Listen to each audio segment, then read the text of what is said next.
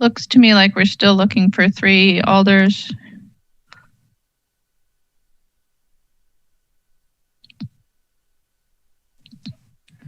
I just resent their invites, so hopefully we'll see them soon here. Thank you.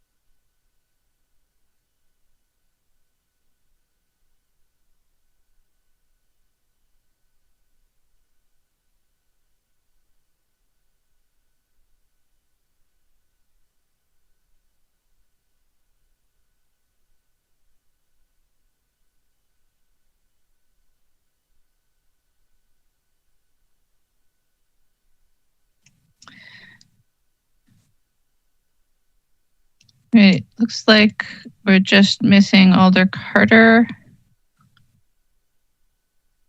at this point. So let's go ahead and get started.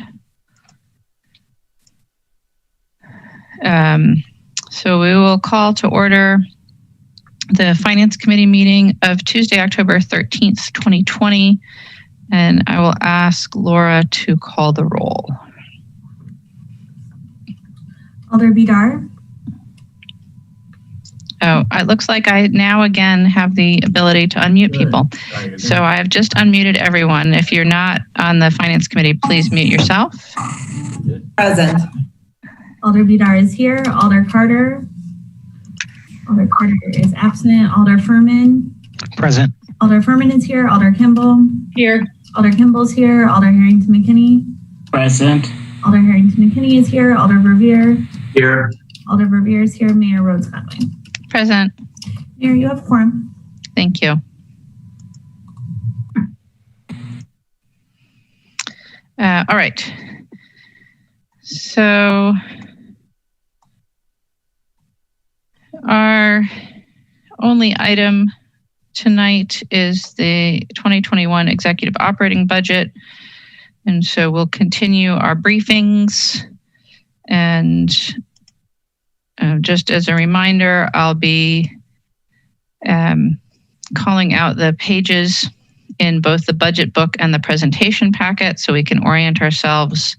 And then we'll ask staff to share their screens and give us a brief presentation. And then we'll have questions for each department or division as we go along. And we start this afternoon with the municipal court, which is on page 229 of the budget book and page 81 of the presentation packet. And Judge Koval is here with us.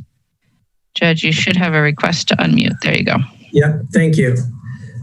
I'm going to have Christy Zamber, who is my head clerk, bring up our page if she could.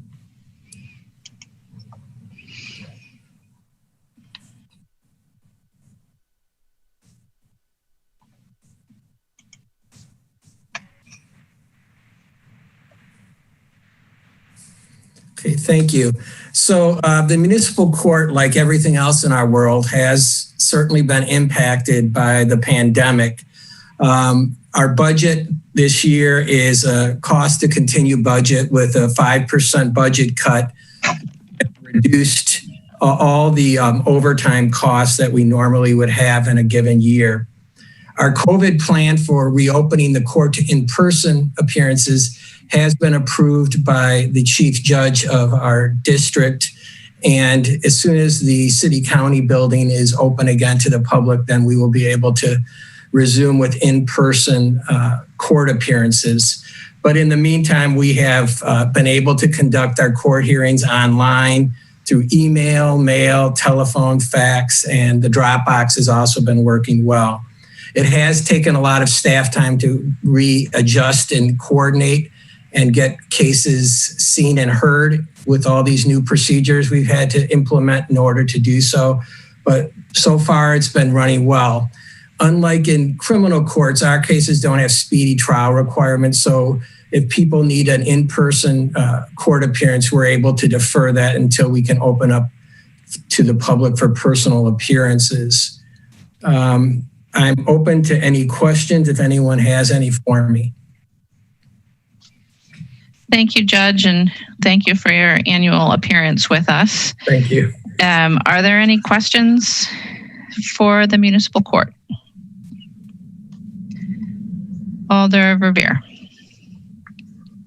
Thank you, Mayor. Good afternoon, Dan and Christy. I wanted to ask you folks if you could give us an update on how that UWPD pilot is proceeding. Is it proceeding? Well, since the pandemic hit, it really hasn't been proceeding. I think they filed any cases with us this year. Christy could answer that for sure, but I don't believe so. Yeah, actually, we did get a handful of cases. The initial appearance date will be later this month, and then also I believe there's one citation scheduled for November so far. Why don't you, I was just going to say, before I finished asking the question, if you could explain what the pilot was for those that might not recall. Sure, I'd be happy to. Some time ago. So, and in fact, that probably will have to be, it was a year resolution. So I think if it's going to be done again, it'll have to be a new resolution, I believe, to do that. But what the program was is that the UW police officers who wrote certain state charge tickets, primarily underage drinking types of tickets, would have the ability, instead of those tickets going to the circuit court, where the costs are almost double the costs in municipal court, the UW police, if they write those tickets, can have them sent to the municipal court rather than the circuit court.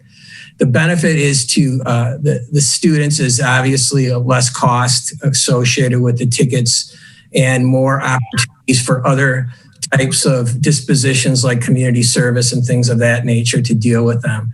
It was supposed to get started, but then with the pandemic and the UW shutting down, I think that's primarily why you haven't seen too many until recently, a handful, I guess, according to Christy. So it really hasn't had any significant impact whatsoever on your operations, or probably, I could ask this of the city attorney today, but in terms of their prosecutors, it really hasn't led to that. No, it has had no impact as far as that's concerned. Mm-hmm. So if we did extend it, Judge, you would be in favor of that? Sure. I mean, if we were assuming there wasn't this pandemic and things were semi-normal, I think there would have been more cases, and it wasn't going to, before we even started, we knew it wouldn't cause significant staff problems for either the city attorney's office or the court. Mm-hmm. And the only other question I think I had for you is just generally, could you share with all of us what impact the pandemic's had on your caseload? Has it dropped significantly? Yeah, it certainly has dropped, and especially with regard to parking cases, because there has really been no parking enforcement, so to speak, for a long time. So that is a significant drop in parking cases that have not come to court, as well as other cases involving a lot of the UW student population where they may have gotten a citation from a Madison police officer. Those are significantly down because a lot of the students were not here or they were on lockdown for the pandemic. Traffic violations have also been impacted because people aren't driving as much to and from work, and you're not seeing as many traffic citations as well. So it definitely has impacted the number of cases that we see. No surprise, I think, there at all. Well, thank you both very much. Thank you. Thank you, All Mayor. right. Thank you, Alder. We have a question from Alder Harrington McKinney. Thank you, Madam Mayor. Judge, the pilot sounds a lot like the restorative justice model. Is that part of this, or this is separate? I was not clear, but it does sound like the restorative justice model. It is. It's separate, but it allows me to use restorative justice practices if I do get tickets and people want to come to court or deal with them in court, where I can refer them to things like if they get them in the state court, it's generally not as easy to be able to do community service for those cases as it is in municipal court. So that's a big significance for a lot of students who don't have a lot of income, and being able to use it through community service rather than paying is a big impact for them as well. Our cases also don't go on the CCAP system, which is a big concern for a lot of students because they're worried about potential employers and landlords using CCAP as a negative thing against them. So those are two things that are pretty significant in favor of students who happen to get those types of tickets. The follow-up question is the restorative justice program, is that still filtering through your courts, or you said that was separate? No, we're still doing that. We do that with juveniles. We refer them to restorative justice circles run through the YWCA and Time Bank and Briar Patch. We also have the homeless court project that we work with, where folks experiencing homelessness and who have a significant amount of unpaid tickets can work through the program to get most of those tickets reduced and sometimes eliminated completely. The school stuff is obviously shut down because there's no in-person school right now. So we're not doing habitual truancy, for example, right now because of that. Okay, but the program is still functioning when you're up and running again, because it was really successful. Yes. So excellent. Yes, it is. Okay, I just wanted to hear that was still going on. Thank you. Thank you. All right. Now we have a question from Alder Balde. Thank you, Mayor. So, George, my question is about, do you guys keep track, or do you have any data that speaks to the proportion of tickets, that particularly a traffic citation that goes to people of color? We wouldn't keep that information. That would be information that you would get through the Madison Police Department. Okay. All right. Thank you. Sure. Thank you, Alder. Alder Carter. Thank you. Judge, the programs that are not in effect right now, but will be on the other side of COVID, are those programs already in your budget, or would you need to do a budget amendment?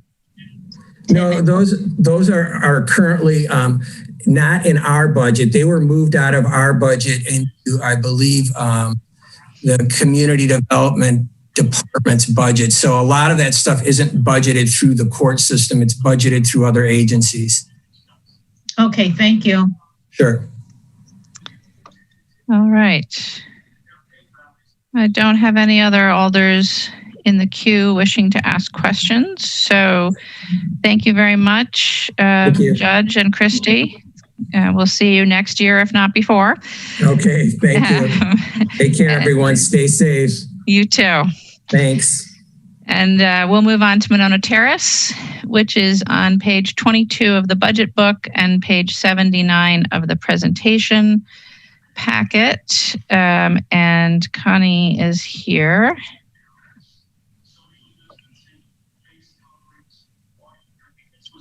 Oh, you should be unmuted, Connie. Okay, thank you. I'm going to share my screen.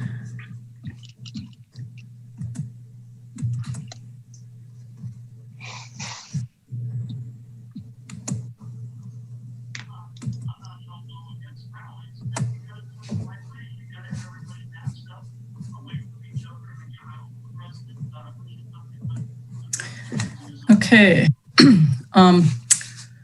So the major changes in our budget this year are building revenue, event and ancillary budgeted to be down $682,105 from the 2020 adopted budget. And then a decrease in room tax operating subsidy of $736,000 as approved by the Room Tax Commission. And then we are holding 9.7 permanent positions open through all of 2021 and reducing hourly and overtime amounts by a total of $1,096,703. And then we've also reduced purchase services and supplies by $525,839 compared to the 2020 adopted budget. And I'll take any questions. Thank you, Connie. Are there questions for Monona Terrace?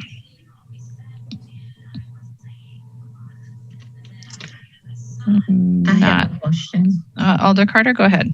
Yes. So, Connie, for your the permanent positions, did you normally, how many staff positions do you have? Around 54, a little over 54. And are all of those permanent or some of them LTE or part-time? Yeah, we don't have any LTE positions, and that does not include part-time positions. Those are all of our permanent positions. Okay. And so are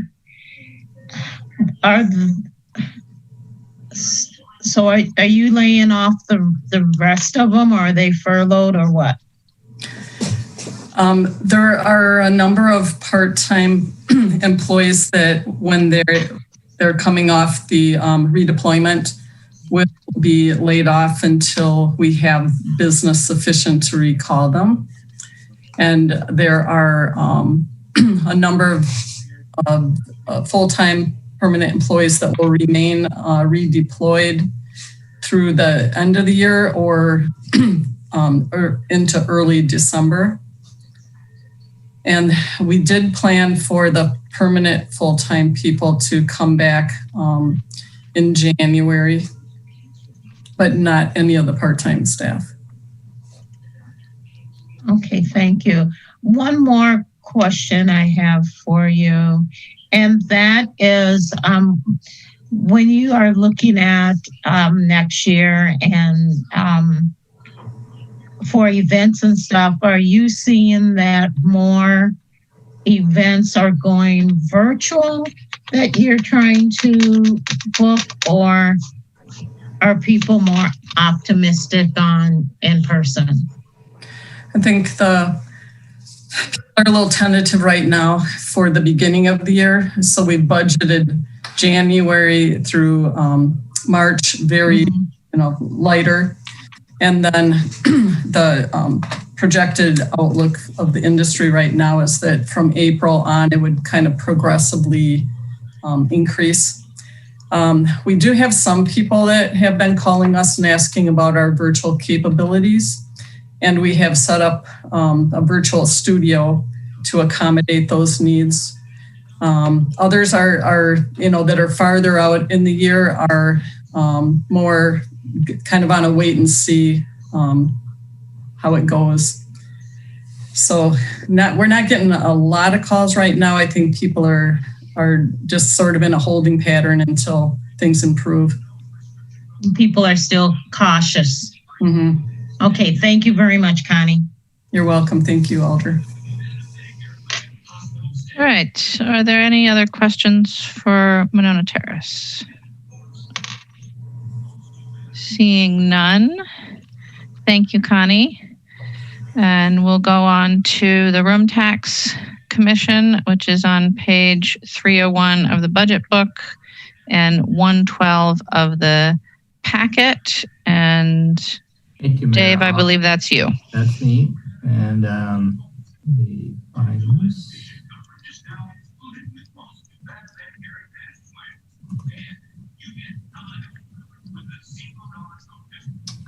Can everyone see that? Great. So this is the Room Tax Commission budget. As you are probably aware, these figures are decided upon by the Room Tax Commission. They met last month to make the allocations for 2021. They also met back in July to make reductions for the 2020 budget, which totaled about 50%. So what you see for 2021 is about 13.4 million in room taxes. That's about 6 million less than what's in the 2020 adopted budget, and about 60% more than the estimated amount for 2020, which will be between $8 and $9 million. With that lower amount, there had to be reductions. The amount for the Convention and Visitors Bureau, Destination Madison, is about 3.9 million. City Tourism Marketing has about 158,000. Monona Terrace has about 3.75 million. Overture is at 1.5 million. And as Laura talked about in the overview, what had been some support from the Room Tax Commission for the zoo and Olbrich Gardens is now being funded from the general fund in order to balance the Room Tax Commission budget. I am happy to answer any questions about the Room Tax Commission, and both President Carter and Alder Verveer are on the Room Tax Commission as well. Thank you, Dave. Are there questions about room tax?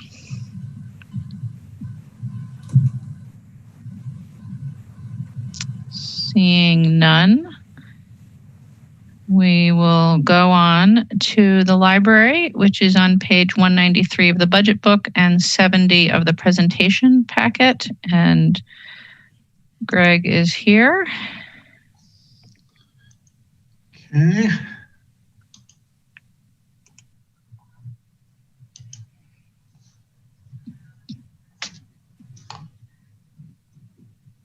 We're only seeing half of your screen. Ah.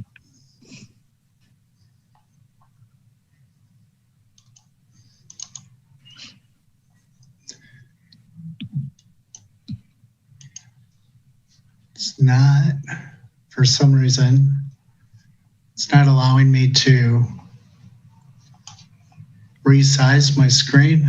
Greg, can you change your display functions? So you'd like right click on your desktop.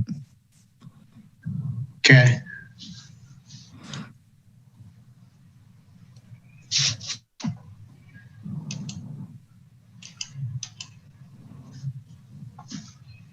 I just stopped your screen sharing while you were working on that. Okay. Greg, I would be happy to share your slides so we can keep moving. Okay, that's great. Thanks, Laura. Apologize for that. I had it all pulled up, ready to go. No worries. Teamwork. Yeah.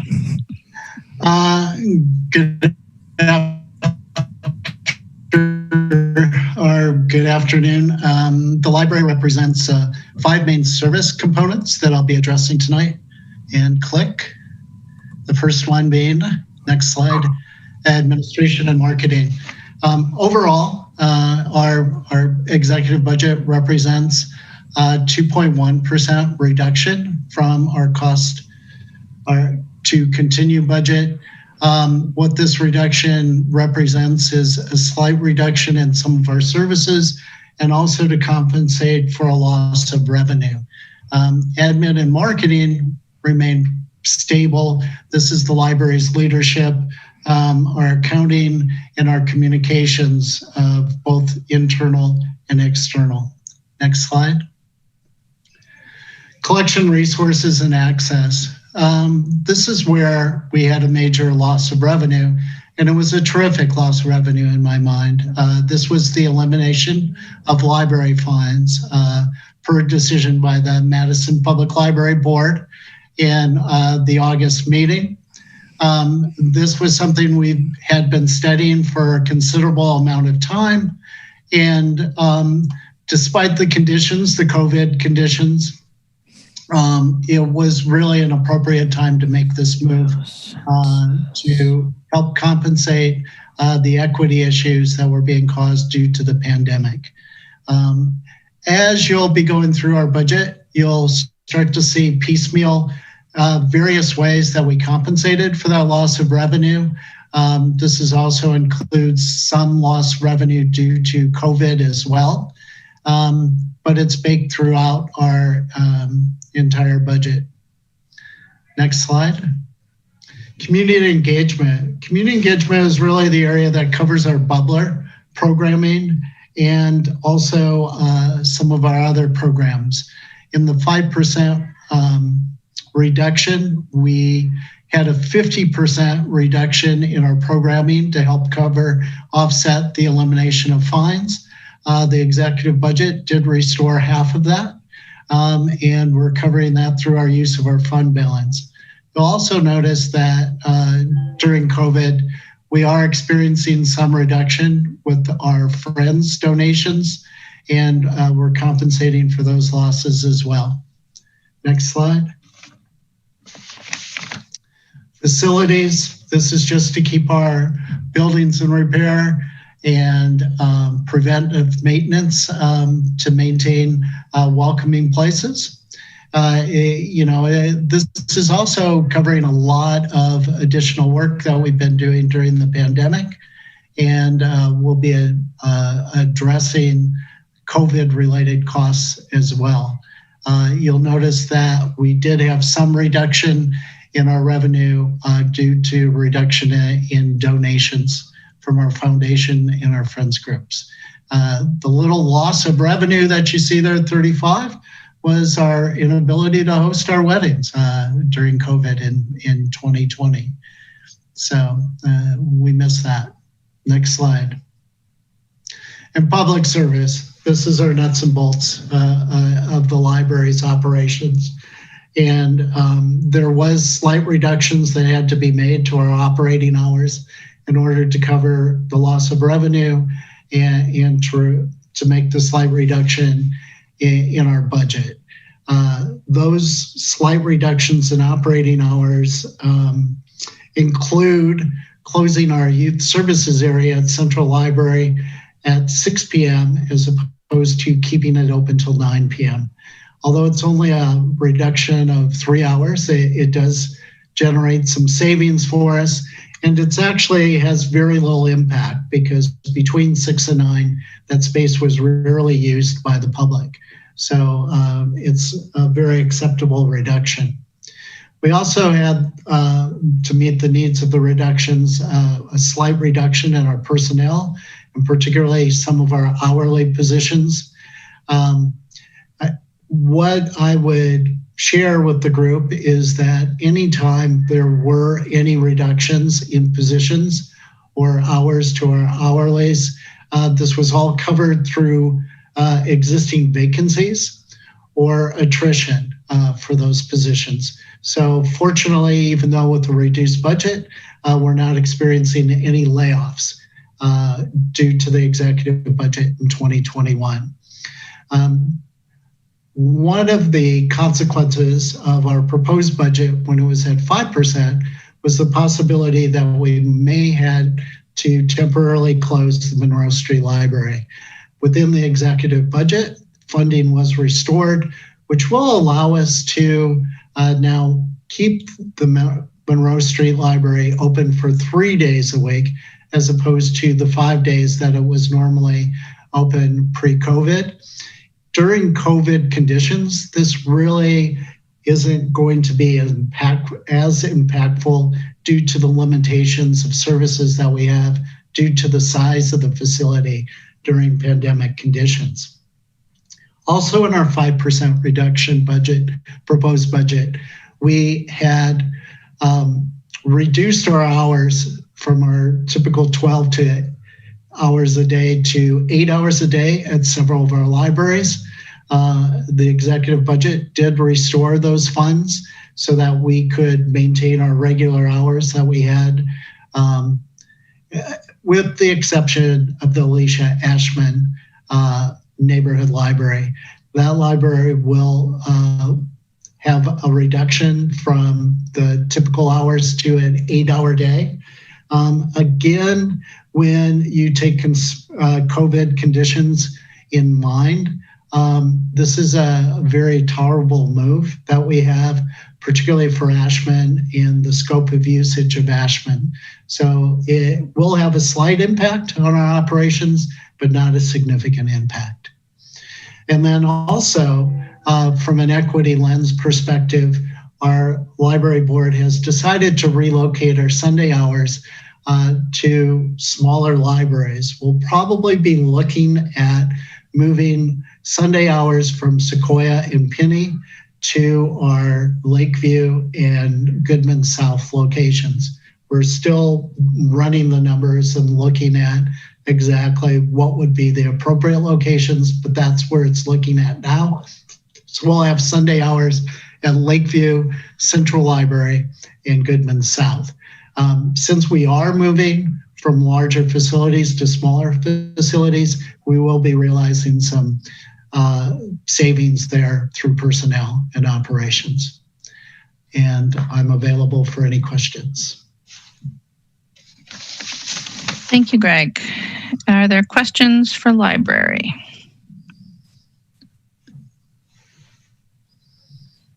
Alder Carter. Thank you. Two things, Greg. So the Monroe Street branch was initially going to be closed. Now it's going to be open 3 days a week. What precautions have you put in to that library, which is extremely small, for safety during COVID? That's a great question, Alder Carter. With the limitations of size, we're looking at two things. One is if the public's permitted into the space, they will have the same precautions that we exercise with all of our libraries. It's really going to come down to the number of people that could. Once staff is in there, it's going to be a relatively small number of patrons that would be able to enter. But having service available for 3 days during the week would probably allow us to continue our curbside delivery, which is very popular with that particular community. 48% of the curbside delivery right now is walk-up, and particularly important for seniors, in the neighborhood to be able to access library materials. Okay, thank you. And then my last question has to do with the loss of some of the revenue, I believe you said, from the Friends donation that you at least anticipated, I guess. Right. And that's a pretty hefty number. Is there any plans to work with the Friends group for next year?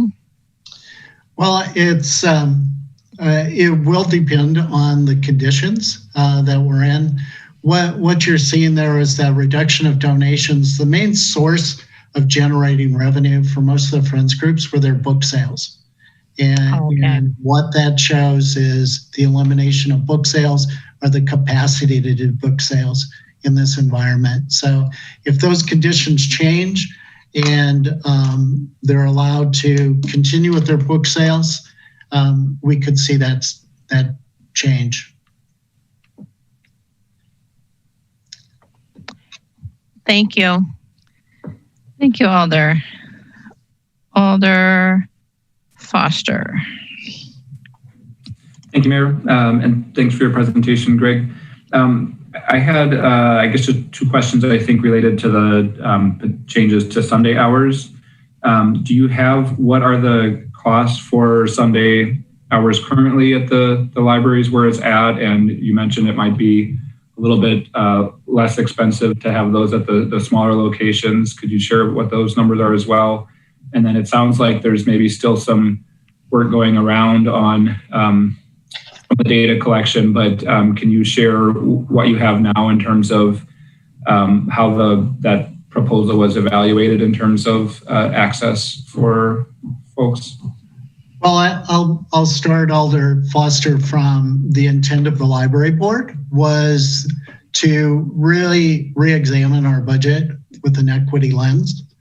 And one of the decisions that they made in conjunction with like the elimination of fines and some of the other reallocation of resources was to be very intentional about where Sunday hours could be really beneficial for, in particularly in areas of need in the community. So that was the basis for that decision. As a result of that, we are realizing approximately about 10,000 in savings because of smaller staffing needs for those locations. We've just initiated our conversations with my management team as far as the directive from the library board. The library board had asked us to move Penny to one of the east side libraries, either Lakeview or Hawthorne, and on the west side to move the Sunday hours from Sequoia to either Meadow Ridge Library or Goodman South. In our initial conversations with management team based on how we could provide services at various locations on Sunday, right now is pointed toward Lakeview and Goodman South. But we continue to look at that as well at this point. Did that answer both of your questions? Well, so I guess specifically in terms of cost, what's the sort of annualized cost of Sunday hours at Penny and Sequoia today? I believe I have some additional staff members joining me here that might be able to pull that number up quicker than I could.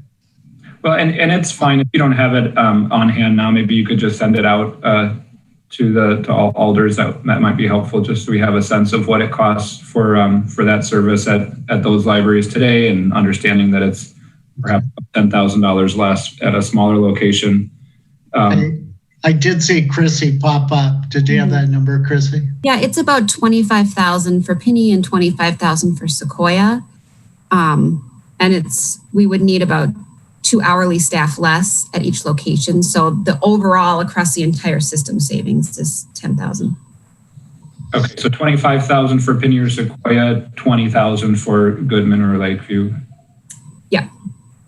Okay, and in terms of that direction that the library board gave to initiate that change, was that based on data of current utilization of those libraries, the service areas, and who most frequently uses the library in those locations? Just trying to get a better sense of, I think I understand the intent, but just I guess to understand the expected impact of, say, library or Sunday hours at Lakeview versus Penny.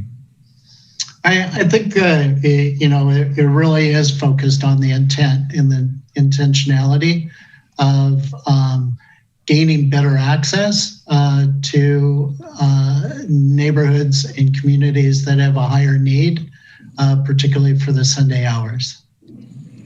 No, right. I understand that, Greg. Sorry, I'm just not familiar with what is the data that the library system has on the market area of those libraries. So, I mean, I guess the reason I bring this up is in a lot of realms, it seems that there's a sort of shorthand of, well, South Side, North Side, we've got low-income communities or communities of color, and certainly a lot of communities in my area and other sides of the East Side that are low-income and majority people of color. So I guess I'm just trying to understand, particularly with the high usership at Penny and Sequoia, I guess do we understand that we are not hitting a lot of lower income and residents of color with those services? What I'm trying to get at. I don't think I'm really prepared to answer that question. As far as demographic, I can have a discussion with our team and begin to pull together some of that data? Yeah, that would be great. I think it would be really helpful, looking at a change of that significance. I think it'd be helpful to know that, that the proposal will actually get us towards what the library board is intending, which I certainly support. Okay, thank you. Thank you. All right, thank you, Alder. Next is Alder Harrington McKinney. Thank you, Madam Chair. I raised my hand, Greg, because I wanted you to really emphasize the board's intent. And Alder Foster, you hit it correctly. I mean, we recognize that there would be a significant loss with eliminating fines. And we realized that it was very important to put those services where there was higher need or higher incidence of communities of color. And so I wanted you, we can look at the numbers, but Greg, I wanted you to talk about those discussions about the intentionality of looking at the library services through a diversity lens. I mean, that drove the conversation even above the monetary loss in revenue to the library. Could you speak on that? And certainly you can provide the numbers later, but could you speak on the real intentionality that the board discussed about what was important? Sure. As I mentioned in my presentation, we had been doing considerable research around this area for some time. And actually this does touch on a lot of the demographic data, Alder Foster, that you were talking about earlier in relationship to what we learned as far as the elimination of fines and fines being a barrier. As we did the analysis of how many accounts actually had fines accumulated on them, and then also looked at how many of those accounts actually had blocks. Once you reach over $20, your account is blocked to be able to use it for checking out materials, etc. As we began to map that data to city and to the service areas for the respective libraries, we began to notice a pattern. What we determined of patrons that owned fine and the percentage of patrons that were blocked were significantly different in that, in particular around the higher need neighborhoods like Goodman South, Meadow Ridge, Lakeview, Hawthorne. We saw accounts blocked in double-digit area or almost double-digit area. And so it was an easy correlation to show that in neighborhoods with more challenged socioeconomic conditions, that the fines really were having an impact on the population and having appropriate access to our resources. So there was quite a bit of data analysis involved along with the decision. And I think part of that drove to the board to look at, do we need to increase based on this information that we saw with our elimination of fine data to also provide additional support in these areas that were of high need. And that was part of the decision as well. Did that more or less cover, Alder McKinney, what you wanted me to Yes, I wanted to make sure that you added that because we had started the discussion about the fines pre-COVID. I mean, COVID wasn't the result of it. We had been having those conversations and having it data-driven pre-COVID. And so I wanted to make sure that that was also included in your presentation. Thank you. Thank you, Alder. Alder Verveer is next. Thank you, Mayor. Greg, I wanted to start by asking you a little more about the impacts that COVID has had on library operations. And specifically, if you could share with us this afternoon what the current plans are in terms of service restoration and reopening of your library buildings. I read your library director's report with great interest every month. Thank you for doing those. And I agree completely with, I think it was your last report that made the point that this has become a major equity issue because so many in our community obviously don't have access to technology to utilize the services that you and your colleagues have been able to offer during the pandemic thus far. So could you update us on where things are at with the hopeful safe reopening sooner rather than later, as Judge Koval spoke to at the beginning of tonight's meeting and the court's reopening? All right, thanks Alder Vivere for that. I'll be honest, it's all across the board, and it's a major challenge for our operations in that what we're discovering is that we're looking for a modified service model. And by that, we will probably be doing different levels of service by location. And a lot of this is driven through the COVID conditions as far as what the size of the facility is, what the staffing capacity could be, and what we could provide from there. Now, initially, we were able to address some immediate needs of library users. We established a virtual library card. We established a call center so that we could reconnect people with a reference service for questions that they had about either library or even city services. And then we initiated curbside delivery. I think our next move, and then after curbside delivery, we began allowing people back into our buildings by appointment for public computing and for walk-in for public computing.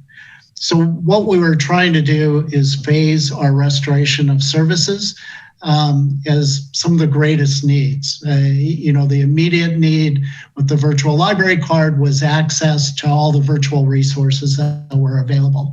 So we tried to reduce those barriers. The next was access to resources and for information through our calls. So that was the call center and curbside.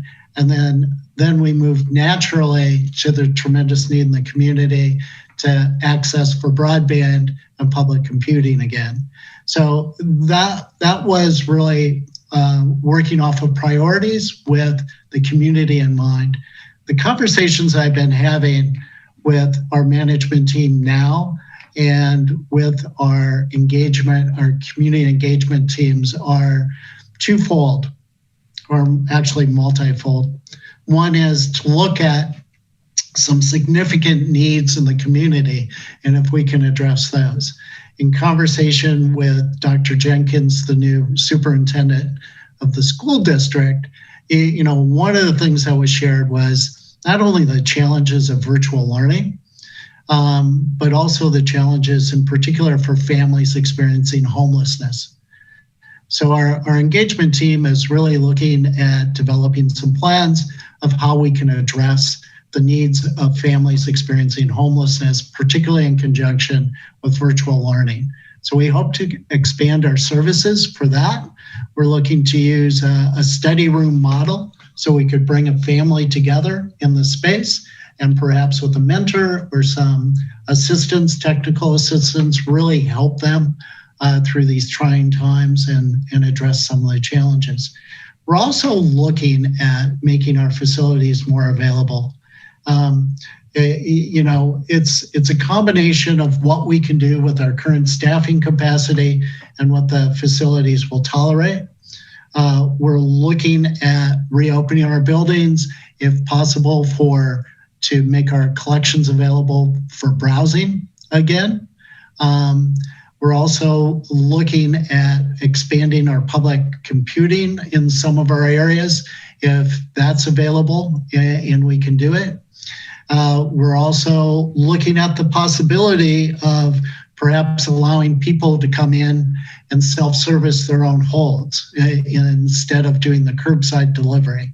That will give us some staff savings, some added capacity, and better access of the public to our resources and collections through that move.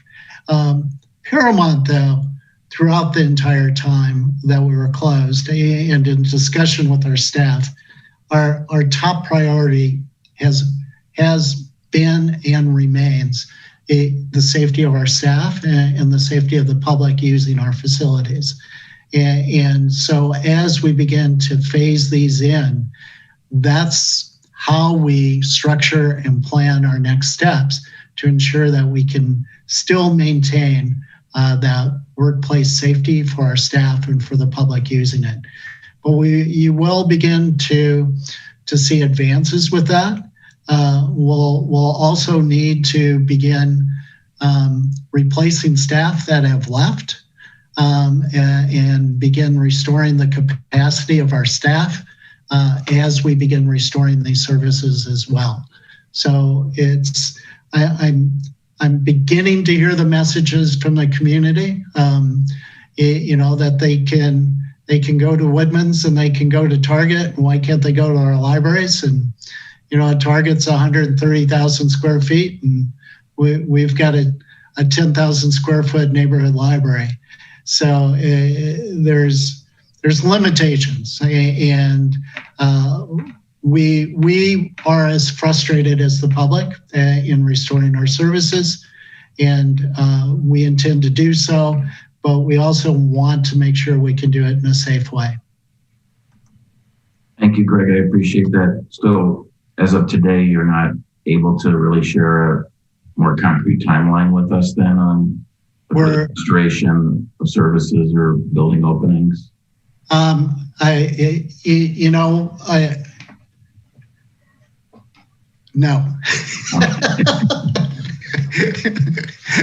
Well, let me put in one plug, and I'll admittedly be a little parochial, and my next couple of questions are very parochial relating to Central. But isn't it accurate to say that Central's size makes it an excellent candidate as a pilot to more fully allow browsing once again and still allow for social distancing? Yeah, our greatest flexibility is with Central because of its capacity. We're also in discussion with a number of community organizations.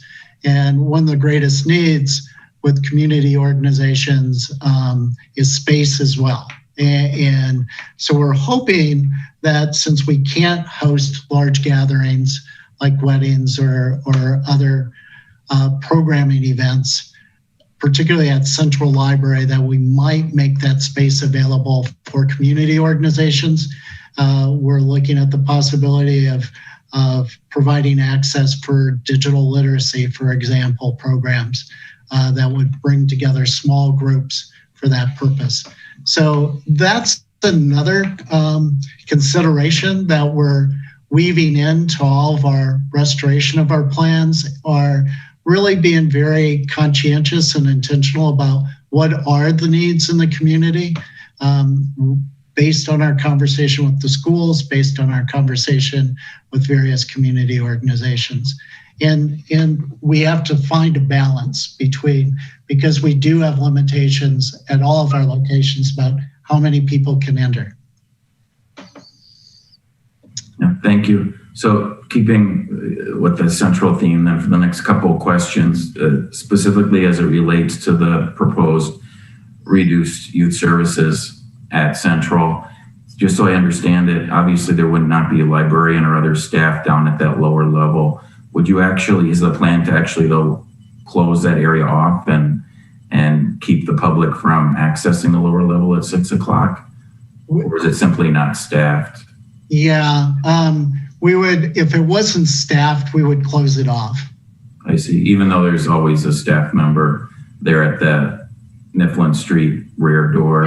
We could revisit that, but typically if we're allowing access to that space, we would like to have it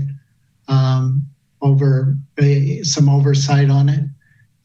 It's a consideration though that I could discuss with staff. But we do have the capacity with our sliding doors to close off that space while the rest of the library remains open. Yes, I appreciate that. Then the other central question relates to Sunday hours, to confirm that the executive operating budget does allow for resuming, hopefully sooner rather than later, but Sunday hours at Central, as in pre-COVID days, whenever we're safe to do that. For right now, Sunday hours are included in the budget at Central. Yeah, thank you. The next wrapping up here, I was just curious, the increased expense to Dane County Library service because of the geographic usage of our residents. Is that, as you've said to us in the past, is that still largely driven by usage in Verona? Yeah, the biggest drivers there, Alder Verveer, is Madison residents using Verona and Middleton libraries. And that trend is obviously continuing as this budget proposal anticipates. Yes, but the impact this year was significantly lower than it has been in the past.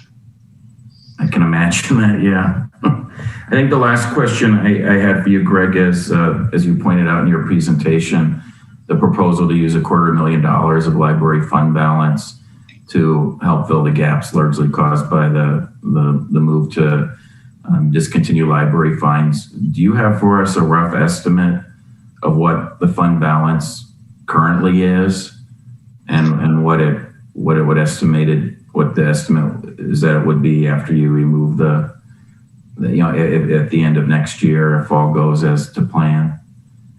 Yeah, right now, actually, it's a timely question. I just checked with our accountant today. Our fund balance right now is at about $455,000. We anticipate by the end of the year, through salary savings and reduced operating expenses, it may double at that point. So we do have a fund balance to be able to cover what's in the executive budget. I'm sorry, you were breaking up there a little. Could you repeat the last sentence, Greg? We do have sufficient fund balance to cover the revenue needs. So the estimate is that you have over $900,000 at the close of this fiscal year.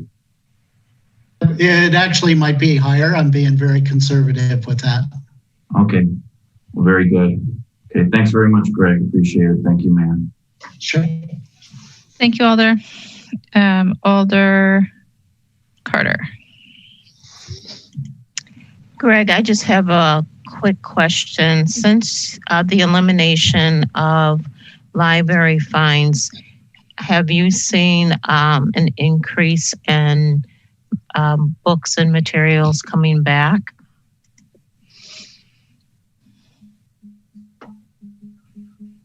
I didn't mean to freeze you on that question, but I was expecting a different question. That's why. Typically what you look at when you eliminate fines is an increase in usage, as opposed to library materials coming back. We haven't. You mean if people had books that they were waiting to return and now it's fine free that they're finally returning them? I really don't have any type of numbers with that, Alder Carter. It's rather difficult to have any realistic numbers. I mean, our circulation is way down due to the pandemic and access to collections. So it's really difficult to track at this point under these conditions what the impact will, particularly the immediate impact will be. And the other question is do you have curbside pickup at all the libraries? Yes. Okay. Thank you. Thank you, Alder. I don't currently have any other alders with their hands up. So we'll say thank you, Greg. Appreciate it. And move on to Public Works, starting with engineering and the utilities. So engineering starts on page 120 of the budget book and page 35 of the presentation packet. And we will go from there, starting with Rob. And Rob, let me know who you would like me to unmute as you go. And you should have a prompt to unmute yourself.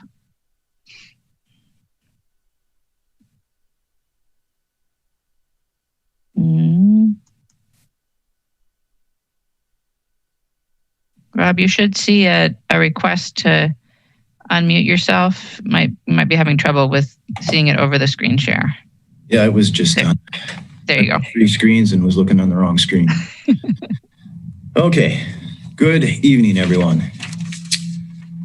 The engineering division has... so we've now lost your screen share. All right, we'll get it back. All right.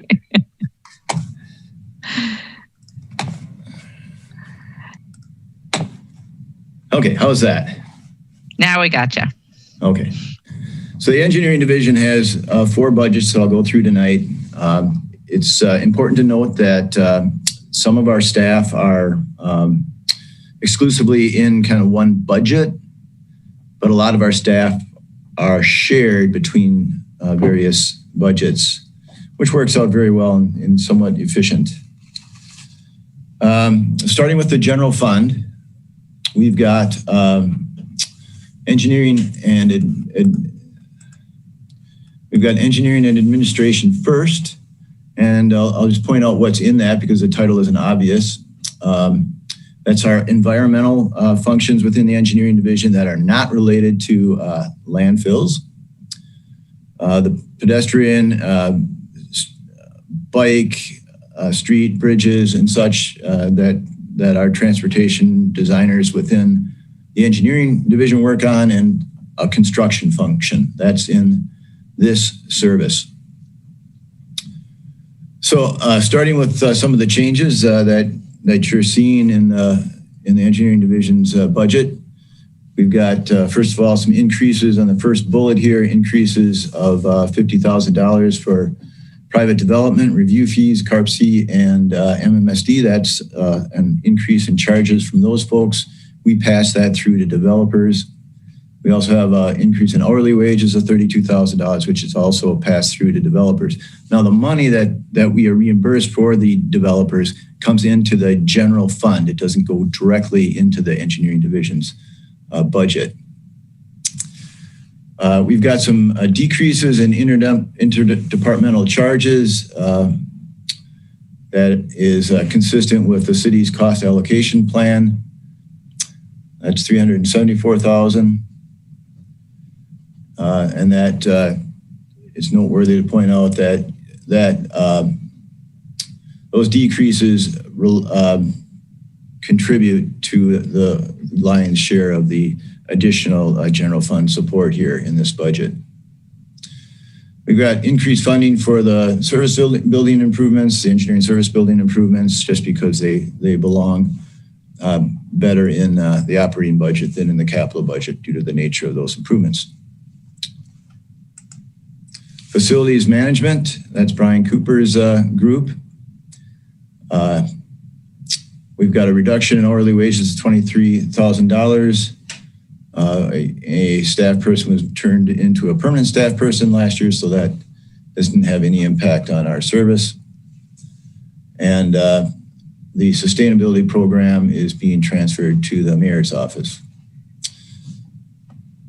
And that's 2 positions.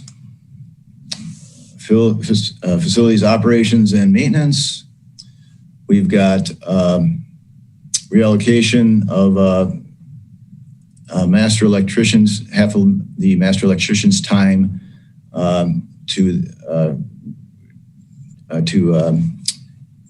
the capital budget, and that's a $56,000 savings. And then we are creating 2 new LTE positions for the Green Power Program. And they'll be funded through charges to the sustainability project that the engineering division has, capital project for installation of solar and other energy improvement projects. So those first 2 items really are an expansion of the Green Power Program. We'll end up then with 2 hourlies and 2 limited term employees on that program. It's quite a win-win program in that it helps build the PV solar that we need to meet the city's goals, and it also trains people in the installation of green infrastructure and other projects that reduce our energy usage in city buildings. So a nice program that way, and an expanded program is being proposed for 2021. We have 1 custodial worker that will be leaving vacant for $56,000 savings. And then to maintain all the audiovisual equipment in the Madison Municipal Building, that is a service contract for $29,000 anticipated in 2021. And finally, the mapping and records section, we're not expecting any changes there. So that's my presentation here. Is there any questions on the engineering division's budget? Questions for Rob on engineering? Not seeing any, Rob. So landfill is next. And landfill is on page 186 of the budget book and page 68 of the presentation packet. Okay, landfill is not a whole lot here. We have 1 service, landfill management and maintenance. Probably worth pointing out for those that don't know, the engineering division maintains 5 closed landfills. We're not in the new landfill business. We're just maintaining closed landfills. There are 5. The first bullet here is some capital projects or construction projects that need to be done on the landfills. Had a replacement at Green Tree, $168,000. Some piping replacement at Mineral Point for $58,000. But we're excited about this new pilot program for to try planting a prairie mix of seeds on the landfill to improve the pollinator habitat. Now, these are somewhat incompatible a little bit, just because in a landfill you want to keep water out of the landfill, and prairie plants do a good job of infiltrating water, and that's not what you don't want in a landfill. But we're gonna try this and work with, of course, the DNR in trying to look at a couple of areas where we'll replant in a prairie seed, and if that's successful, hopefully we can expand that in the future if you folks are willing. Second bullet, reducing the amount of fund balance by $112,000. This is due to updates to the city's cost allocation plan. We also have a reduction in fleet charges of $14,000. And an increase in interest income of $50,000. Now, we had anticipated that we would have an increase in 2021 for our utility charges to customers, but that may not be necessary. We were anticipating a $1.20 modest increase, but with the second bullet there, we might have enough revenue to avoid that. And that's it for landfills. Any questions on landfills? Questions for Rob on the landfill? Seeing none. We'll go on then to the sewer utility, which is page 305 in the budget book and 114 in the presentation packet. Oh, Alder Carter, did you have a question? I'll ask Rob offline. It's no big deal. Thank you, Alder. Okay, so the sewer utility. The city maintains the gravity sewers and lift stations for the sewer utility, and we also have Madison Metropolitan Sewage District component where we pass those charges through to the customers. Madison Metropolitan Sewage District, of course, is a separate entity, and they come up with their own rates.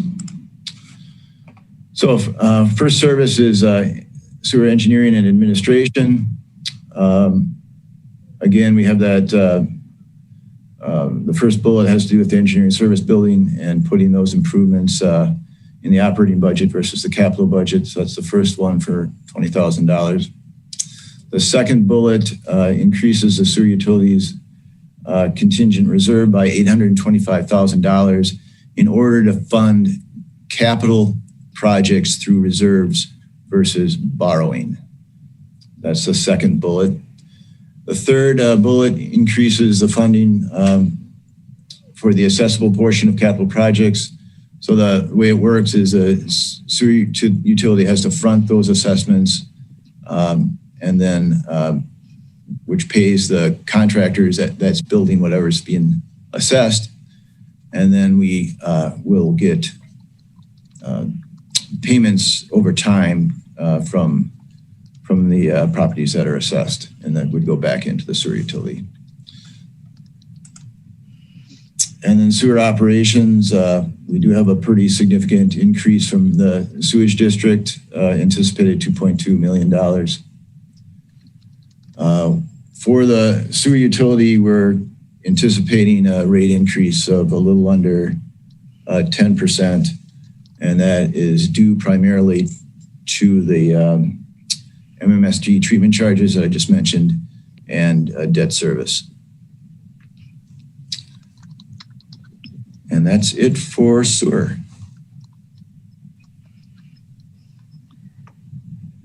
Okay, any questions on sewer? Seeing none, next is the stormwater utility on page 314 of the budget book and 117 of the presentation packet.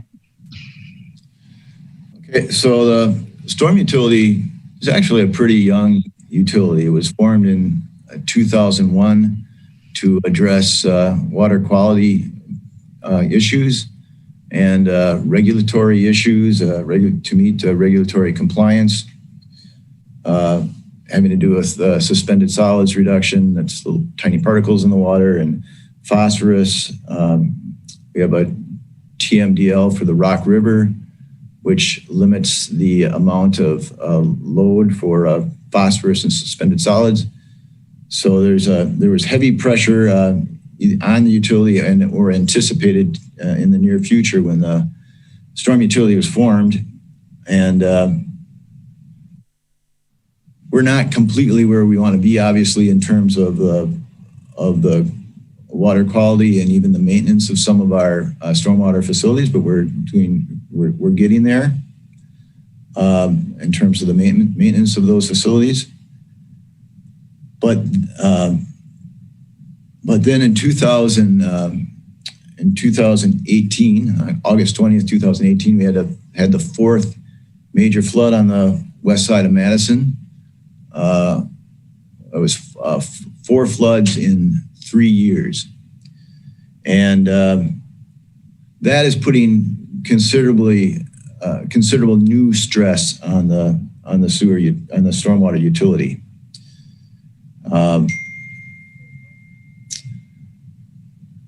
I'll get into some of the changes here. The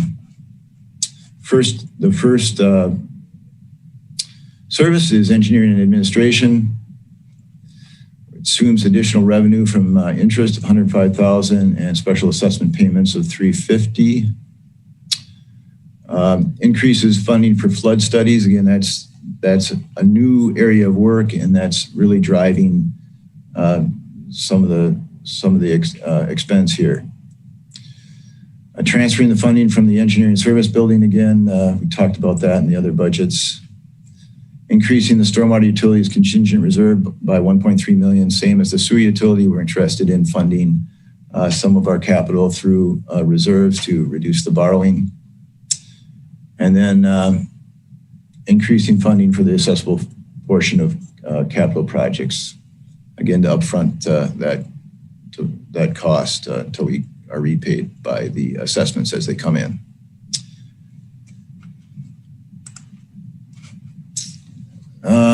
Stormwater operations triples the funding for the Operation Fresh Start program. So we have a Operations Fresh Start crew that works on mostly greenway vegetation during the summer months, and we've been wanting to add a second crew, and we're able to do that. We're pleased that the mayor has helped us to do that, and we'll be able to put a second crew on during the summer to do that greenway work, which there is plenty of work to do. There's a ton of work to do, so that's really appreciated, and we'll have other work for them as well as the months get colder. Street sweeping is 100% funded by the storm utility, and leaf collection is 50% funded by the storm utility. Those costs are now going to be reflected in the streets division budget going forward. And that's it for storm. Thank you, Rob. Are there any questions on stormwater or on any of what Rob has presented? All right, seeing none. Thank you, Rob. And we'll go on to fleet, which is on page 150 of the budget book and 49 of the presentation. And I see that Tyson is here. Hello, good afternoon. Good afternoon, Tyson. If you could unmute Rachel Darkin as well. Yes.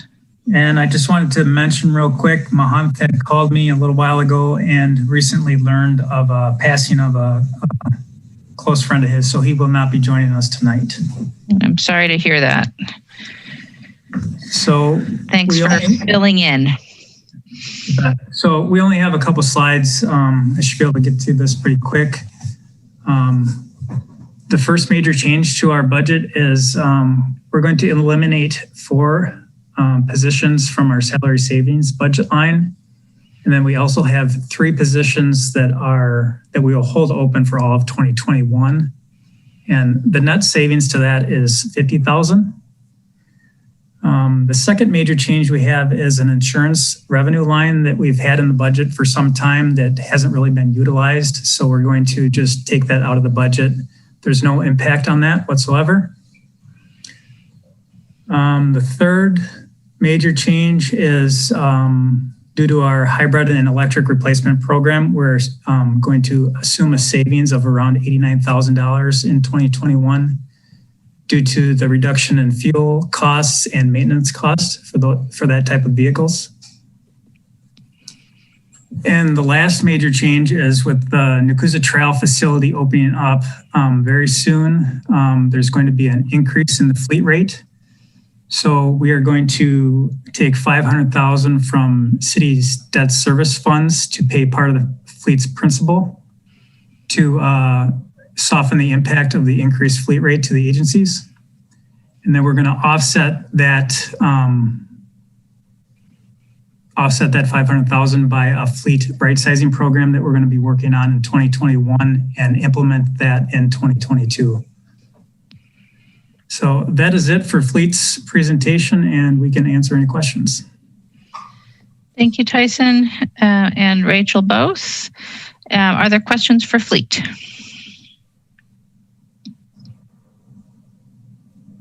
Alder Harrington McKinney. Thank you, Madam Mayor. Tyson, the elimination of those 4 positions, was that in line with the budget reductions?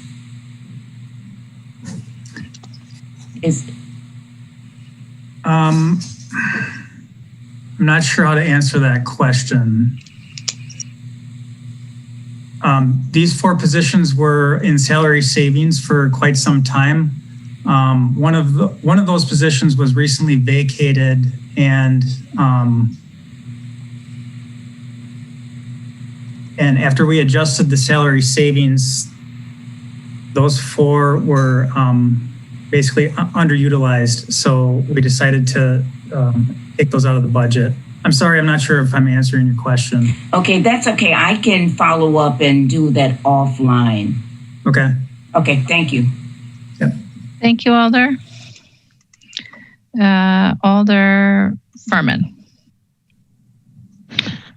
Thank you, Mayor. I'm hoping to get a little bit more clarity on only a $50,000 savings for the elimination of 4 vacant positions, how that actually works out, or actually it looks like maybe even 7 positions. Yeah. Okay. I'll try to answer that the best I can. I might have to ask Laura to step in a little bit, but we basically adjusted the salary savings last year. It was kind of high for in comparison to the other agencies, so we reduced that. I think it was by around 350,000, and then now that we're eliminating those positions, the actual net change is only 50,000. So, Laura, could you help me clarify that a little bit? So, the 4 positions that are being referenced, those have been essentially salary saved or offset with assumed savings for multiple years now. So they've not been filled going back a couple of budgets. And so because those positions aren't funded, the FTEs are removed in the executive budget. So the salary savings in the 2020 adopted budget was $440,000.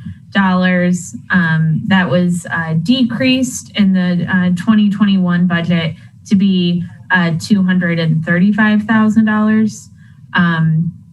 And so that remaining 235 is the assumed savings from holding the remaining positions vacant, along with assuming some level of turnover on an annual basis.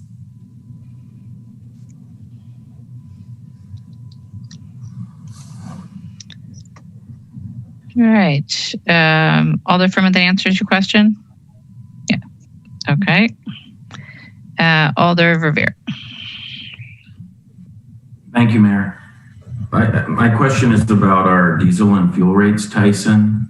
Could you please explain if we were locked in this year in both fuel and diesel, or were we able to take advantage of the plummet in the oil market given the pandemic? So I don't know, were we currently on a contract in those 2 areas or not? Rachel, are you unmuted?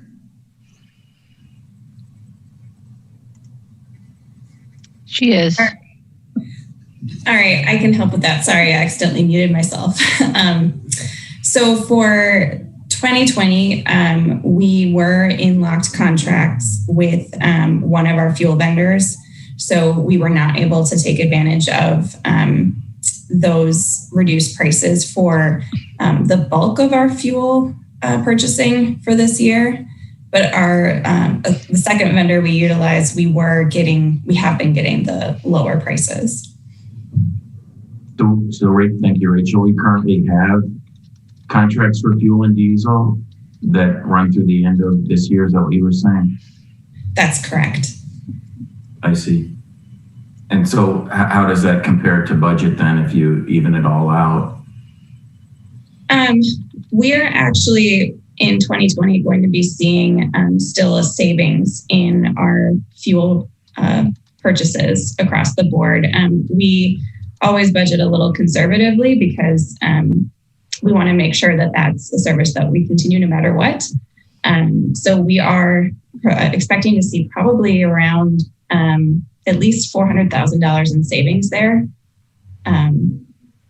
And then that can be utilized in other areas. And how much of that do you think is because of the pandemic and the lower utilization of some of your fleet vehicles, for example, by city staff that have been working from home? There is some of that happening. I don't have the numbers directly in front of me about utilization trends so far. Most of our fuel purchasing is in diesel, and that has not gone down really. It has gone down a little bit in unleaded gasoline purchases. I don't have the exact numbers, I'm sorry. We're not seeing a lot of savings on the fuel because of the pandemic. A lot of agencies are implementing the one person per vehicle program. So we're actually maybe driving less, but we're using more vehicles to operate. So we're not really saving that much on the fuel. I see. And I don't know whether you can answer this or the finance department can help with this, but what are the plans moving forward in terms of diesel and fuel contracts for the upcoming year? Are we going to be on the open market if the contracts end at the end of the year, or are we renegotiating a new contract? I think. Sorry, go ahead, Jason. I think we'll be working closely with finance to decide what the best route is to do that between us and Metro. Mm-hmm. Thank you. Did the finance director wish to add anything or nope. On that point? Nope, I think Tyson and Rachel covered it well. Okay. And that would be true also of Metro. I didn't ask Justin any questions last night because I knew that it was so late and I needed to get to parking utility. Metro has fuel locks through 2022, I believe. Really? So we're paying more than on the open market at Metro? That's right. That's too bad. Obviously, we have less utilization there, though. Okay, thank you very much. Thanks, Tyson and Rachel, and thank you, Dave. Thank you. Thanks, Mayor.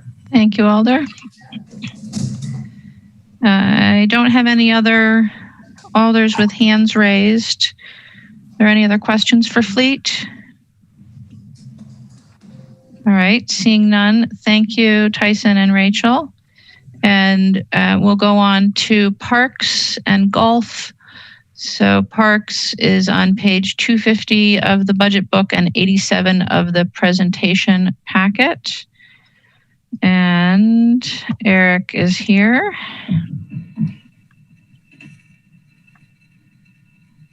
You should be unmuted now. Yes, thank you. So we are talking about the Parks Division operating budget first, the 2021 executive. The first primary service, community recreation services. This is kind of the us regulating and then doing things in the parks, not taking care of or planning, developing them. The budget has minimal changes from 2020. There's an increase in fleet charges, delaying the hiring of the manager position until mid-year at least. And then also there's a reduction in hourly wages for lifeguards for the aquatic section.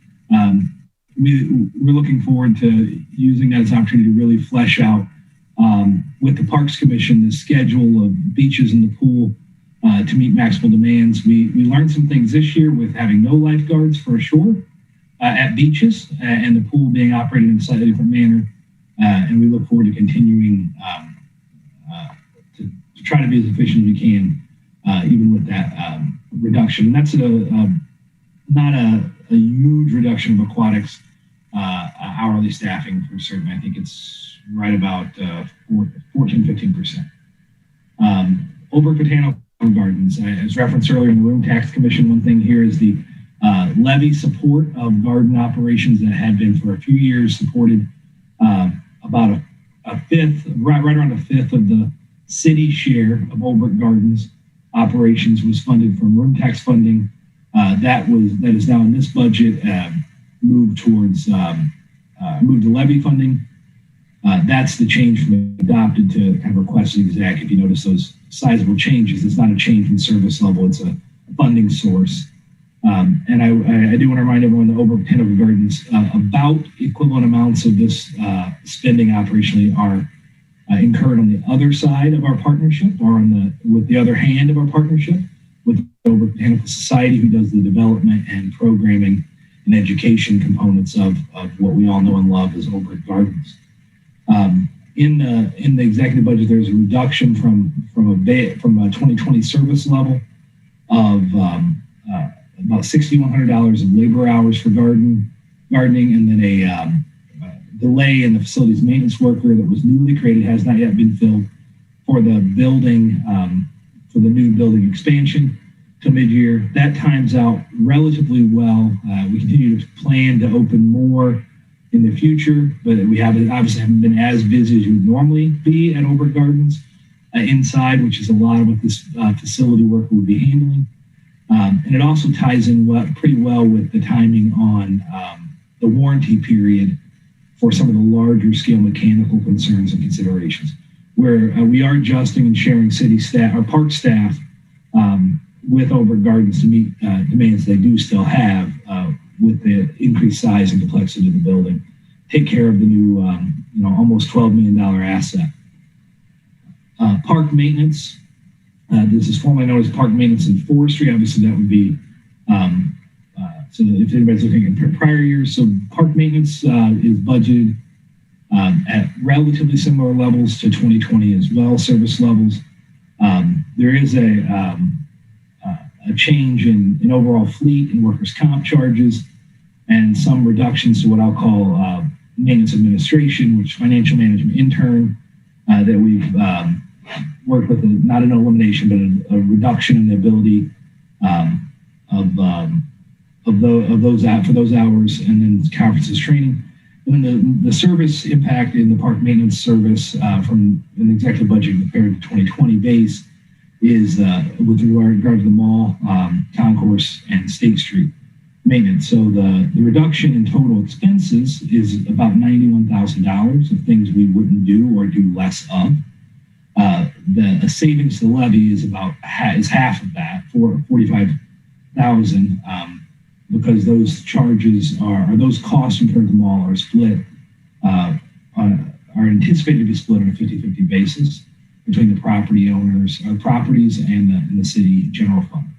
The reductions as proposed would then equate to about $32,000 in reduced spending on seasonal flower planting program. It would not eliminate the program, but we look to shrink the number of planters, and then some of the seasonality plantings we'd really want to evaluate, hopefully save on materials as well, maybe getting a little more connection to excess plant material from Old Brick and the likes, try to shave that down from an expenditure basis. There's 20,000 tied into snow removal reductions. And across the board here, there's a parks maintenance worker in this equation that would be delayed until at least mid-year or longer, who makes up a significant part of this savings that we would not have available. And the snow removal reduction, a lot of that's going to be staff assigned, but also permanent overtime wages for those peak demand times. That it's difficult to project exactly what that means, because we're still going to be out there with very minimal snowfall to try to keep a pedestrian thoroughfare open and safe for everyone. I suspect the biggest implications would end up being on the snow haul off and the side work, as it's called, around benches, planters, everything else that's not in the main ped aisle. There'd be a delay in those, wouldn't be an elimination. Sidewalk washing program here, $16,000 reduction. That would likely mean a movement from basically right now every 2 years we're doing intense sidewalk washing across the mall special charges area. This would migrate to at least every 3 years and potentially 3.5. Having not done it any way other than the way we've always done it, we're a little reticent to say it would absolutely be 4 years. It could be closer to 3. But it would certainly delay and reduce the amount we could do in a given year.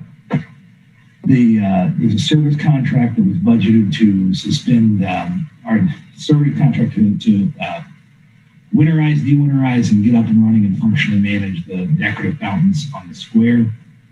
In this in the executive budget, that would be removed. And then there's about $2,700 in equipment supplies, which is the bike racks, trash cans, and other type of equipment. That is not the entirety of the budget at all. There's well more than $10,000 left. One of the things to consider here is we are replacing a significant number of those this year. And so that reduction may no impact, frankly. We're doing a lot of replacing and likely more of that this fall as we kind of close up shop for the primary pedestrian season. It's Madison's, every season's a pedestrian season, but primary pedestrian season's coming to an end here. Moving on to planning and development, these are the folks who plan and develop the parks. Self-explanatory. I think the only reduction here is such elimination of the limited hourly wages they've had in that unit. That hourly position has historically done pavement ratings, park facility database updates, things that are that frankly allow the landscape architects and other professional staff to better align their time to their highest and best use. We don't anticipate that being a major direct service implication, especially in the short term. The final service is the Warner Park Recreation Community Recreation Center. That is titled the block. Sorry, and this one is budgeted as continuation of services. So we look forward to getting the center back and finding a way to get it open and functioning and to serve our community. The key here is even if it continues in its current status, we are paying the utilities and the primary building operations. So we have a staff person assigned there every day they're working. There are many days they're not supposed to be working, who is maintaining the building mechanicals and all of those things. So that's a significant part of the budget in itself. And the programming staff have been continuing to help. The custodial staff's been assigned to other parks areas. And the programming and administrative staff have been assisting with the park's front desk, still managing reservations, refunds, and those communications with center users, with people interested in the center, asking questions about the wedding for next February, those kind of things. And then Terrence Thompson, the director, has been working on a myriad number of things for us, including leading our equity team. But he and his team, as well as staff from the park's community services team, are working on putting together a programming element for youth. We hope to start that very soon. I don't want to set a date, but in the next couple of weeks, we think we're going to do a soft opening of some youth-based programming, focusing on teens and younger teens, but teens, high school teens, kind of rooted around the teen nights. We're working very close with public health on that to do that at the Warner shelter outdoors, and then also working very closely with the Mallards at Warner Stadium as well to work on using the duck line for some, as much as we can, socially distanced, safe, and responsible teen programming through these winter months. We've been hearing that call from our community very clearly, and we've been working diligently with public health to get ready for that. And with that, that is all I present. I'm happy to answer any questions.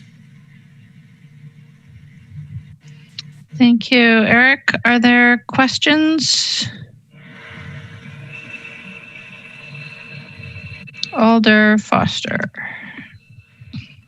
Thank you, Mayor, and thank you, Eric.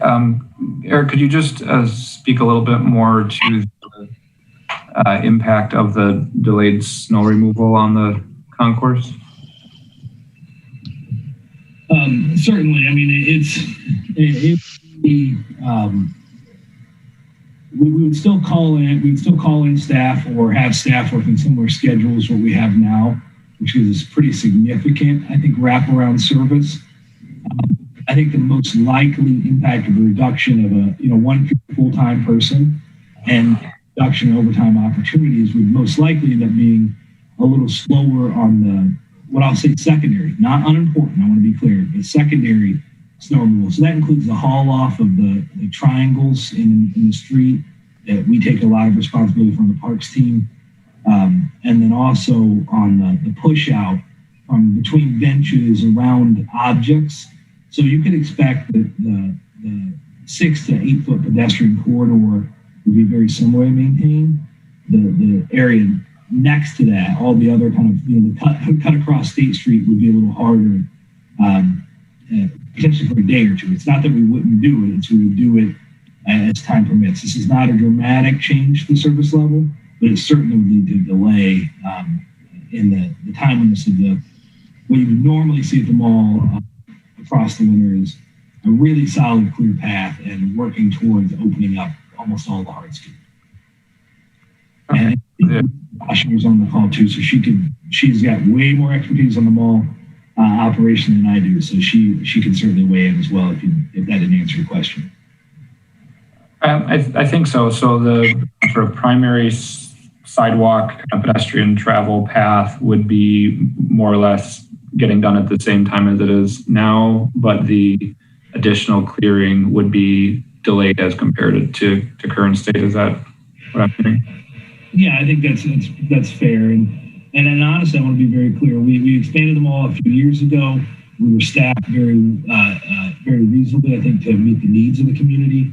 And at that time, I don't think this is a dramatic change, but certainly a change of lowered service. So some of this would be worked out as we go through it.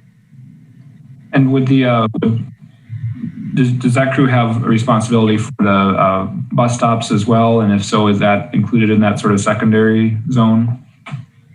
They do clear bus stops, and I would, I guess if you put bus stops, maybe there's 3 zones or maybe there's 5 here, because certainly the first thing the mall does is clear the pedestrian paths around the square, down State Street, and within the special area.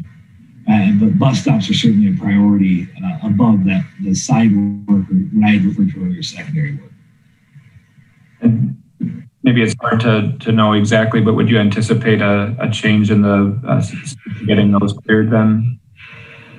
I mean, I would say yes. To what extent, I can't. I just can't fairly articulate what that looks like. I think we do a pretty good job right now. I think most of the time when we have snow overnight, by the morning, the bus shelters and stops are pretty clear along State Street and Square. I think you can anticipate similar outcomes. Where you really get in the margins of this is snow, middle of the day, afternoon. How quickly is it, if people were in offices, how quickly do we have it removed before they leave for the day, right? Those are the places where the margins come into play. And certainly fewer people doing the work means less work. And then bike parking in those areas, where in the sort of maybe up to 5 different tiers, where does the schedule? I would say the bike racks are probably right below, and maybe Lisa should come in here to weigh these so I don't weigh them incorrectly. But I would say bike parking be right below the bus stops as well, because they're core transportation elements. And the secondary, I said earlier, maybe I'm going to move this down to, I don't know what the button area would be, like between like benches or near the overture, where there's a lot of places where there's some structure and then there's spaces to walk. Right now you can walk across State Street pretty easily from that area. Those are that last line. That's where most of the impact will be felt, right? Because we'll prioritize the things that matter the most, but it certainly doesn't mean that there won't be impact on things that still matter. Sure. That's helpful. And if Lisa has more details to share now, that'd be great. If not, perhaps we could just get kind of a little bit more detailed projection in terms of kind of what what current state is in terms of the turnaround for those kind of different areas, and what the best guess at the change would be with this loss of the position. Lisa, you are unmuted if you wanted to weigh in. Yes. Hi. I don't have a whole lot to add from what Eric had explained about the bus stops and the bike racks. I do want to clarify, though, that those bike racks are cleared by hand. So to clear them completely, it takes significantly more time, and it's not as high on the priority scale for us as the main walks, the bus stops, the cut throughs, the handicap, the access ramps. So there is a slight delay. To know exactly how much of a delay there will be due to the reduction in the number of full-time employees, it's difficult to say. I don't think it will be significant. It will likely be noticeable. But if the concern is around the bike racks themselves, again, those are all hand shoveled and done when we've got the ability to do it. So that depends on the conditions and if it's continuing to snow. Great. And we can certainly, Alder Foster, have Mark Kiso and the operations team put together flesh out a little more detail as far as relative amounts of time where we would be not having available, and try to scope it out a little more, because as you hear Lisa and I both saying, it's not dramatic change in services and hours available, but we're very sensitive to the mall, knowing how difficult all the work is and how everything is important, that there certainly is an impact with one fewer person out doing it and significant fewer hours of overtime doing it.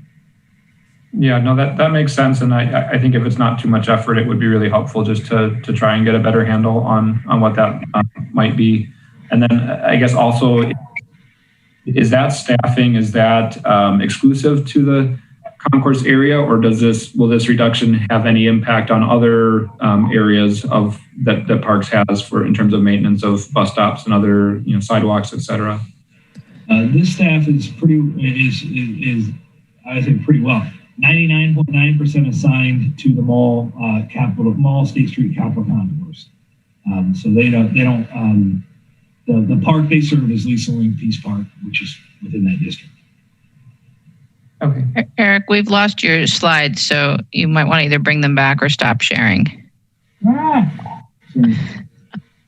Those are all my questions. Thank you, Mayor. Thank you, Alder. Alder Skidmore. Thank you. Question, Eric, relative to your salary or your savings. I noted removal of annual flowers, the fountain maintenance, and power washing. How much of those savings are going to be occurring downtown on State Street and the Capitol Square? Maybe it'd be easier to say how many flowers are going to be planted downtown. Well, I'm going to let Lisa speak to what would still be planted. She worked with the staff more than I did. So Lisa, you're on again in a second. I would say all of those reductions I walked through in the park maintenance service are all within the mall State Street section budget. So that's as percentage of the reductions all in that area. Lisa, could you walk through kind of what we envision remaining as a program? Absolutely. This reduction includes the elimination of the spring pansy planting. So that planting that's done earlier, I want to say, well, it's mid-April that it's done, and that planting lasts until mid-June. We would eliminate that, likely plant our summer annuals earlier in the year. So sometime in May instead of June, in order to try to offset that. The total number of planters would go from, it would be reduced to about half. It would go from about 120 to 60. So staff will have to develop a plan to place the planters strategically so that we can still have the aesthetic impact. It will be less, but hopefully we'll still have a positive aesthetic impact on the area. The ground bed planters, will likely be increased. The number of plants will need to be reduced. Our ability to care for these is going to be reduced. So that's part of the reduction. So, and that's why the number of planters have had to be reduced to half. So. Okay, that's what I was suspecting. My concern is, are they going to start to look like large trash receptacles? That which is left. About the washing of the sidewalks, is much of that going to be, or how much of that's going to be in the downtown on State Street? Half, quarter, 3/4? The only place we wash sidewalks is downtown and State Street. This is impacting in that service area as well. You've answered my question on that. And the fountains, do we have any fountains that are not on State Street or around the square? No, we do not. Thank you. You've answered all of my questions. Thank you, Alder.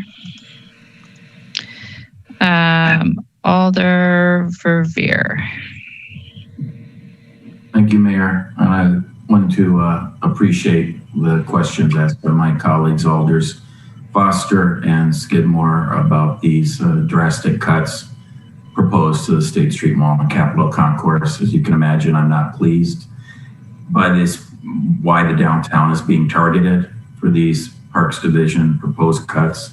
It seems to me like it's another gut punch to the struggling State Street area merchants after all that they've gone through this summer.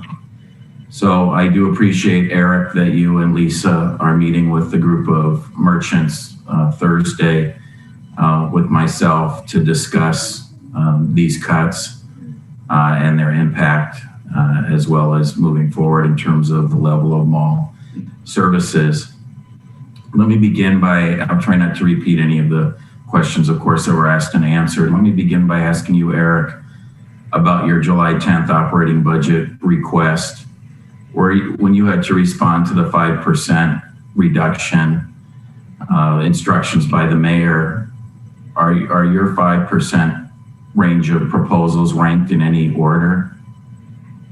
They were ranked, yes. They are ranked. Yeah, I mean, we were given the instructions to put them in priority order. I don't like any of the cuts that were proposed. So all 13 or 14 are bad. But yes, they were right. We were supposed to put them in rank order. Yes. So is it accurate to say that your last proposed cut of the 5% cuts in the mayor obviously included 1% reduction in Parks Division? Services is mall. I don't remember. I'll have to look. I don't know if it was last. I know it was not first. Mm-hmm. Well, I'm looking at it right now. It's obviously available to the public on the City Finance Department website, and it's dead last. It's the last sentence of the entire list of options. So, Alder, I'm not sure that what was presented in the agency request is what the final rankings ended up being. We went back to departments and asked them to rank their proposals.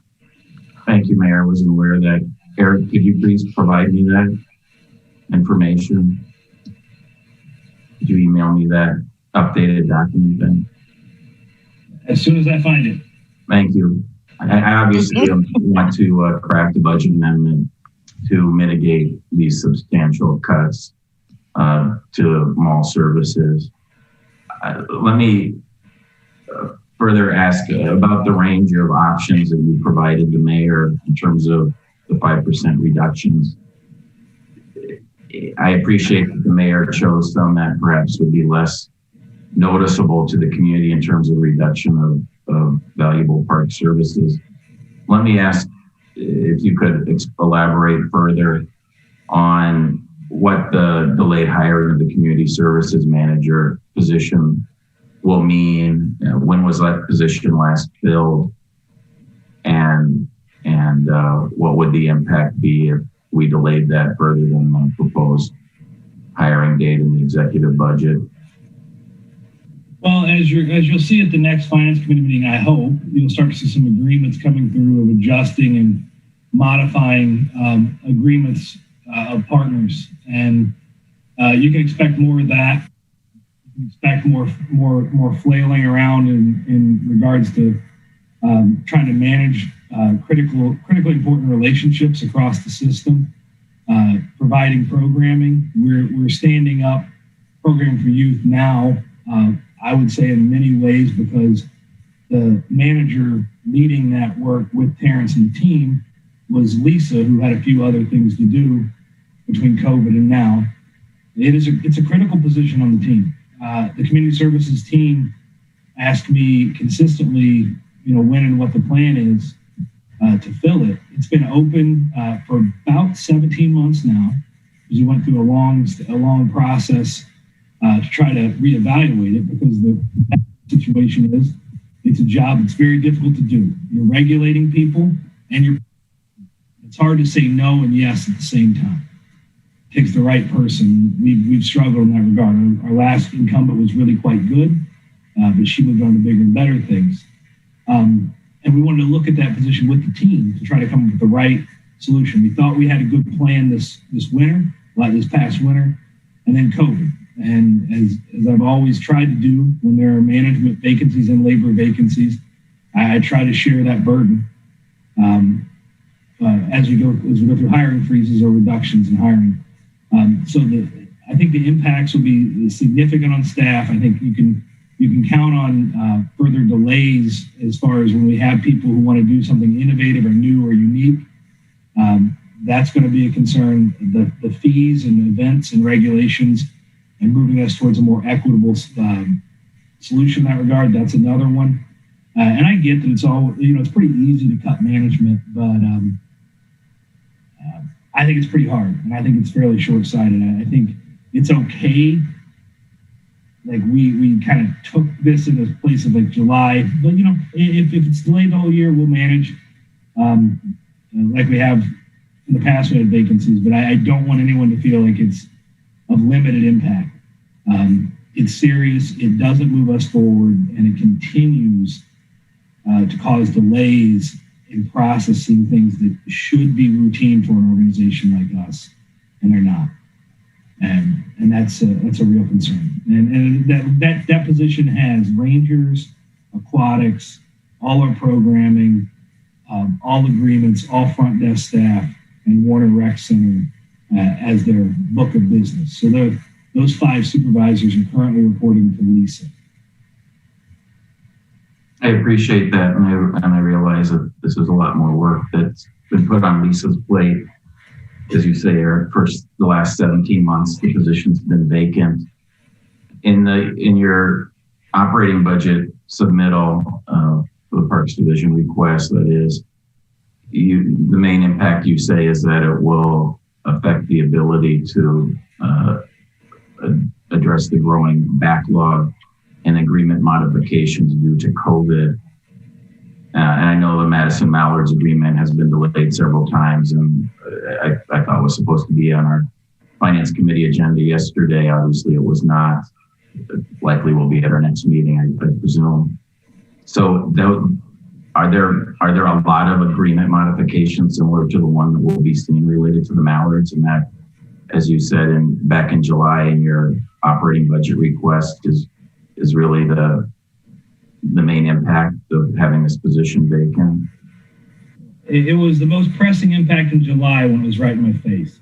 But yes, Bree Stevens is, I would argue, a bigger deal than anything we're going to talk about with the Mallards.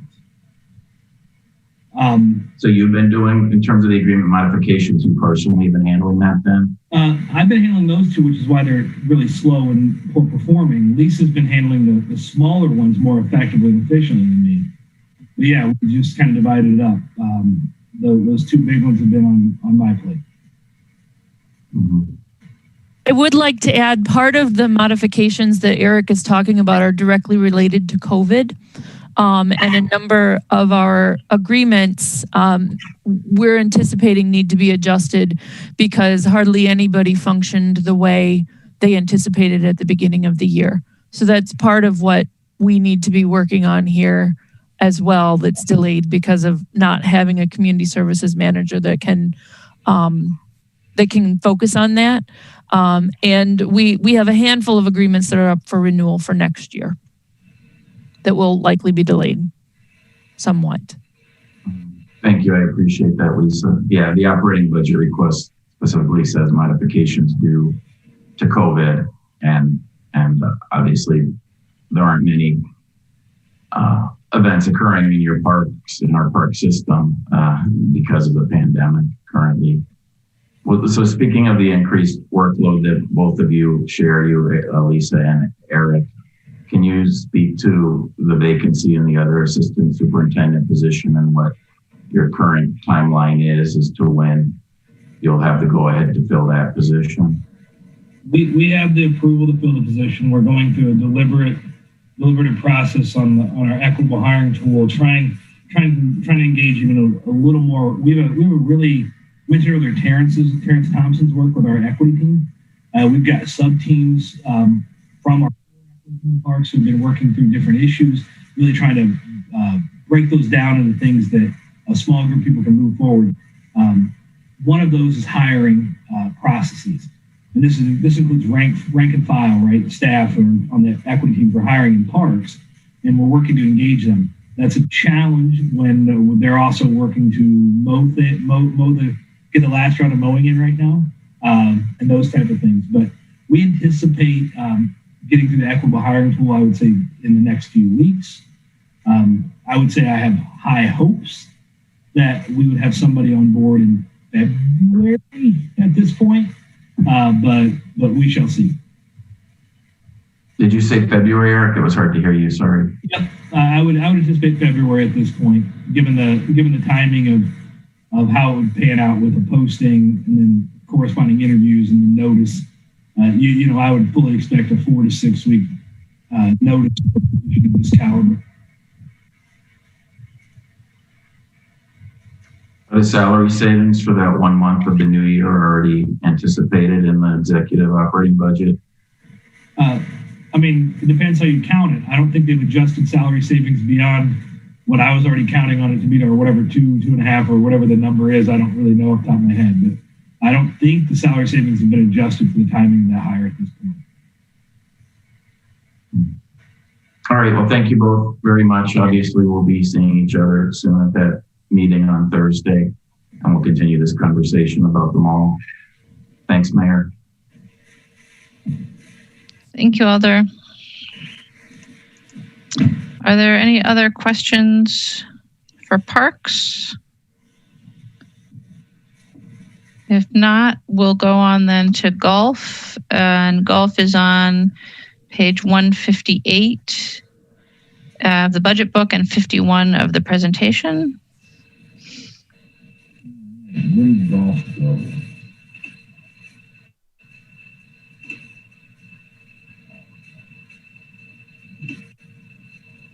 There we go. So golf is, there we go. Sorry, two screens is too many for me to operate successfully. Clearly, the golf budget as presented to the mayor and or presented to the finance committee from the mayor and the executive budget. We still don't have your presentation, Eric. And am I not sharing the screen? Let's try it again. I told you I'm not very good at this. There you go. There we go. So, thank you, Mayor. The golf operations budget as presented in the executive budget includes a continuation of existing services, which is 72 holes, 4 courses in 2021. Our hope would be that we will continue the conversation with the Finance Committee soon. Hope on the 26th regarding the task force report, get some further direction there. I do think, as I told the mayor, there aren't many things that could say have won the pandemic, but Yahara Hills Golf Course might be one. And we're having a bumper year, record-breaking year on revenue. I am quite confident at this point We will have a substantial positive cash flow in golf operations this year. And I'm getting closer to saying I'm exceedingly confident that we will end the year with a positive comprehensive net income, which is how you should always look at the enterprise in its finality. That's net of everything, depreciation, all balance sheet items, expenses, our revenues minus expenses on the balance sheet in the biggest, most comprehensive manner. I suspect we will end the year at north of $3.5 million in revenue. The prior record-breaking year was 2016, 3.217. We continue to shatter last year's numbers in rounds. I'm pretty sure we're at the highest number of rounds since I've been around, which is 2006 at this point in the city. And round data from pre-2004 it's really shaky.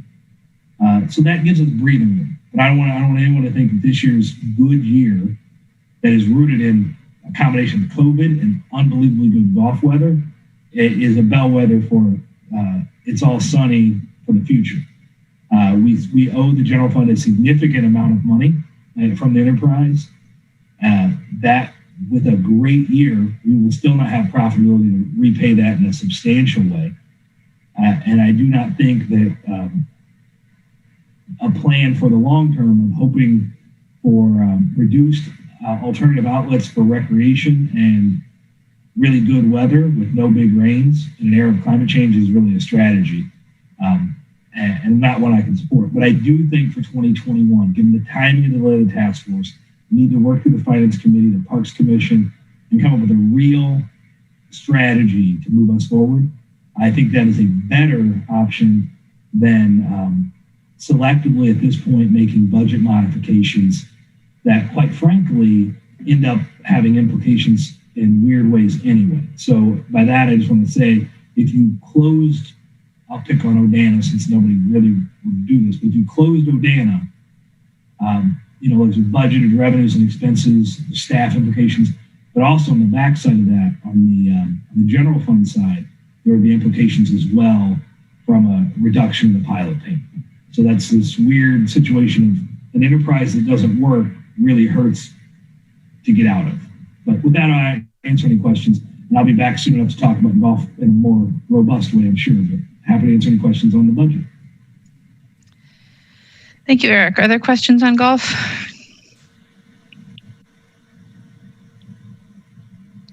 I am not seeing any hands. So I think that's it for you. Thanks, Eric and Lisa. And we will go on to streets, which is on page 324 of the budget book and 120 of the presentation packet. And here's Charlie. All right, good evening, everyone. Here to everybody see my presentation okay, I hope? No, you're not sharing screen yet. Oh, maybe I missed that. Hold on a second.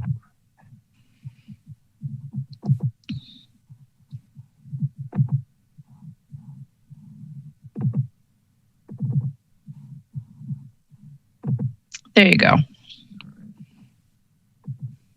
Okay, all set? Yes. All right, so appreciate you all's time this evening.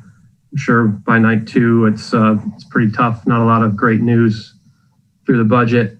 Here to present the Streets and Urban Forestry Executive Operating Budget. We'll start with the Solid Waste Management Service. The increases you'll see here throughout the budget are really cost to continue type items.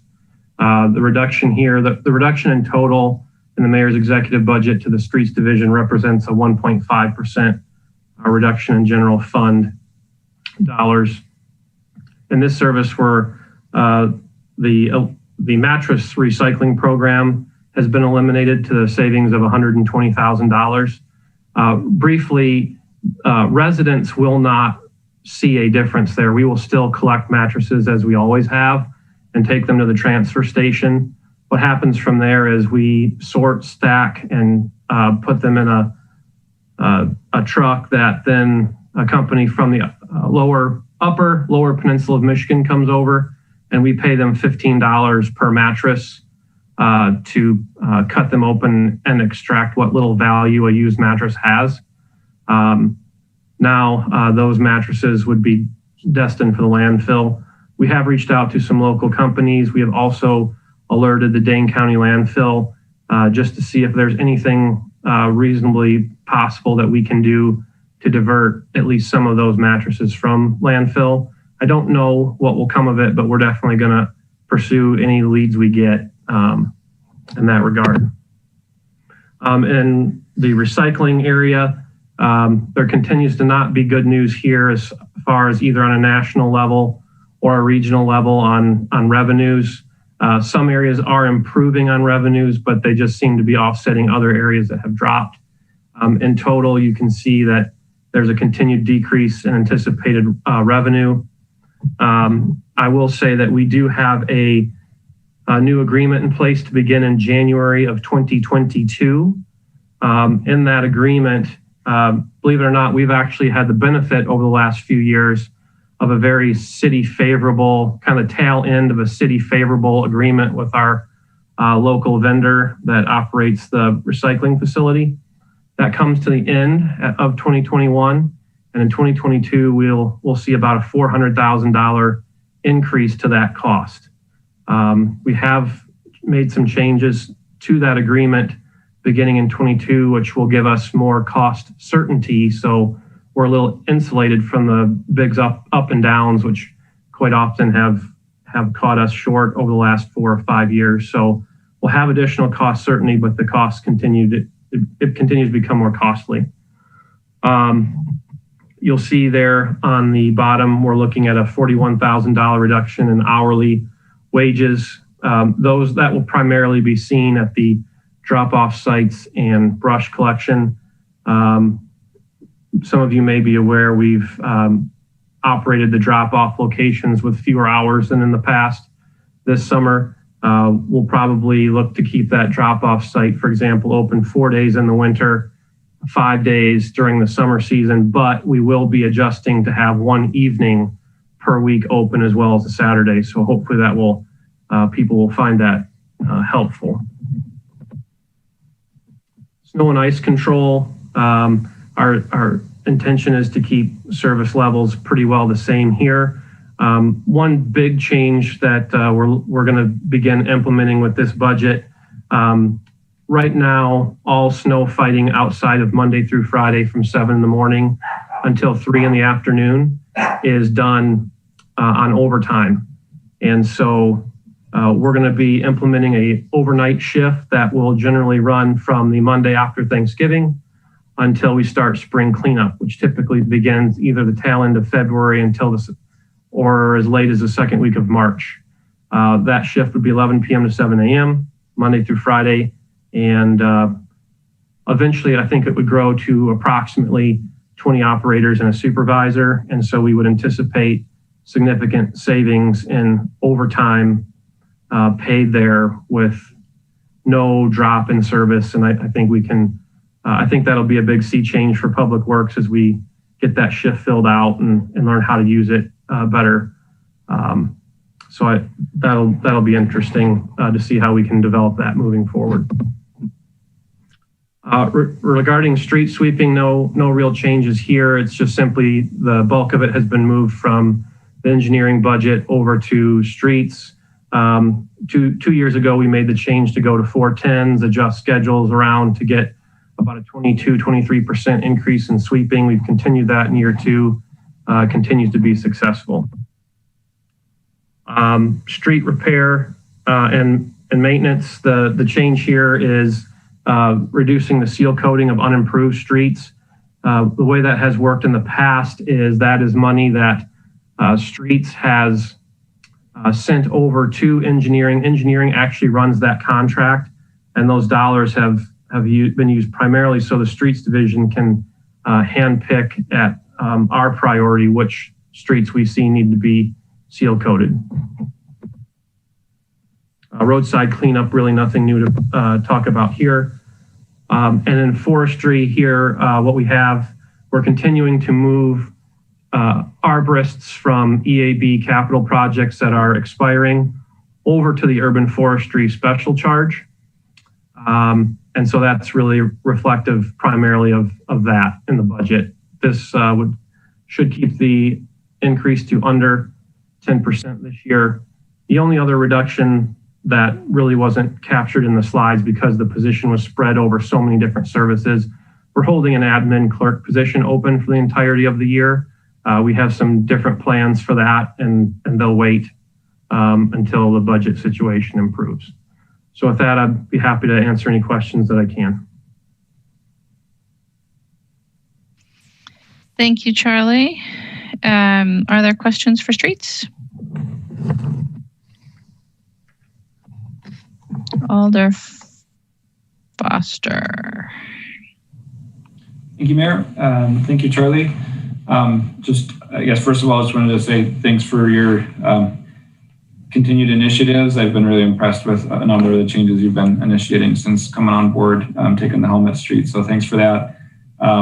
In particular, I'm really excited about this overnight snow maintenance shift. I think that's a long time coming, and we'll be really excited to see how that works out. So thanks for pulling that together. I just had a couple questions. One on the seal coating program. So does that reduction, is that, I'm assuming that's not backfilled then by engineering? You said this is a portion or a sort of a part that streets pays into the overall program. Can you speak to, will that reduce the amount of seal coating then overall? And I don't know if you can answer, or maybe this is a question for Rob. I didn't notice that program in the engineering operating budget. Is that a capital expense on the engineering side, or how does the overall seal coating program function? I don't want to speak with certainty from Rob. I believe engineering has handled their portion of that in the capital budget in the past. I do not know. I know that when this was proposed as part of the 5% reduction plan, engineering was made aware that this may be taken. I don't know if they've picked it up in their 21 budget or not, Alder Foster. Okay, I can follow up with Rob on that then offline. I'm thinking maybe as part of the capital program, so I can follow up with him there. I guess just two questions. One then with the drop-off sites. So I got good amount of feedback on kind of two items this year in your arena from residents. One was, as you're aware, the challenges with staffing that site, particularly related to COVID, et cetera. So just curious how you anticipate that'll function next year, and what does, in terms of the item that was called out here in the budget, what should residents expect as compared to what kind of happened this summer? Sure. So what I anticipate is that the drop-off sites will be open during the winter season, which runs from the first Monday in December until the first Monday in April. We would have that open Monday, Tuesday, Thursday, Friday, from about 7:30 until 3 in the afternoon. The only difference on that to pre-COVID is that we won't be open on Wednesdays. Now, keep in mind, during that season, those drop-off sites are very slow. Typically, they pick up the first genuinely nice weekend in April through usually about Father's Day weekend. They get pretty busy, and then they tend to slow back down, not to winter levels, but slow back down. And in fact, I believe pretty well all of the complaints I heard either directly from residents, users, and alders this year really were generated in May and June. So what we would look to do next summer is operate those drop-off sites Monday, Tuesday, Thursday, Friday, Saturday. So still being closed Wednesdays, but we're going to add Tuesday evenings back. So if you're someone who say is back to work, or dropping off at 1 o'clock doesn't work, you can drop off either on a Saturday or 6, 7 o'clock on a Tuesday evening. So that's what we're looking at as far as the service level for those drop-off sites next year. And so then with that approach, you feel like the wait will be similar to what was experienced this past year, or improved, or I guess how much of that is related to the additional precautions that have had to be put in place? I think the really long lines that we experienced in the spring were a combination of several things. One, limiting the number of people that could be in the yard at any time because of COVID. Two, everybody was home, and so projects that had been waiting on for a long time suddenly moved to the top of their priority list. And three was the reduction of hours. So what we'll have next year, and our busiest days at the drop-off sites are Saturdays, Mondays, and Tuesdays. So next year, I don't know if by May we'll be post-COVID. I tend to think probably not, but we'll still probably have to provide some level of restriction to get into the yard. So that could be a factor that leads to lines. If what we saw in the summer and so far in the fall is any indication, I think that big rush of people needing to get everything out of their house and that has kind of passed. So I don't anticipate the problem will be any worse than it was this spring, but it won't be what it's been in the past where we were open 7 days a week and open 2 evenings and 10, 11 hours on the weekends. But I don't think it'll be any worse, and probably not quite as bad as it was this year from late April to early June. Okay, thank you. And then the other feedback that I got on the positive side was around the chip drop program that where chips were dropped at various parks around the city. Is that, I guess, just generally interested in your experience, from your side of things, how that went, and is that something that you would plan to try again this coming year, or how does that relate to the budget proposal? It doesn't directly. The Streets Division, some number of years ago, in fact, I remember it ending when I was over in parks, used to drop wood chips in park locations. However, they were most often taken by contractors. And so the Streets Division, some number of years ago, ended that program. I reinstituted it this spring just because we had that pause where people couldn't get wood chips at all. And we wanted to do the best we could by our residents to give them a chance to catch up. Given that we're not looking at reducing the hours available for people to use the wood reduction facility, which is also where you pick up mulch, I think we would return to normal next year where we will have wood chips available for residents to come and pick up. But I wouldn't anticipate putting them back out in the parks. Okay. And is that, was that an additional expense to do that, or is it more just you think that the service can be, that people can get the service by coming to the one facility?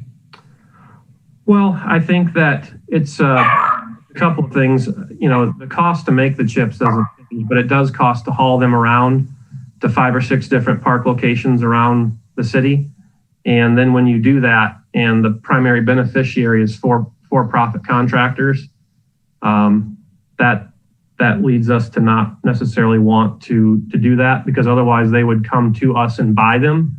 So instead they're largely taking them for free and really preventing the purpose in the first place, which is to make it easier for residents to pick them up. So perhaps there's something in the future where we have some other way to have chips that can be picked up where an eye is kept on them, so that it just doesn't have a bobcat pull up and load a contractor's trailer. But for right now, that wasn't something we were envisioning for the 21 budget.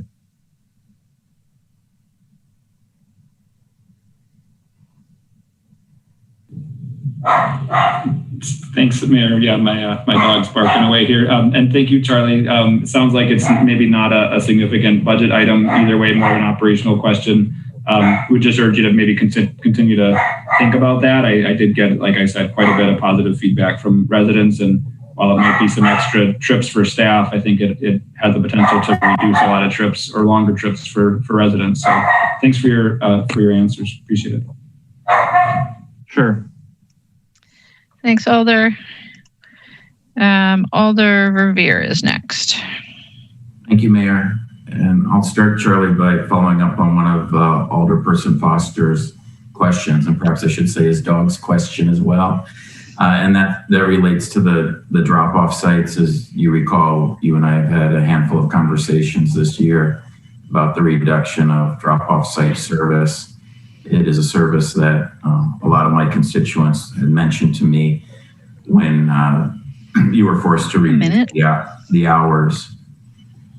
So just to understand, and again, I don't want to go back over questions I've already asked and answered, but to understand your response next year in the summer hours, when those begin, under this executive budget funding level, you would not be able to restore evening hours to how they were pre-COVID, which, if I remember correctly, was 2 nights a week. Right. Pre-COVID, they were 2 nights a week. So we would be looking at restoring it, 1 night a week. Now, we wouldn't be open Wednesdays and Sundays.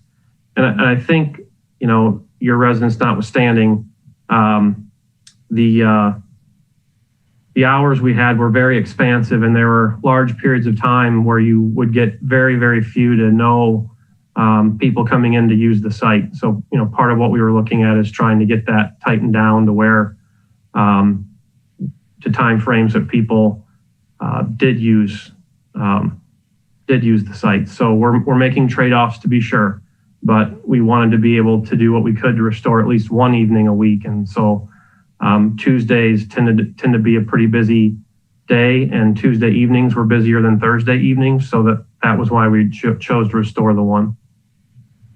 And can you please elaborate on what would it take to restore another night of evening hours? Is it purely money? Is it concerns with having the available employees to staff the site? Well, to some degree they're linked. I mean, certainly we have to have funding to have employees. I don't want someone to look at this budget document and assume that a $41,000 reduction in our hourly is causing, this type of reduction in the yard drops or some reductions in brush collections. It's also the residual. We're carrying a fairly high number of vacancies into next year. And while we have budget authority to fill those positions, they won't be filled in time to pick up every single service like we never had 2020 occur. So it's really a combination of residual of vacancies that we have open that we're carrying into the year on top of some hourly reductions. So, I mean, it's certainly something we can look at. If there's a desire to add Thursday evening back, can look at what that might take, or if there was some thought to want to add a Thursday evening back for the busy spring season and not for the entirety of the summer, I can certainly look at that. Yeah, I'd appreciate if you could figure out what the number might be. So thinking back to some of our conversations about this topic this year, I thought that part of the concern was related to Local 236. And when I heard the good news that you had reached agreement with 236 about a third shift and all of that eventual savings that will realize in overtime, especially after the couple of year phase in, that those conversations perhaps also address the concern regarding staffing for the drop-off sites. Or am I not recalling our previous conversations on that score correctly? Certainly part of the issue with the drop-off sites and having those evening hours available has to do with employee cost. It was very gratifying working with 236 to work on getting that winter shift, in place. But they were also very, very, very clear that they weren't interested in spillover beyond the winter. And part of their willingness to work with us on that was answering a specific budgetary issue that we needed to get through. So, for example, right now, the way when we try to cover those evening shifts, the way we typically do that on those Tuesdays and Thursdays is covering those with shop personnel. So the people who stay over and actually man the yard are seasonals.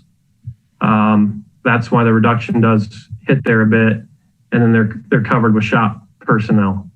And so that's it can be a bit of a it can be difficult for the shop to be able to man the yard and tend to their normal duty.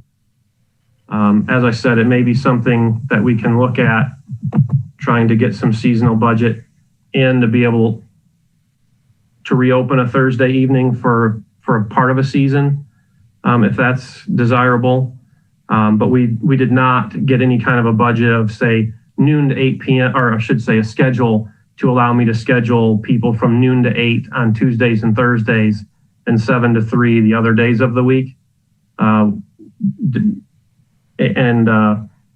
trying to prioritize what we discussed and emphasized, that wasn't any major effort on my part, to be quite clear, be quite candid. I wanted to get that winter shift done. I appreciate that. Have you been able to utilize many redeployed city employees to work in the drop-off sites? Yeah, so the people that have been tending to the traffic and helping us prevent them from being overcrowded, those are redeployed people, primarily from parking utility. And starting on Monday, when we began leaf collection, we have redeployed people from parking utility, MONONA TERRACE, as well as a handful of our typical batch seasonals we'll get from parks. We were also able to bring back some of our seasonals that got caught up in the hiring freeze in April that were still available to come back and work. So we have a number of people right now beyond what we had all summer for redeployments. And do you foresee you being able to utilize redeployments into the next year? I don't know if that's going to be something we're going to have or not, Alder Revere. We are planning that we won't, and coming up with some ideas on how we're going to try and control traffic, into the yard, assuming we won't have redeployed staff. If we get them, that'd be great, but I don't know what availability will be in 2021. Yeah, well, it's my hope that you'll have a lot of parking utility employees perhaps available to you yet in the new year for redeployment. So I'll move on to my next question. Moving on to the mattress recycling, discontinuance of that program. When you estimate that it'll be approximately $120,000 savings, is it fair to assume that any increased tipping fees are factored into that number?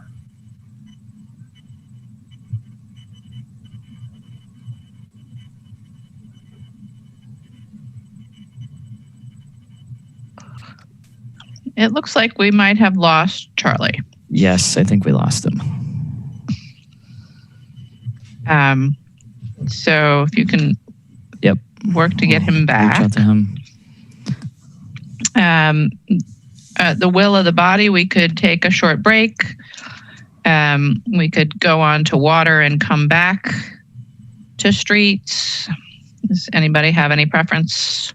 You can wave at me if you want to be unmuted for this.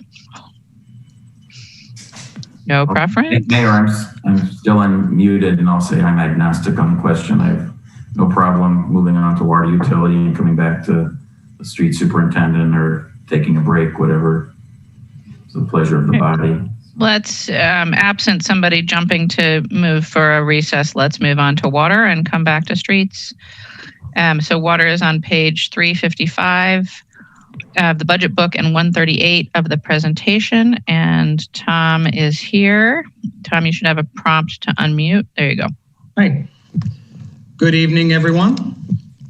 I will say a few brief words of introduction and then turn over the slides to Kathy Schwen, who is our finance unit supervisor, who will take us through the details, and then we're happy to answer questions at the end.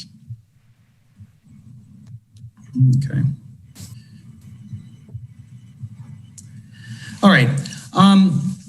Our budget request for 2021 operating budget is essentially flat over the current year, 2020. We have an increase of less than 1%. And we'd actually are projecting that that's a conservative number. We have some expenses in there that we know actually now that we won't be needing. So for example, we're not going to be issuing bonds in 2021, so we won't need about $200,000 in issuance costs. So we will be generating likely a small fund balance or increase to cash reserves. And just to remind you, we finished 2019 with about $5 million in unrestricted cash. 2020 is looking good. We should be adding to that number slightly, or maybe about $1 to $2 million. And 2021's request represents basically a flat budget. We also have no rate increase planned for in 2021. Tom, we're not seeing your slides advance. Oh, I'm sorry. I'm just speaking. Okay. I just want to make sure we weren't missing anything. No, you haven't missed anything. Kathy will be sharing her screen momentarily here. You can see my screen, can't you? Oh, she has shared her screen. Yeah, she'll be advancing them momentarily. I'm just mentioning some things that aren't on the slides. And then, so no rate increase. We will be filing for one per PSC requirements in August. However, we don't expect any additional rate increase to be issued in 2021. And with that, I will turn that over to you, Kathy, and take it away. Okay.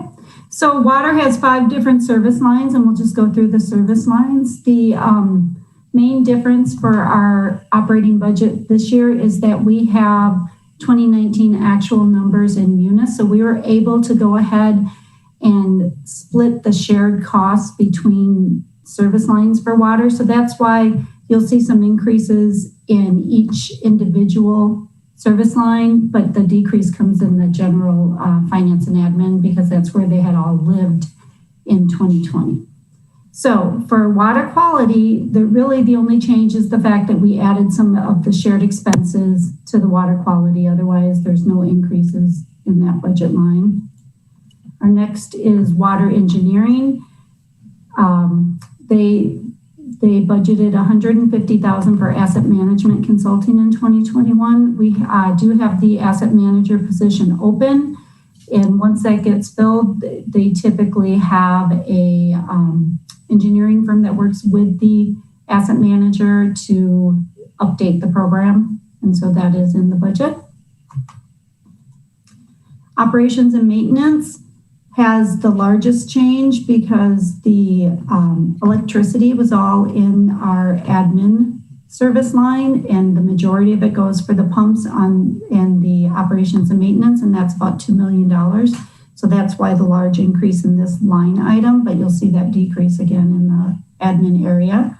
And then some various other small increases, some money to increase security for our SCADA and billing systems, and some money to replace about $56,000 to replace some SCADA equipment and some minor equipment and supplies.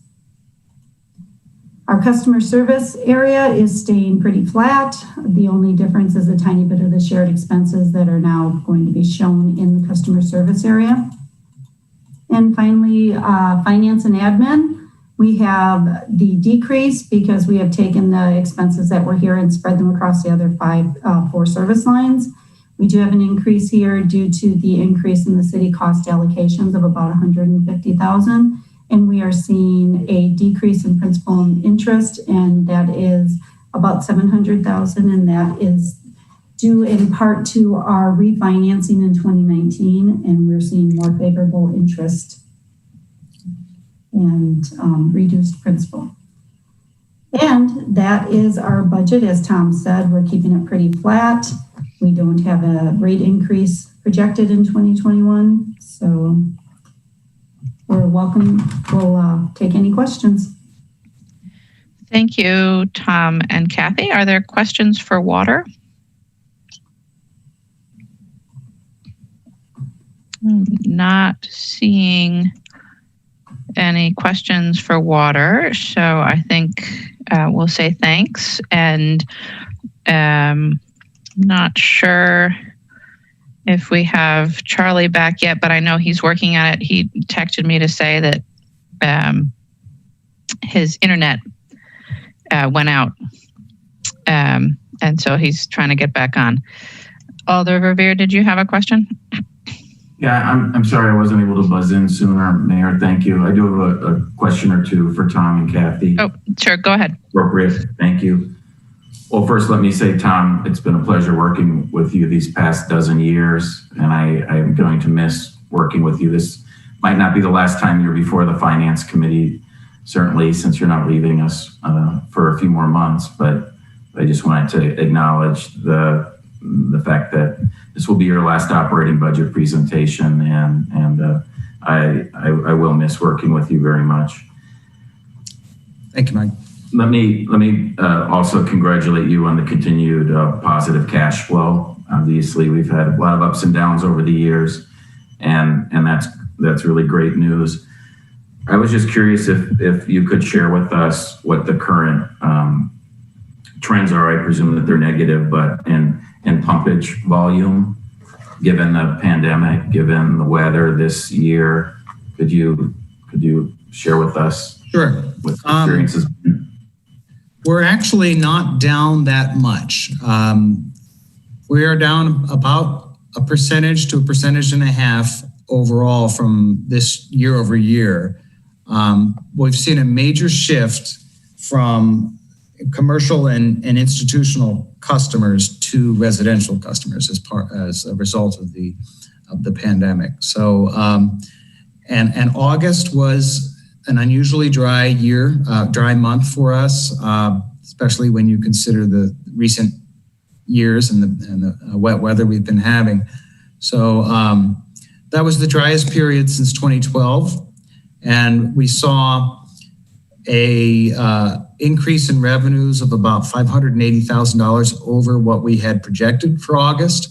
So, and those were conservative pandemic projections. But so we're not down that much due to the decreased, that you might think, due to the decreased economic activity. But we are in a pretty solid position because we've always been kind of conservative and expect that our pumpage, our overall demand would decrease by about 0.5% per year. So the financial impact of it is not serious for us. And we're looking at, again, depending on how the rest of the year plays out, in addition to cash reserves that will keep us at or above our reserve goal of 3 months operating cash.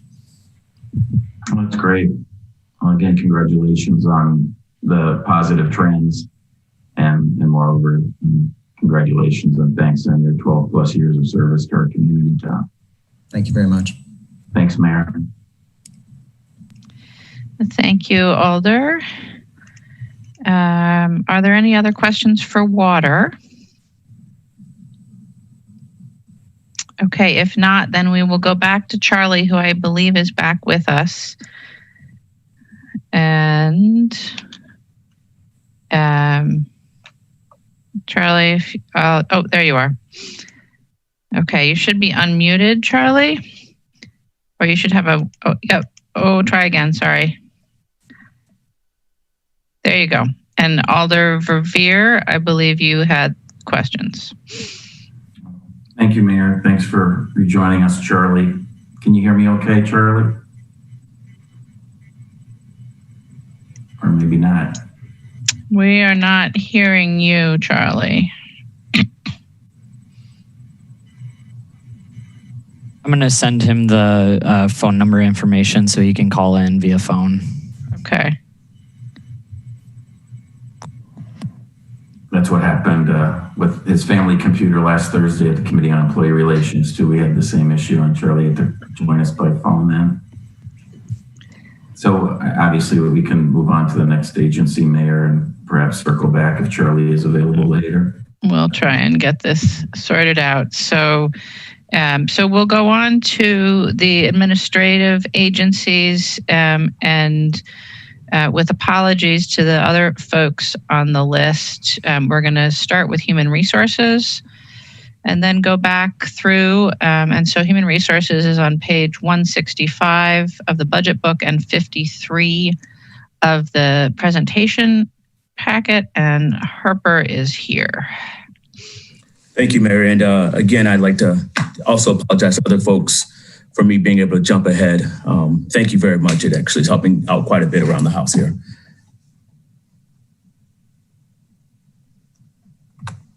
Can you hear me okay? Okay, great. What I'll do is, first off, let me introduce Brad Wallman. Brad, if you can turn your camera on and wave at folks. Brad is HR's budget analyst, budget and data analyst. He's been doing some great work with us. I don't see him, but I'm assuming he's here somewhere. He has his screen being shared. What I'll do is I'll start off with a brief explanation in regards to our response to the 5% cut. I guess pretty much around the start of COVID season, February, March, April, that time we had a couple of vacancies in HR. We lost our OD manager. Harper, let me just pause you because we can see Brad, but we lost the screen share in the process. So Brad, if you can bring that back, and then Harper, go ahead.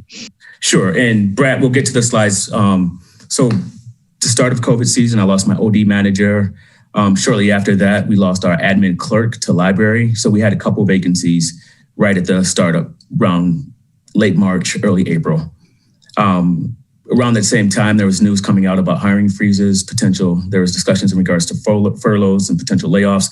So I didn't want to potentially bring someone on board and have to walk someone out or someone walk away from a job elsewhere to join the city and then not have that security that I think most folks want or deserve. So with that being said, we kept those positions vacant for a while. We did some reshuffling. Long story short, when the request came out in regards to our budget proposals with the 5% cut, we did some shuffling around HR. We filled that admin clerk position at 80%, and we shuffled folks around. So as I go through the 3 different service units for HR, I'll double back and talk about where we found those savings. So Brad, if you can start off with the first slide. So HR services, currently we have 4 analysts to assist us with this cut. What we did is that we moved one of the analysts that we have over in that area. We're keeping that position vacant, and we moved her to labor relations. That is about $111,000 as far as savings. If you can go to the next one. In labor relations, as I mentioned before, with our admin clerk position, we filled that position at 80%. Also, it should be noted that there were changes. We had this discussion last year. I don't know if folks recall, but at the federal level in regards to drug testing, there was an increased number of testing that we were required to do. So we received about $12,500 to assist with the additional testing that we'll have to do. The next slide. And this is in the OD area. So as far as our training budget, with the expectation that folks won't be traveling as much for at least the first half of 2021, there's a reduction in our travel expenses, our training expenses. And also the labor relations specialist was previously the city's OD manager. So she went back in that role. So that kind of helped us or assisted with those savings. So that's pretty much where we're at right now. Our budget for 2021 is about $1.7 million. That $124,000 that I referenced between the savings with the admin clerk position, as well as not filling that HR analyst 3 position, is about $124,000, which is about 6.2%. And I'm happy to take any questions that you all may have in regards to how we got there, why we're there, and how we're going forward. Thank you, Harper. Are there questions for HR?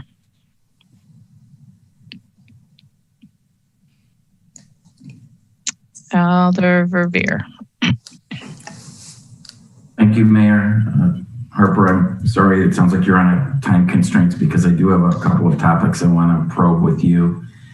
You might be aware, especially if you were watching our meeting last night, that there were some questions that I had that folks thought were best left asking you tonight. The first one is if you could all update us on where things are at with the furlough implementation plan. Obviously, you're working on that now, we were told last night. So if you could give us an overview, that would be helpful. Sure, and please, the fact that you all allowed me to jump ahead is helping me tremendously. So don't be hesitant to ask any questions. I'm winning right now. So in regards to the furlough, thank you. When we had these discussions earlier in the summer, when there were discussions about potential furloughs in 2020, we had started working with labor to come up with an updated APM for furloughs. That APM is in draft form still, but it's pretty much completed. That'll be finalized within the next week, couple of weeks, definitely within the next month. It's still in draft form, but in regards to implementation, we want to make sure that labor is involved in that. So right now, the APM that we have is at a very high level. It talks about the definitions, the impacts on wages and benefits, and the purpose of the furloughs. But in regards to what the actual implementation looks like, we want labor to be involved in that. There are a couple different things are being floated out right now. Some of the associations have identified folks to participate. We want participation from all of the associations that are willing to participate. I don't think that'll be an issue, but different things that have been floated out. Do we want to try to bump these days up against other city holidays?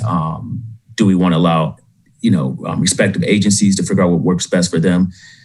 There are a couple of different things that are just being floated around, but nothing has been cemented as of yet. So those discussions, actually, I had hoped that they would start this week. But as you know, Alder Revere, we've been probably talking to labor more than they care to talk to us. Just a lot has been going on this past week or two. So we're going to circle back and get those conversations moving. We should have some initial meetings within the next week or so. So thank you for that. So at this point, you don't have any further confirmed meetings set up with the employee associations? Not in regards to the furloughs, no. But you absolutely plan to do that as possible? Yes. And then since this is structured as an APM, is it correct then to say that outside of the budget process, the Common Council would not be weighing in on this? So if the Common Council wished to weigh in on the furloughs, and maybe this isn't the best question for you, I realize I'm putting you on the spot, Harper, but let me frame this a different way. So the implementation would be fully through the APM process as of tonight.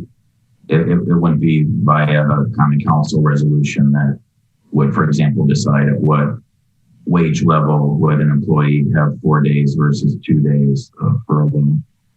Correct. That is not something that we're planning to run through Council. I think that if you all wanted to have an impact, it's pretty much in regards to the budget that you're working with the mayor to create. As far as a rep with CER, right now we're open. So if there's an interest that someone has, please just reach out to me. If you want to be a part of those conversations, I would welcome that. Mm-hmm. I appreciate that. Yeah, I mean, right now the budget simply anticipates $1.2 million in savings, and of course doesn't go into many details as it relates to the furlough program. So is this something that you did anticipate, and still continuing on the furloughs here, that you did anticipate would be perhaps brought before the Committee on Employee Relations at all, or no, not necessarily? Not necessarily, no. We were planning to work directly with labor. Like I said, we started these conversations back in the summer when it looked like we may very well have had furlough days in 2020. So we started working with them then. The APM that we currently have is in draft form, but it's pretty much, it's pretty firm where we're at with it. They've had their opportunities for input. And right now, in regards to implementation, we're going to be as flexible as possible.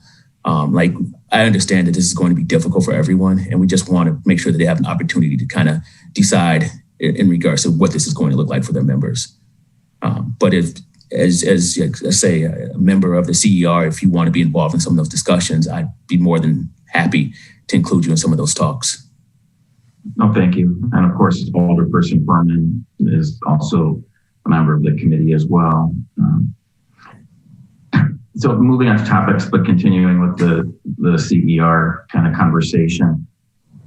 What are HR's plans as it relates to the motion that was made at the conclusion of our last CER meeting Thursday evening? It was a bit rushed, of course, because a couple of us had to get to the city council committee of the whole meeting. And in fact, I missed the first several minutes of that because I was still in CER. But so we adopted that motion relating to wage equity, potential pay increases over the next several years, skipping 2021. As a result of that motion, what did you envision the next steps being? Well, I sent out that email. I did get responses from everyone. We're going to try to get that resolution introduced. It should go through by tomorrow afternoon for council. That resolution, more specifically, was along the lines of a wage proposal that Labor had put forward, which was pretty aggressive. I didn't think too many folks felt comfortable with that, but I did feel that there was an or, and that or was to come up with a path towards wage parity by 2024. So we'll introduce that, or we'll get that resolution put forward tomorrow afternoon. It looks like the soonest date, the earliest date that we have will be the 22nd. My apologies, I believe that date worked for pretty much everyone but you, Alder Revere. And then we'll go forward with the items. There were some other items that they had for discussion as well. Okay, so would the mayor be sponsoring this? If you sent me a draft resolution today, I didn't have a chance to see that email yet. When you said the email went out, do you mean a draft resolution? No, we'll be submitting a draft resolution tomorrow. I would hope that the mayor would sponsor as this being a CER, but if not, I guess I would reach out to you or Alder Furman. Okay, well, certainly I'd love to take a look at your draft if you can send it to me whenever it's ready to share. And I'm sorry, what did you say the date you're thinking the next CER meeting is? I believe it was the 22nd. Okay. All right, yeah, thank you for that. I see what my conflicts are that night. So, okay, I'll move on from the issue of pay increases and move on to, if you could help us understand what exactly layoff status means for impacted employees generally. We had a fairly lengthy conversation with Sabrina Tolley last night about the proposed layoffs in the parking utility. And I was wondering, and she touched on it last night in response to questions, but I was wondering, Harper, if you could elaborate further on what services HR provides to any employees in layoff status, and more specifically, what have your colleagues been able to do as of today to begin trying to help those affected employees? Sure. So for the most part with layoff status, this is it's an unfortunate situation in which folks are going to be without pay and benefits. They will have recall rights to those positions if that work does come back. But in regards to what we've been trying to do is we've been trying to actually create paths so that they can find opportunities elsewhere within city employment. Folks over at Parking Utility, we're giving them priority so that if they meet minimum qualifications, they'll be interviewed. We're encouraging folks to post positions internally where possible. We've had discussions over at Metro. They'll have quite a few positions opening up over there, and they were willing to give priority to folks in Parking Utility over there. Unfortunately, it doesn't seem like there's been very much interest. The feedback that we've gotten from Parking Utility is that folks were in favor of just staying in layoff status in hopes that that work would come back. We've also actually tried to offer incentives for retirement. There are quite a few folks over at Parking Utility that have been with the city for a while now, and they are of retirement age. But there hasn't been very much interest for that either. So we've tried to connect them with community partners. We've talked about, resumes, interviewing skills, different things along those lines. We've tried to make our analysts available to assist them with any transition. So as it relates to another possibility that hasn't been mentioned yet, but you might have heard me start that conversation. I certainly talked about it last night, but then also probed out with Charlie Romines, is redeployment. So again, as of today, I realize things change, but sadly, this pandemic isn't going to be going away overnight. That's for sure. Is it HR's position that the redeployment program would continue into the new year? And is there any reason why parking utility cashiers would not be eligible to continue to be redeployed to, again, be it streets or public health? I think it gets tricky. I think there'll have to be some additional conversations. And I say it's tricky because you have a situation where once they're in layoff status, when they return, are they coming back to streets? Are they coming back to a different agency? Like I'd want to get clarification before I throw out any information. I definitely want to make sure that if there's a possibility, if there's a need for work anywhere throughout the city, I think we've done a really good job as far as the redeployment initiatives. And if there's a need, I would prefer to have that preference go to folks like Park Utility. I just want to make sure that we're doing it the right way and that I'm not doing anything that cause, there's a possibility, but I can't give very much certainty in regards to what that would look like. Yeah, to clarify what I was thinking is that there would be a budget amendment adopted by the Common Council that would retain at least some, if not all, of the funding in PU and parking utility, but in essence, the realization that the vast majority of the cashiers would be redeployed for much of the next budget year and thus paid for by public health or whatever agency they're redeployed in. So what I guess I'm more asking you, Harper, is there any reason to think that all of a sudden when New Year's Day arrives that we will discontinue the redeployment program? Well, we kept going with the redeployment program as long as there was need. I just think I hesitate to put something out there and not be able to follow through with it. Like, it sounds good, I like it, but I'm just slow to say, yes, we can definitely do this. I think there will be questions if you're saying that those funds are set aside in a different fund.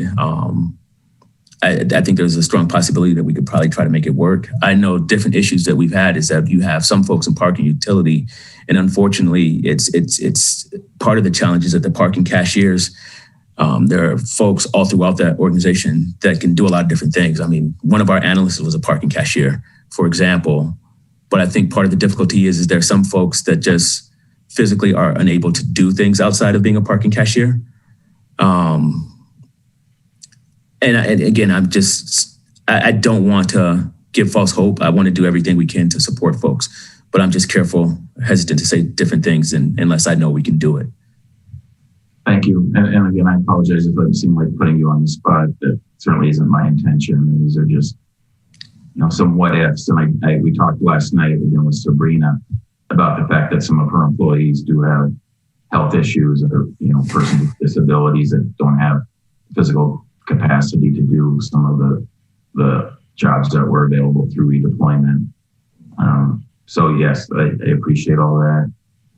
Why don't I move on to my final topic, although it certainly is not the least important topic by any means, and that's the issue of progress on the APM related to implementing a more inclusive workplace.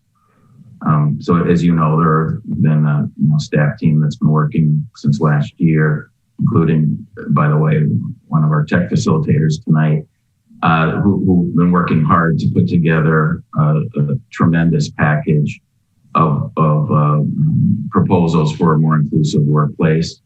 And much of that would be captured in an APM, as you probably know, but hopefully also having the Common Council go on record to do that and support all of that. The one question and why I'm bringing this up and how it's budget related is, as you know, I'm sure you're well aware, Harper, one of the key recommendations would be more robust training for LGBTQ plus issues.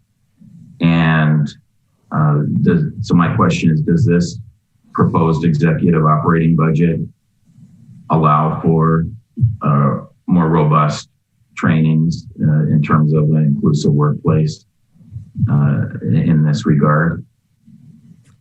So with HR's budget, it is not in there. We were going to try to follow up with the mayor. As far as bringing in folks for external trainings, there's a need, not just with this APM, but other APMs as well. We want to try to figure out something to make it happen, but as of now, no. But again, I appreciate you referencing this APM. A lot of folks put a lot of work into it. The plan, that position, that APM is actually pretty much finalized as well. It hasn't been gone through the mayor's management team yet, but we're planning to roll that out with updates to APM 2-5. That's the city's APM on harassment and discrimination. So we kind of want to roll these all out jointly. So if you have ideas, I welcome those. But as of now, we're going to try to get creative with trying to find funding. Folks that worked on that training would be critical in regards to supporting folks, and we want to make that happen. So we'll see what we can do. But as of now, we don't have that funding set aside for this. So overall, what is the training budget and the executive operating budget compared to where we've been in the past? Okay, that's one of those specific questions I'm going to punt to Brad. Okay, thank you.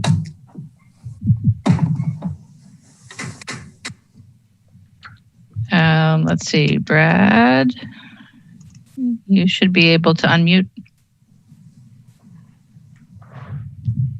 There you go. Thank you very much, Mayor, Alderman. Yeah, the training budget overall has gone down somewhat versus past years. We've lost about $4,000. Although that is an overall training budget for the city, it's not for specific purposes. That also includes dollars that we use for our HR staff to maintain their skills. The money in the executive budget is slightly over $54,000. Oh, thank you, and welcome, Brad. Welcome to your first operating budget meeting. Do you have the budget book in front of you by chance? Just so you can help me find this in the budget book. I'm wondering, page 169, the correct page to look.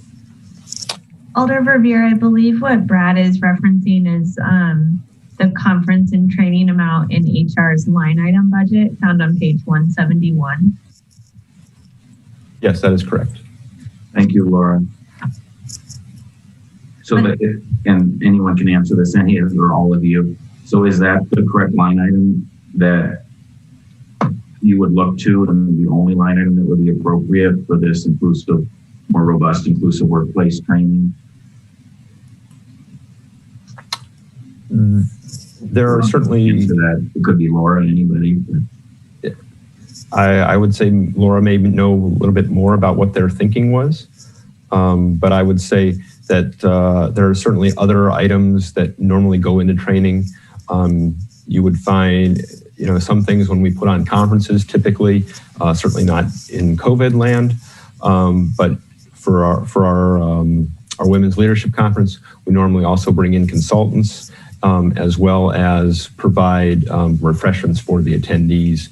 So those would be other dollars that would typically be assigned to a training function. So is what you're saying, Brad, that then we should also look at the consulting services line item too? Because in working with members of this staff team that have been volunteering on this for some time now, they've made the point that the training is highly specialized and will likely have to be done by external experts. So would that actually be more the consulting services line, or is that still all under conferences and training?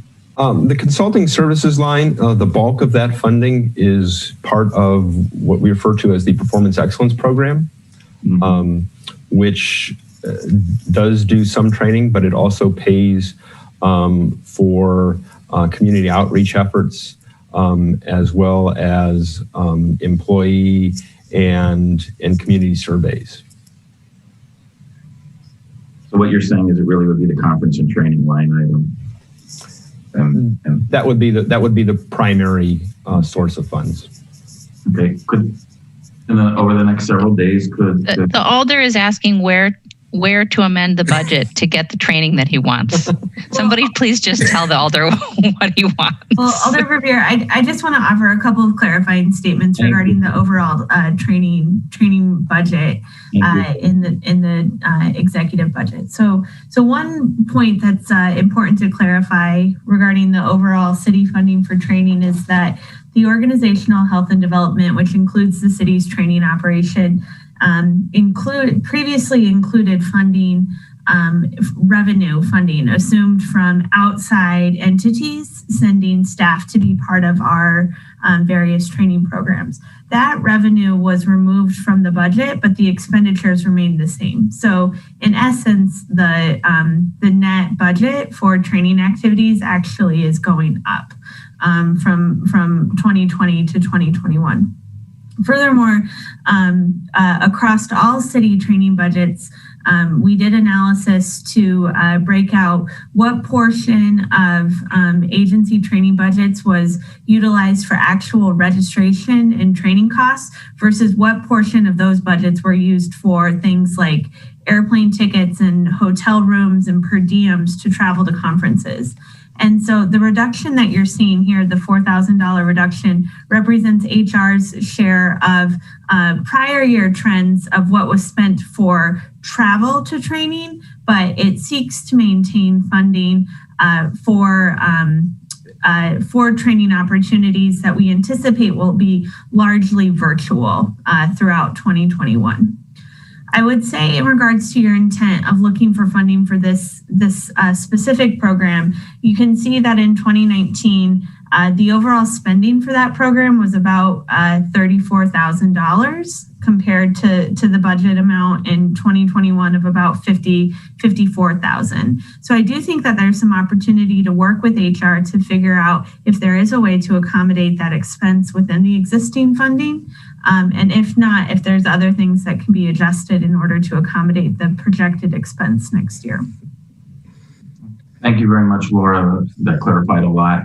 And you read my mind. That was before you interjected with your helpful clarification. I was just going to request that over the next several days if HR staff could work with me to see how much of this additional inclusive workplace training could be accommodated in this proposed appropriation in the executive budget, and if not, what might be needed. And I would hope that we could, again, work with the staff teams that have been working on this as you answer that question for me. I feel like, Laura, I feel like you just took food out of my mouth. But we'll figure it out. I definitely appreciate the line of questions, Alder Revere. This is something that's very important to our staff and other city employees, so we want to make it happen. I definitely would be appreciative if folks put additional funds in there. We'll definitely find use for those funds. But either way, like I say, this is something that's important. We're going to try to figure out a way to make this happen. Thank you. And as you know, Harper, your staff's worked very hard on this issue, and I appreciate that and look forward to continuing the conversation. Thank you, Mayor. You're welcome, Alder. All right. So next is Alder Harrington McKinney. Thank you, Madam Mayor. And I'm not sure if this question is for Harper or it's for finance, but I'll put it out there and then you'll direct me where it should land. There's been discussion about vacancies and positions. And so I wanted to know, more about the process of filling a vacancy, holding a vacancy, and that whole process. Is that a Harper question or is that more of a finance question? It's kind of a both. We can both respond to it. So right now we do have this soft freeze going on. It's not new that agencies will have to put in a request to fill positions. Right now what's going on is that there's more scrutiny. So they're putting in their requests, we're forwarding those requests to finance. Finance is working with the mayor's office and it's case by case, depending on the needs of that position. Other considerations were given to if these positions had any direct relationship to our response to COVID or different things along those lines. But that's pretty much where we're at. Laura, did you want to add anything to that? Sure. Yeah. Alder Harrington McKinney, just to sort of elaborate on Harper's feedback there. So anytime an agency would like to request to fill one of their vacant positions, as Harper mentioned, there is a request form that is submitted to HR, vetted through the HR analyst, and then that comes into the budget office for review. Agencies are asked to speak to whether the position is essential for COVID response and recovery, if the position's tied to performing an essential city service, if the work of the position results in revenue generation or efficiencies, or if there's just some other general reason for bringing the request. I will say that in general, the way that the process has worked throughout 2020 is that agencies are really putting a lot of scrutiny internally on what positions they're bringing forward, to the point that when we are seeing these requests to fill positions, many of them are being approved because they do sort of represent what is sort of these mission critical, sort of unanticipated vacancies. The overall goal of the soft freeze that we're currently in is to maintain the current vacancy level that we have across the positions, to ensure that we're controlling expenditures for 2020. And that vacancy rate hovers between 4 and 5%. And so through this process, we've really been able to maintain that throughout 2020. Oh, okay. And so what I'm hearing, and I guess additional question that I have, it's on a case-by-case basis. And so in the formation of the budget by department, are those funding categories for positions held within that department, or how are those funds treated? So if we're looking at the overall budget. Yep. So the process I just described is how an agency would go about requesting authorization to begin recruiting for a vacant position.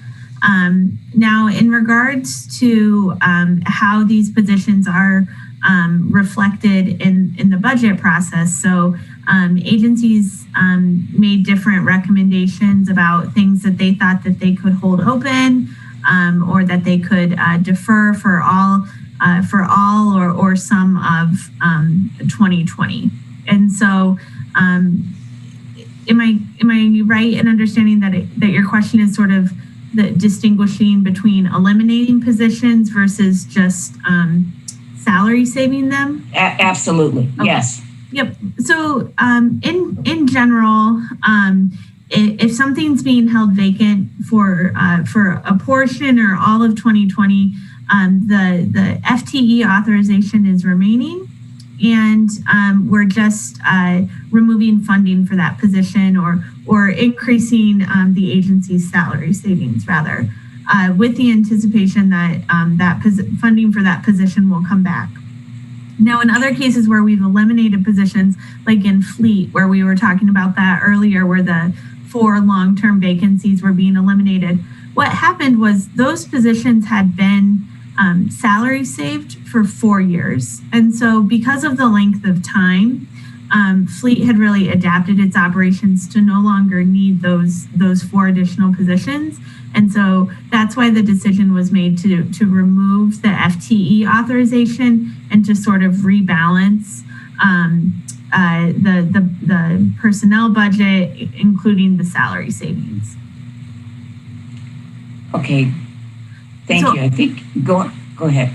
No, I was just going to say, so I mean, really time, length of time, and sort of whether or not there is a plan to resume for a future use for that position is really the primary criteria that were used. Okay, my final follow-up question is that as we're considering going into building the annual budget, is there discussion per department on these positions that are held open and whether they continue to be held open and the necessity for holding them open? That conversation is had? Yes. Yes, and agencies are asked to really evaluate their staffing levels and put that in the context of the budget guidance that is provided when we kick off the agency requests. And final question: since we are in the pandemic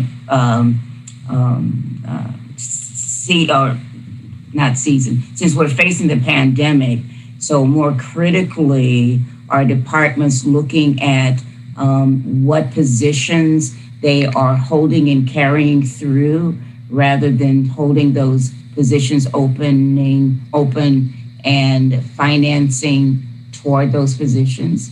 So a more critical look is what I'm asking.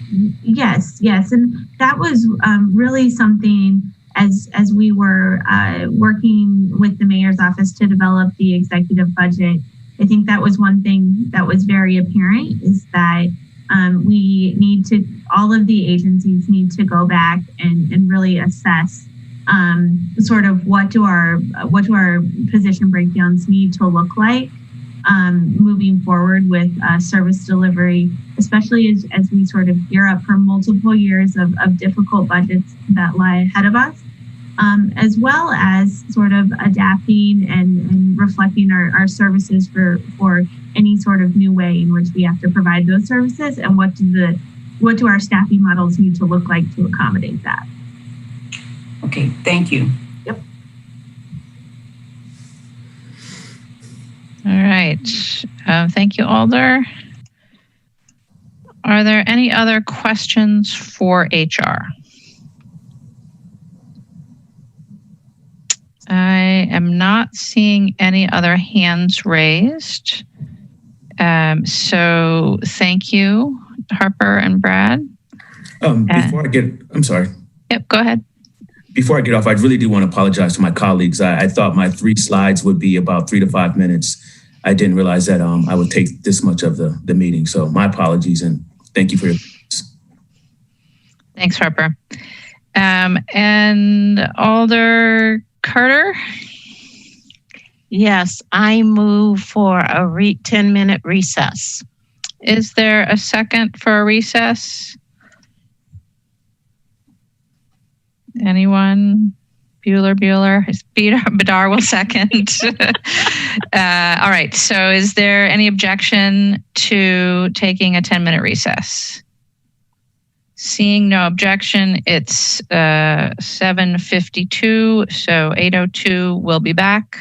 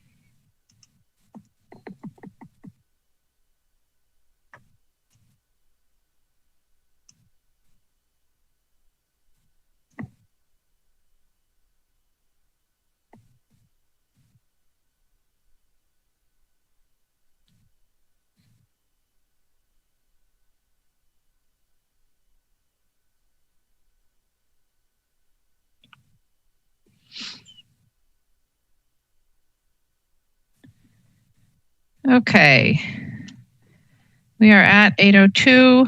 So if folks can come back and turn your cameras back on, and I will ask Laura to call the roll, please. Alder Bidar. My apologies. I do have to unmute you all. Go ahead now. Concerned if you're in a Alder Bidar. Alder Bidar is present. Alder Carter. Present. Alder Carter is present. Alder Furman. Present. Alder Furman is present. Alder Kimball. Here. Alder Kimball is present. Alder Harrington McKinney. Here. Alder Harrington McKinney is here. Alder Revere. Here. Alder Revere is here. Mayor Rhodes Conlon. Present. You have quorum, Mayor. Thank you. Okay, so we are going to go back to streets because I see Charlie, or I see Charlie's screen. And hopefully he can hear us. There we go. Can you hear me? Yes. Okay. Okay, excellent. And so then Alder Revere, we're back to you for questions for streets. Thank you, Mayor. And my apologies, Charlie, if I'm the only reason why you need to go through this turmoil to get back to the meeting. So sorry to have so many questions here. So what I was asking, I don't know if you heard any or all of the question before we lost you virtually. No. Well, I did not. Related to the, I'm sorry, Charlie? No, I did not hear the question that you were asking when I cut out. Sure. So it was relating to the discontinuance of the mattress recycling program. And I was specifically curious what the increased tipping fees might be estimated to be charged by Dane County with the additional loads that we'll be bringing to the landfill there. Alder Revere, I would anticipate between $8,000 and $11,000. That's on a $2.64-ish million tipping fee. So about 3 to 4/10%, somewhere in that range. So fairly negligible. And so the proposed savings of the proposed savings of $120,000 takes that into account. Yeah, that should be a net savings. Mm-hmm. The other topic I wanted to ask you about is graffiti removal. You'll recall that last year, the executive budget included the notion of perhaps going to complaint-only service, and we adopted a budget amendment to strike that language, but still have a reduction in appropriation for that line item of service. Could you share with us what experience has been for your colleagues that do the graffiti removal? Has there been any change in the service levels whatsoever this past year? We have not changed the service level. However, the need has gone up rather dramatically. I'm sure, Alder Revere, you can attest, primarily in the downtown area, but we've seen a big spike in graffiti this year, but we have not made any reductions in our efforts to clean it. Thank you. Yes, and I appreciate your colleagues' extra service downtown, and you promptly forwarding on my specific complaints as to locations. So thank you for that, Charlie. The last question I just wanted to ask you about is the migration of forestry from Parks Division to Streets Division. And specifically what I was wondering about is, well, you can certainly share with us any general observations you might have about the urban forestry section and their operations, and especially if our hopes of economies of scale and collaboration and cooperation increasing between stone grubbing and the services the arborists provide.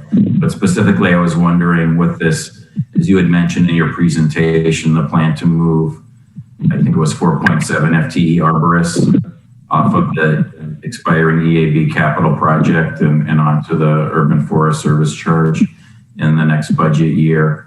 It brought to my mind a question as to how much EAB related work do our arborists still have on street trees? Obviously chemical treatments will continue well into the future, but have you now pretty much completed all preemptive removals, and so is it really just chemical treatments that is left in terms of the EAB plan? So related directly to EAB, we're treating, we have over 9,000 ash trees still in the treatment program at about 1/3 each year. The preemptive removals in the street right of way were completed this year. I believe the last came down in early May.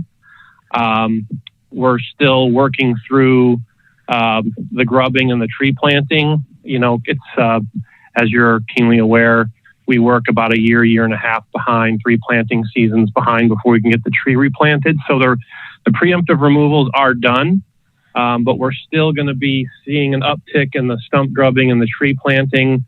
That should taper out. Certainly by spring of 22, I think we would probably be returning to pre-EAB levels or approximating that. As far as the changeover, I couldn't be more proud of our arborists, our street machine operators, and the supervisors on both sides from, Craig and Marla and Steve Schultz and Tony and John. It's really been a seamless transition. We have delivered, as of last week, the full 5,700 hours of assistance to forestry at a savings of about $180,000 to the general fund. Our arborists, in fact, I've just spoken to them recently when we had quarterlies.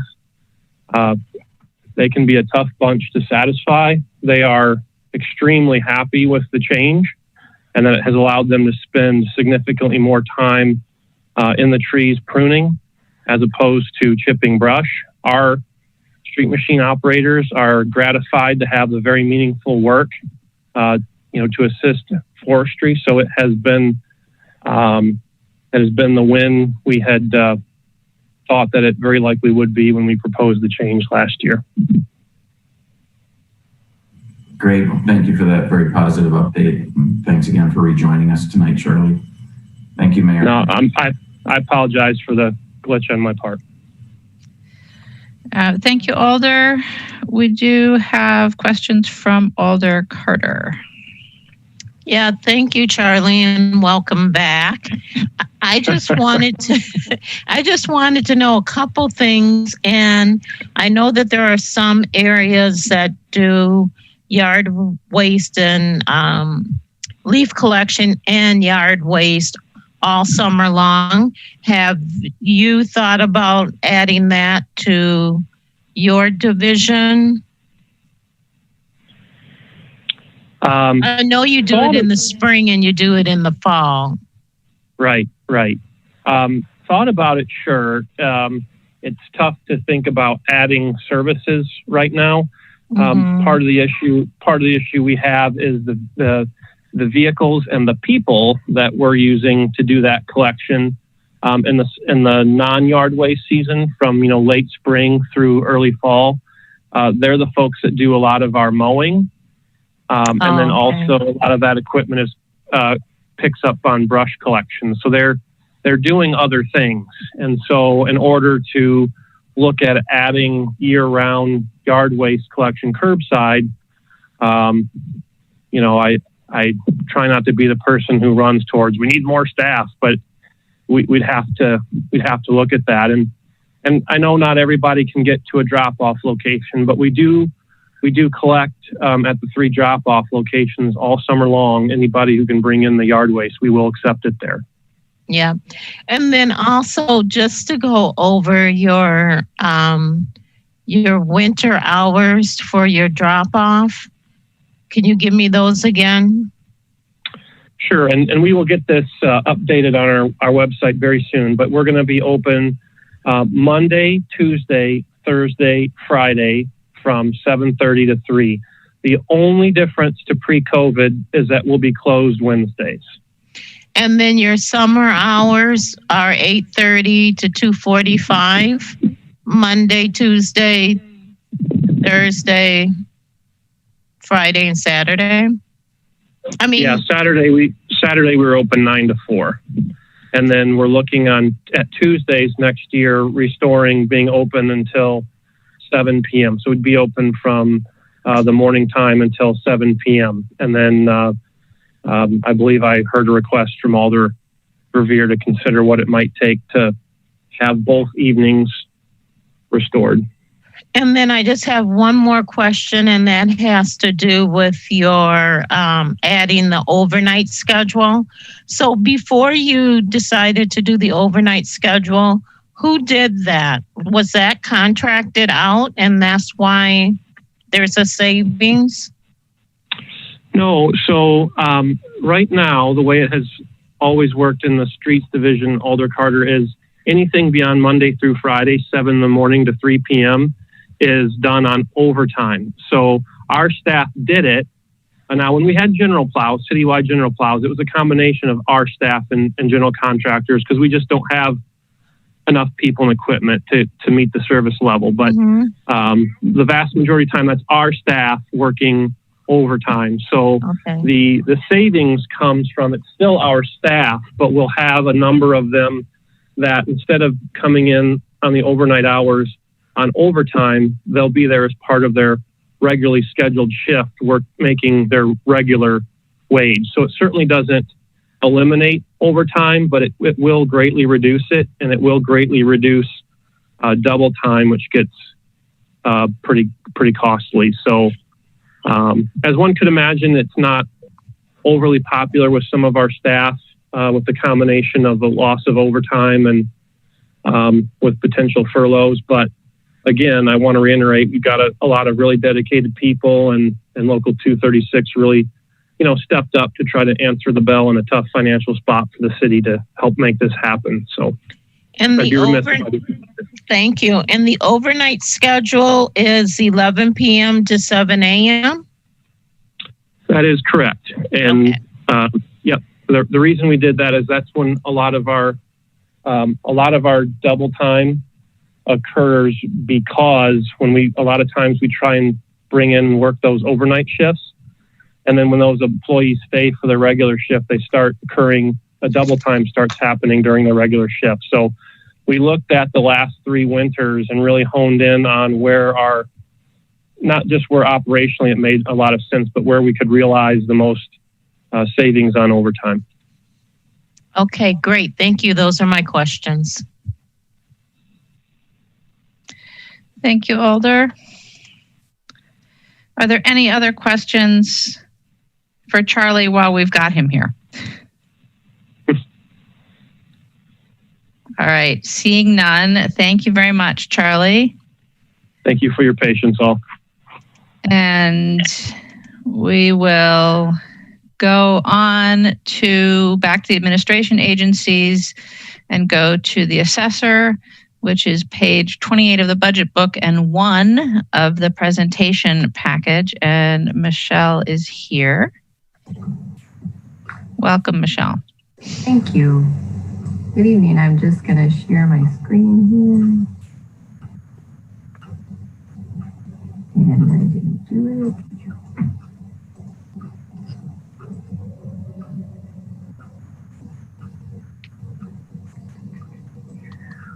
We're seeing half your screen.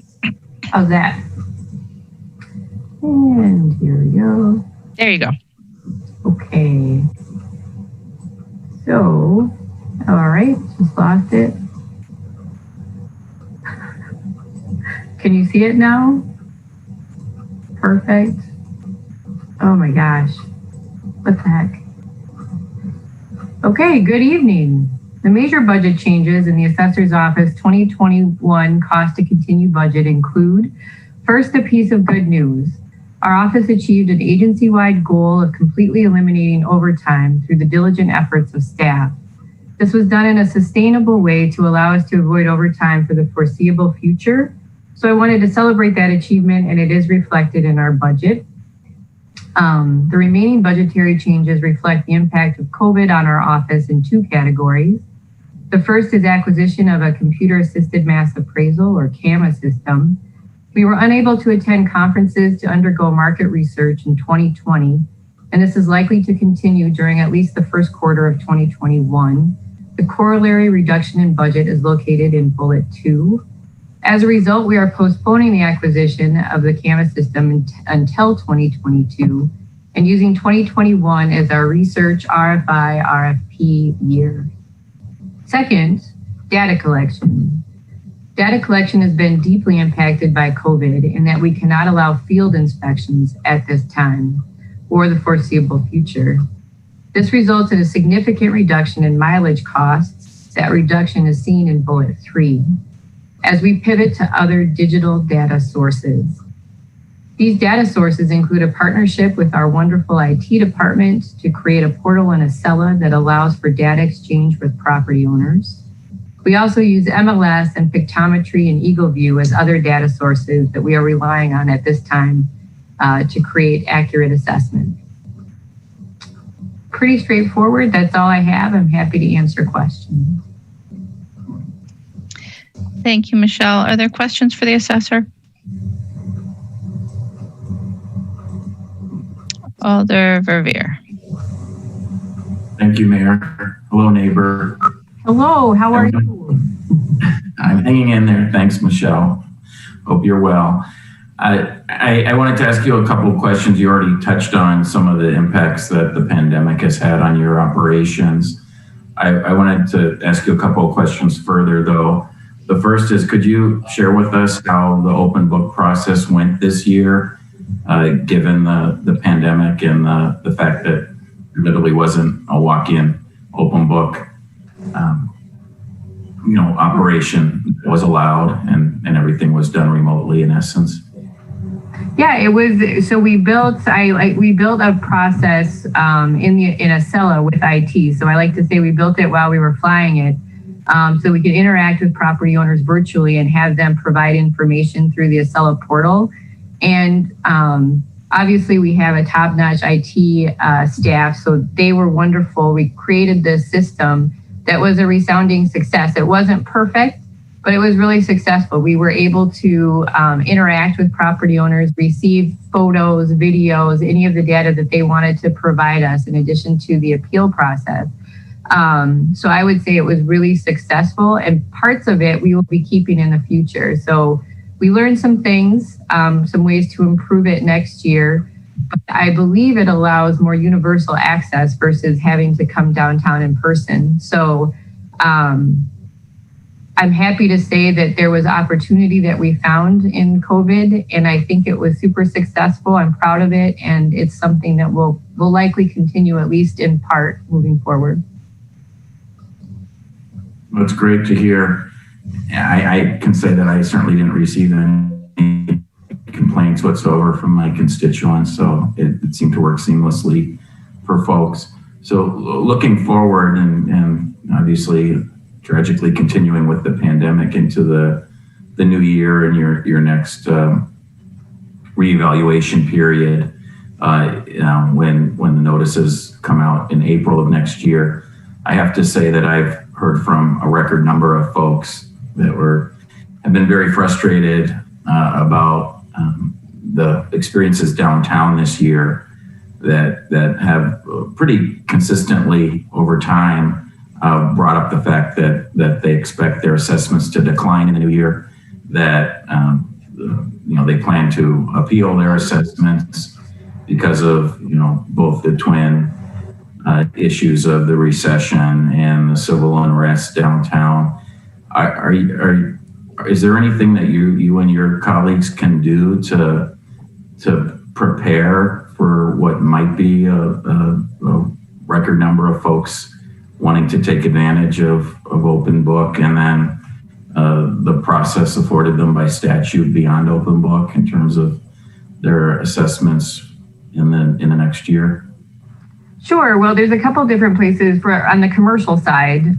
The residential side is going gangbusters. So, COVID has not impacted the residential piece of the market. But on the commercial side, we are taking some time this fall to strategize around how we would deal with things like PPE loans, for example. In an income and expense approach to value, we have to figure out where we're going to deal with those kinds of things when we're looking at different groups of property. That's just one example. So we are taking some time to figure out process first before we set assessments, but certainly we would be considering COVID and the impact to different groups of commercial entities and when we're setting trends through mass appraisal. So as you know, Mike, we can't do individual appraisal at the outset. So groups of properties, groups of types of properties will get trended and we'll take a look at, for example, we would be looking at hotels differently than we would grocery stores this year. Grocery stores are doing just fine, right? But hotels, maybe not. Retail bricks and mortar stores, maybe not.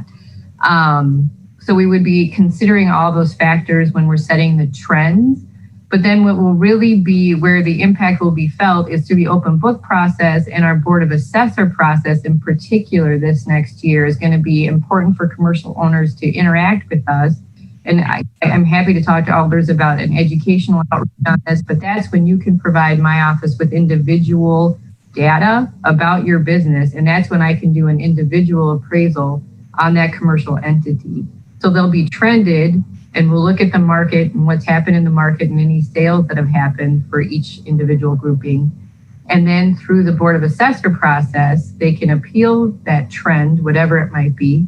If it's flat, if it's up, down, whatever it is, they can contact our office and provide me with specific data about their individual commercial entity. And then we can do an individual appraisal. So if they were hit, if State Street would be a prime example of where I would expect to hear from those owners saying, my insurance went up, I had to pay out of pocket for this, I couldn't be open for this period of time. I can't rent, if it's an owner of the building, I can't rent this storefront anymore, it's vacant. All of those things are relevant for us to look at in the individual appraisal. So there's two sides of that. One, the trending side, where we'll take a look at what we can in setting the trends. And then it's having folks contact us to give individual information, data about those businesses, so we can take a look at that through our Board of Assessor process. Thank you. So obviously you thought about this a fair amount, it sounds like, Michelle.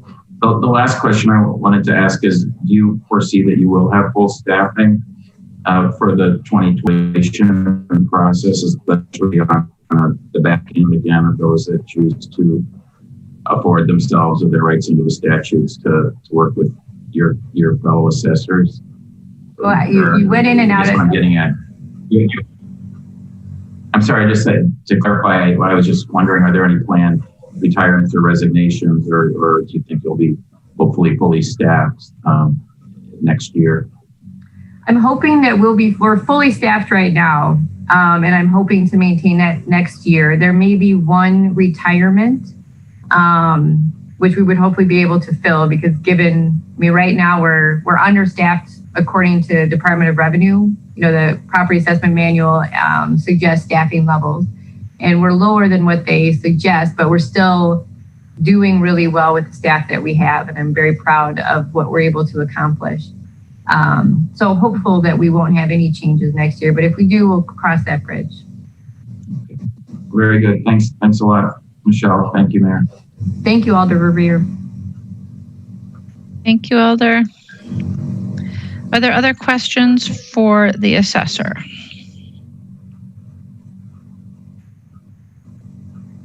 All right. Seeing none, thank you, Michelle. Thank you. And we'll go on to the attorney's office, which is on page 34 of the budget book and 3 of the presentation packet. And Attorney Haas is here.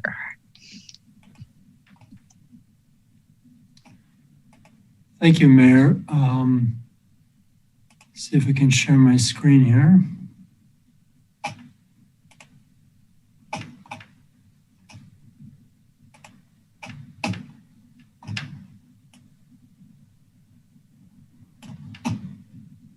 Are you seeing that okay?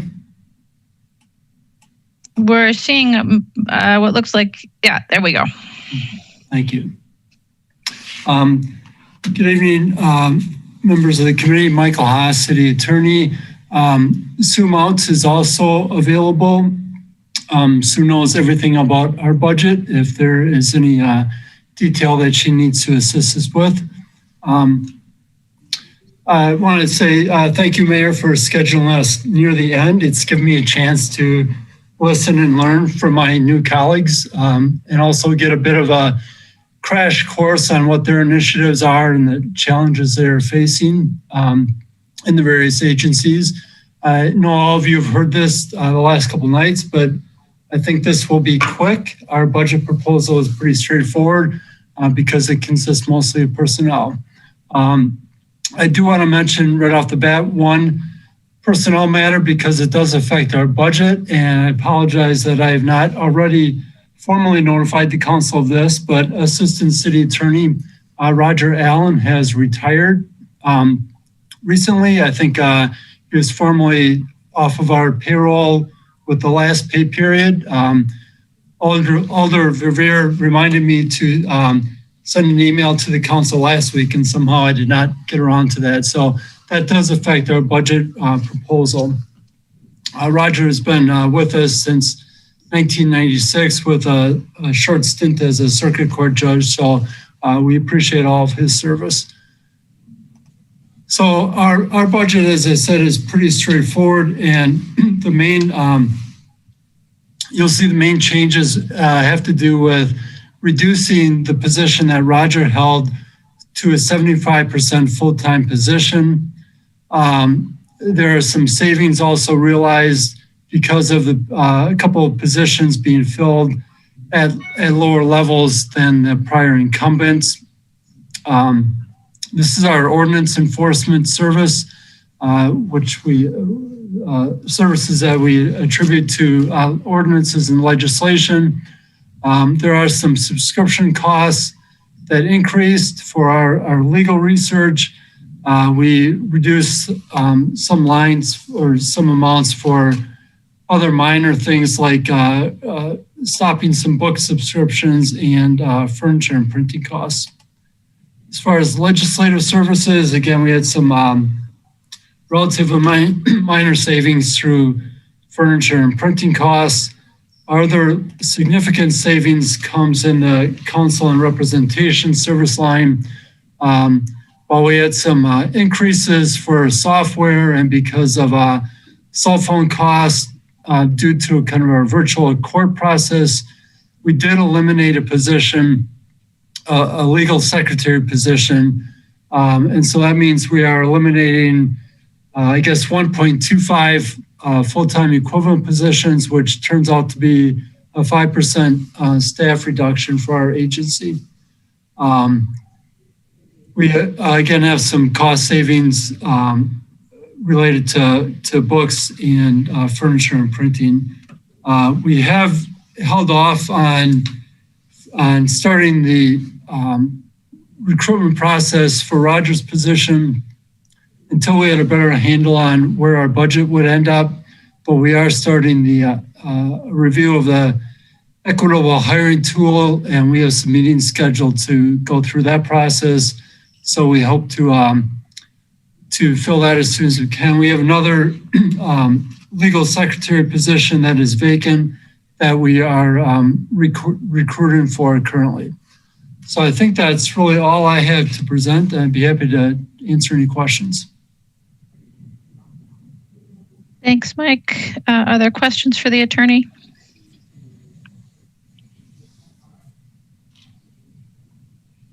I am not seeing any questions for Attorney Haas. So we'll say, Alder Harrington McKinney.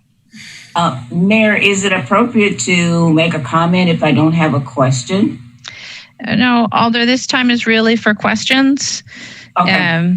And we'll have discussion at a future Finance Committee meeting.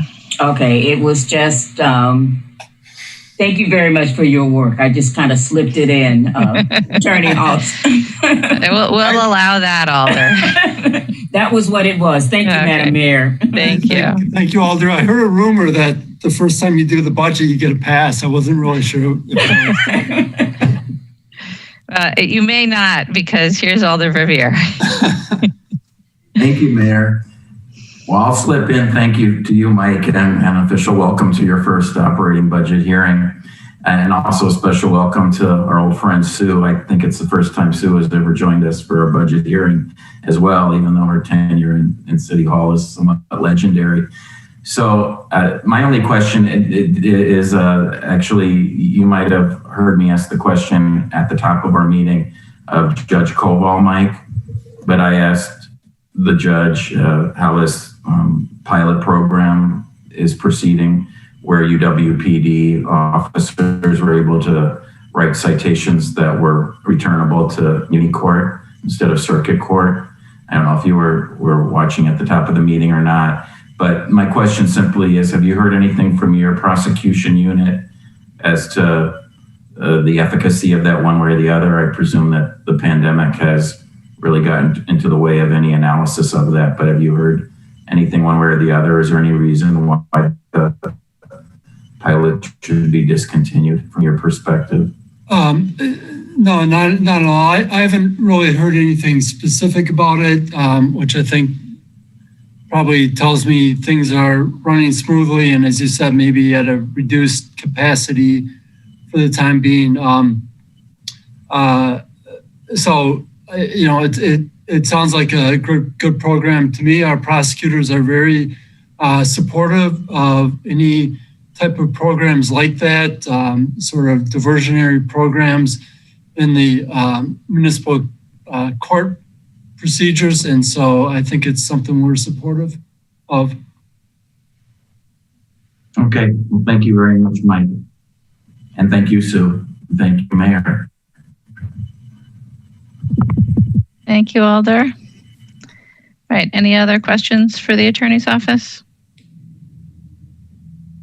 All right, thank you, Mike and Sue. And we will go on then to civil rights, which is on page 68 of the budget and 19 of the presentation packet. And Norm is here. Norm, you should have a prompt to unmute. I do. Thank you, Mayor. Thank you, Mayor. Good evening to everyone. I'm going to share my screen.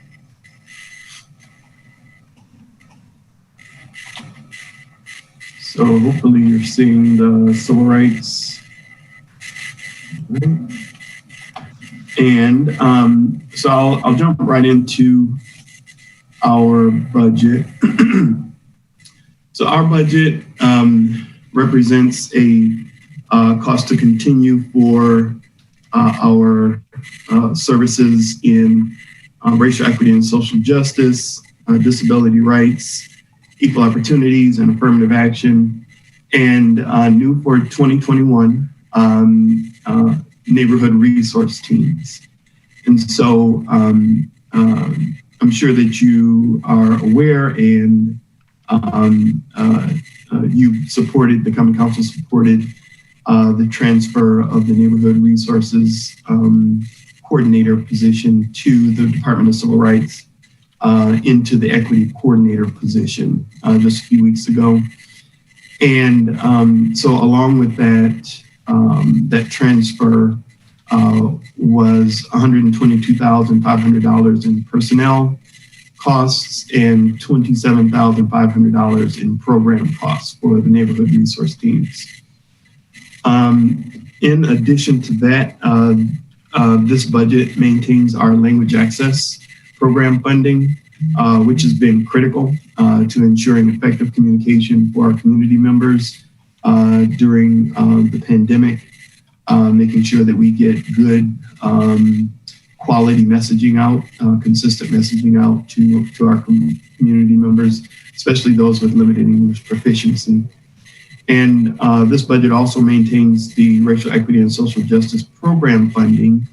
That's also critical for us to be able to support the development of city employees, not just DCR employees, but city employees across the organization to develop skills in racial equity and social justice. And so what else is new with this budget is, although there's an increase in funding because of the NRT work and the NRT position, this is the first year that the Department of Civil Rights was able to be included in the cost allocation plan. And so, our billing to enterprise agencies is $188,000. And so it is, as the budget reflects, a net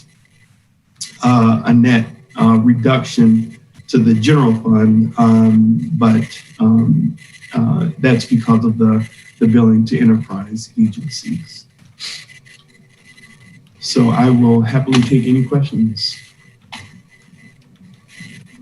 Thank you, Norm. Are there questions for DCR?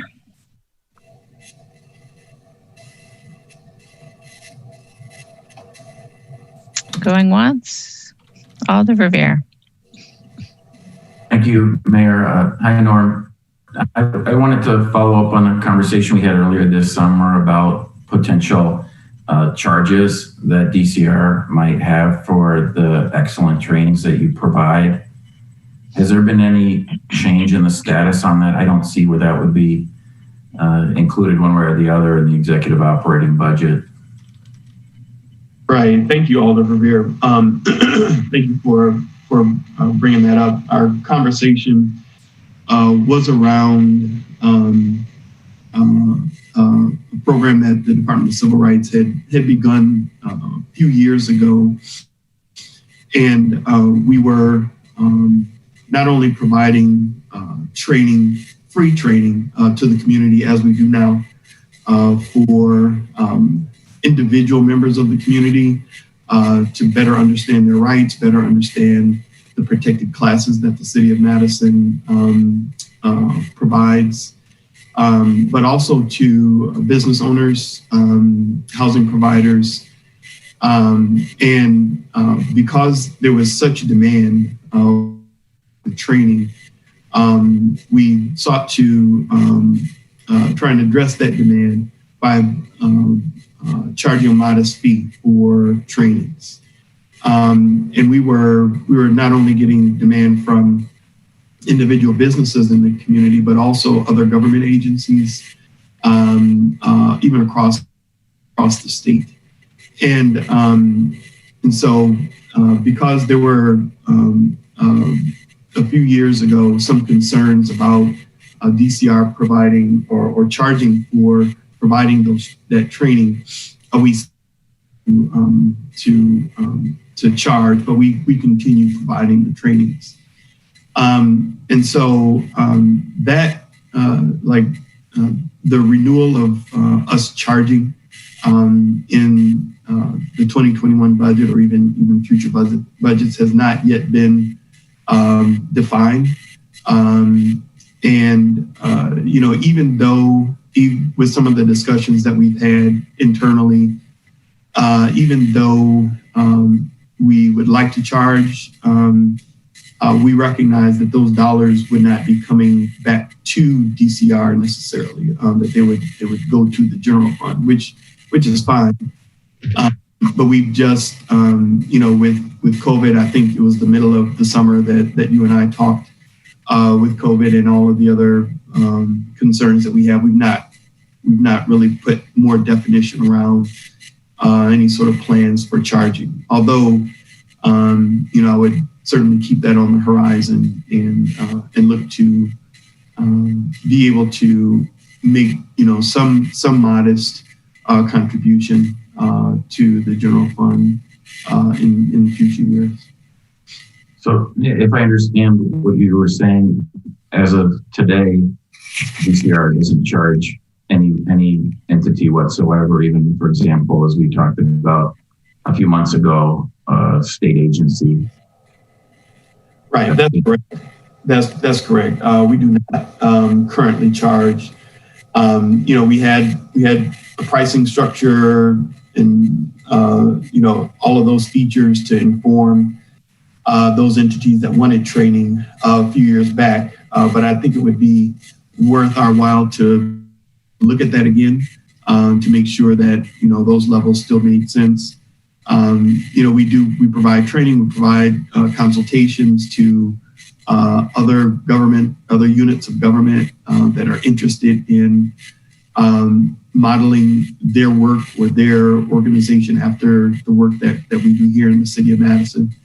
And so we're very happy to provide that at no cost, for the time being. But I just see that there's some potential in the future for the city to benefit in multiple ways by charging. Yeah, I certainly agree with you, as we all agreed in our conversation. So anyway, it just occurs to me that you should continue to plan for this.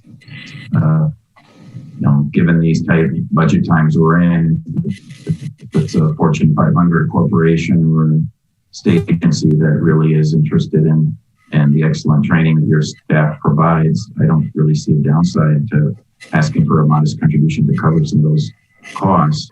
And frankly, I'm thinking as I sit here that maybe it's a way to fund a more robust, inclusive workplace policy training for our own staff, as you might have heard me have that colloquy with our HR director and others earlier in the meeting tonight. Yes. So just food for thought you might be hearing from me on a potential budget amendment. Okay. Thank you. Thank you, Norm. Thank you, Mayor. Thank you, Alder. Are there other questions for Norm?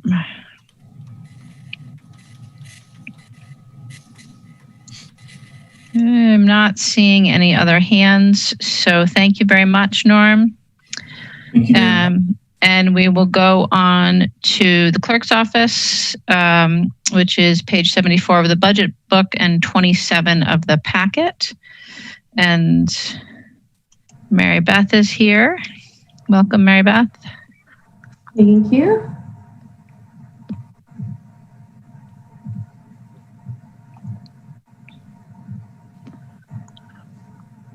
All right.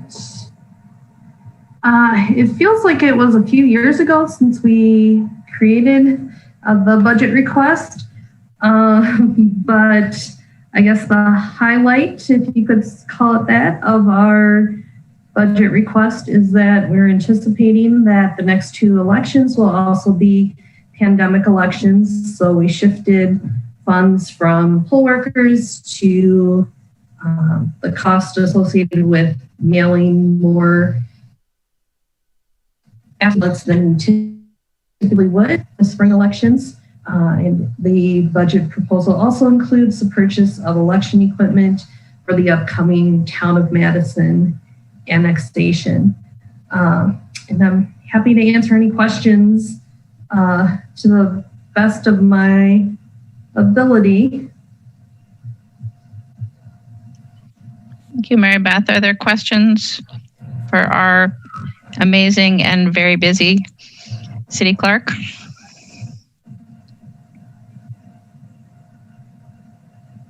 I'm not seeing any questions. So I will say thank you, Mary Beth, for everything you're doing, and to your staff as well.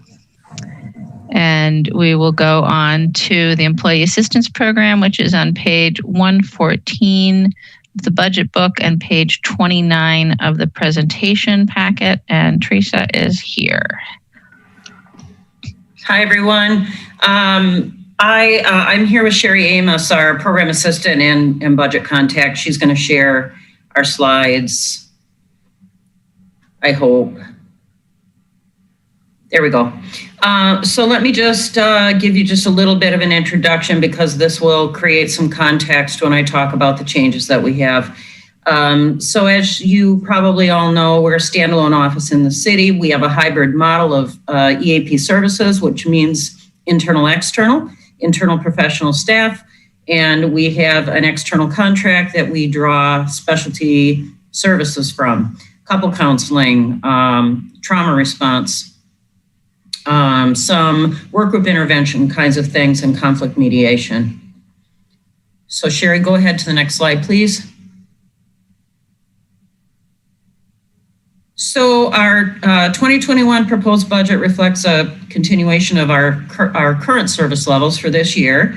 The primary changes include an increase of $14,000 in our consulting services line. This is that external EAP provider that I was referencing. And that increase is based on average fees in the late 2019 and early this year. We, as many of you also probably know, we don't have full control over the expenses out of that line because employees and family members can go directly to the external provider as another choice if they're not comfortable coming to the internal program. The other change then is we're going to have a small amount of savings from transitioning really to all electronic material, and that has a whole lot to do with just plain teleworking and working remotely, and not being in the office has resulted in that savings. And then the third bullet point here is that we will be transitioning the hosting of our EAP utilization software to City IT. We own the license at this point to that software, but we do have a choice where we host it. So we will be working with IT over this next year, and that will result in a hosting or a subscription savings of $6,000.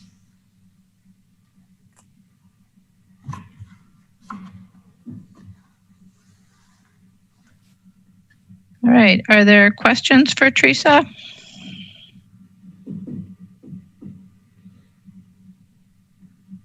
Not seeing any questions for EAP. So thank you very much, Teresa. Appreciate everything you do for our staff. Thank you. Be safe. Thank you. And we will go on then to IT, which is on page 173 of the budget book and 59 of the presentation packet. And I see Amanda and Sarah. Wow, that went a little quicker than I was expecting, and I did not have my presentation up, so. Well, I'm super excited to be the second to last person to present for you tonight, and hello, everyone. Here we go.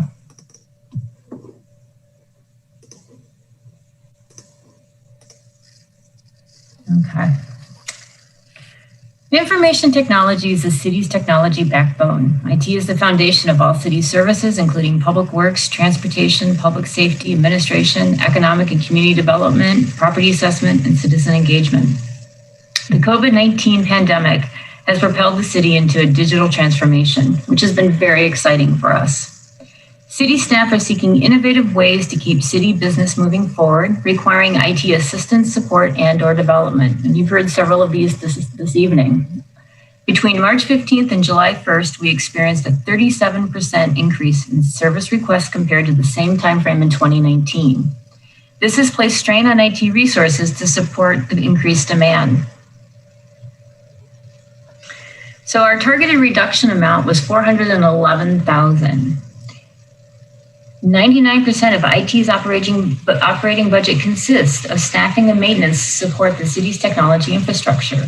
Last year, we made as many reductions as we could, and we were aggressive in our review to consolidate and eliminate redundant technology systems and maintenance. We also decreased our training budget and other miscellaneous funding to meet the budget reduction requirements for 2020. Our budget is already very lean. Making any additional reductions would greatly impact our continuity of operations and our ability to support this digital transformation that we are in. So in compliance with the requested 5% reduction of $411,000, we proposed charging specific positions to the IT capital budget that supports annual planned capital programs. This will allow us to continue supporting the advancement of all city services, projects, initiatives, and citizen engagement without having to reduce staffing. These proposed reductions are reflected in our major budget changes sections of IT's operating budget services. So let's dig a little deeper and see what we are proposing. For applications development, which includes application and web development, enterprise business solutions, asset management, GIS, and database management, there is a decrease of $75,000 in applications and development. These major budget includes adjusting payroll allocation to reflect that 75% of an IT specialist 3 position dedicated to the fiber and wireless capital program. We are also looking to partner with water utility to hire permanent FTE project manager. Funding for this position is in water utility, but will be realized in the IT budget. And then increased system and software maintenance. This is annual, and for applications and development, it was $150,000 for this year. And then as we brought in a new tax replacement system for 2020, there's increased system and software maintenance for 2021, as well with our municipal utility billing system that we'll be bringing in. We also consolidated the timekeeping and scheduling software maintenance costs by transferring funding that was in police, engineering, and MONONA TERRACE to IT, and that was an increase of $44,000. And then a very important program that we partner with CDA Housing and with Madison Public Library on is the supporting of ongoing digital literacy, fix-it clinics, and access to low-cost devices programming. And in technical services, which is our network and operations infrastructure, our help desk, telecommunications, media team, and cybersecurity, there's a decrease of $283,000. And what are those major budget changes? There's an adjustment of payroll allocation to reflect a portion of 4 IT specialists that will be dedicated to ongoing capital programs, which is the Workstation Equipment Lifecycle Management Program, the Network and Operations Infrastructure, and Security, Risk, and Compliance. And that's at $344,000. And then Technical Services has annual increase of maintenance and software and system maintenance of $165,000 for this year. And then we have an increased system and software maintenance for the continued support of SharePoint Online and Windows 10. Now, these are ongoing subscription costs, which will be incorporated into the larger Microsoft 365 package that we're hoping to get implemented in 2021 if this is approved in our capital. There's really nothing left to cut in 2021 but staffing or maintenance. And however, for our IT staff and maintenance costs, these are vital to our continuity of operations and our ability to continue to the digital transformation, which is why we requested payroll allocation dedicated to ongoing capital programs. And then, since I'm so proud of my team, I have to share it with you one more time. They're the ones that provide this technology backbone that empowers and supports City of Madison agencies in serving our residents and visitors. And this team works tirelessly for all of you each day and are just quite amazing. Any questions? Thank you, Sarah. Are there questions for IT?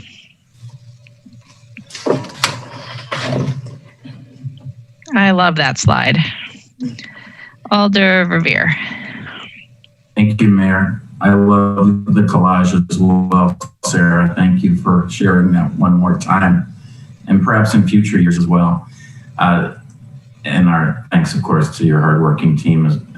My question really is limited to this new position that would be dedicated to the water utility. Am I correct that that would be the first position within your agency that's dedicated to working solely with another agency? We have done it in the past. We did it with CDA Housing many years ago it was like a part-time position, but then as the CDA They didn't need us as much for support. We moved that position more into just IT and then stopped getting that funding from CDA. This is a new idea that with water utility, they have so many technology projects that are going on, and they really need to have a project manager that is in IT that can just focus on water utility projects, but because they're housed in IT, they know who to reach out to immediately. They're going to be part of all of the teams where they're doing the project planning, when they're talking about if we need to do database upgrades, if we need to talk about getting in new network switches or whatever it is that water utility needs, they're going to know who that person is and they can help to move these things along. They'll also help with this municipal billing services project. So all of these things, if we have somebody in IT, the hope is that they're going to be able to be more agile in responding to the needs of the agency. We're pretty excited about it, I have to say. I'm glad you're excited, and we should all be. Is it, my assumption indeed was that it was all about the kind of Herculean conversion to in Munis for water utility to Tyler utility billing.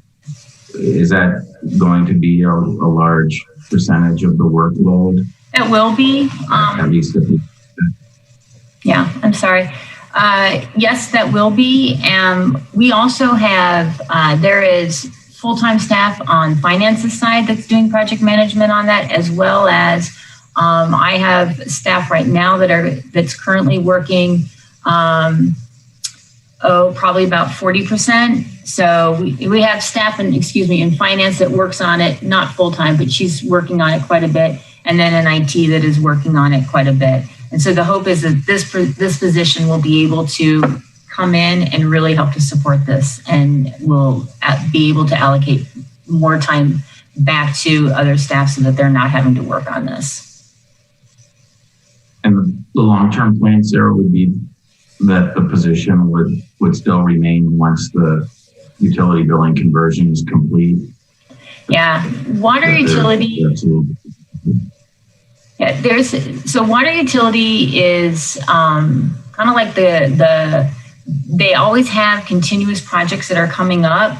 Once we get done with one, there's another, not so much conversion, but just upgrades to systems. They have a very heavy technical back end, and there is just a lot of work that is done between IT and water utility. And since there isn't one staff person in water utility that can work on it, and there's not just one person in IT, I have to say sometimes we don't move as quickly as we would like. And so then it's a real impact on staff when we have to move, we have to drop a project or put a project on hold because that upgrade needs to get completed in a timely manner, and it wasn't done in a timely manner. So now it's not in a timely manner, it's in an emergency manner that we have to get in there and do those upgrades. We just went through some of those last year. And it would also help with project planning with cost. We had to help cover upgrades last year with servers because they didn't have the money for it because they hadn't budgeted for it. And we had extra funds. Approximately how many agencies have in-house IT professionals? So there are different ones with different roles, but I'll walk through them for you. Fire has one who is a project manager similar to what water utility is doing. But Fires also does more help desk work for fire. So they coordinate with us. Chris works with us, works very closely with our help desk staff, and then also does some project management of projects that are coming in, and then reaches out to us when he needs us to take the technical side for it. And then there is Metro, and they have two, and they have a position that they are hiring for right now. So that's a 3-person shop. Police has 4 or 5 staff members. I'm not sure how many they have. And they have a couple who I believe maybe do some development. I don't know all of police's business. And then on their software, and then they have help desk staff, like similar to what we have, and then they coordinate again with our help desk staff. And then I believe that's it. Amanda, can you think of any others?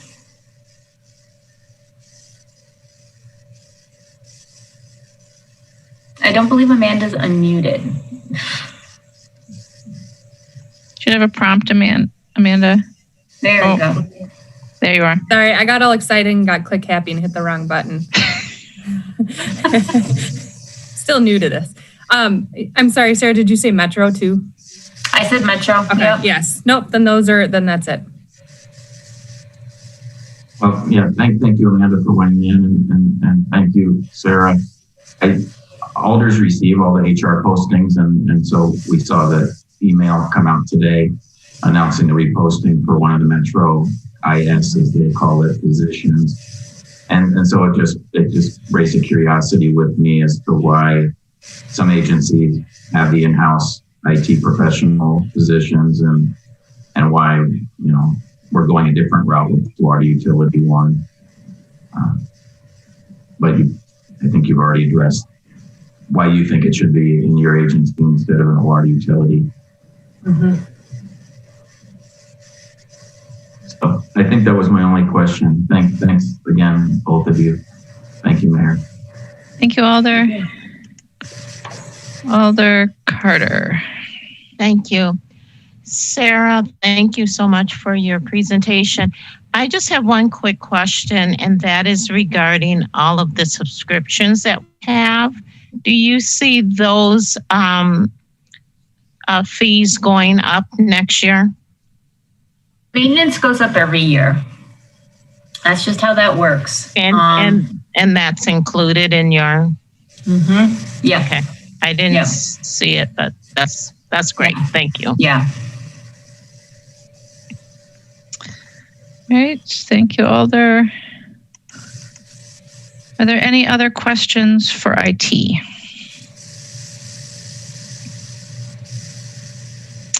Okay, not seeing any. So thank you, Sarah and Amanda.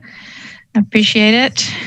And we will go then to finance on page 132 of the budget and page 40 of the presentation. And Dave and Laura, you can both unmute yourselves.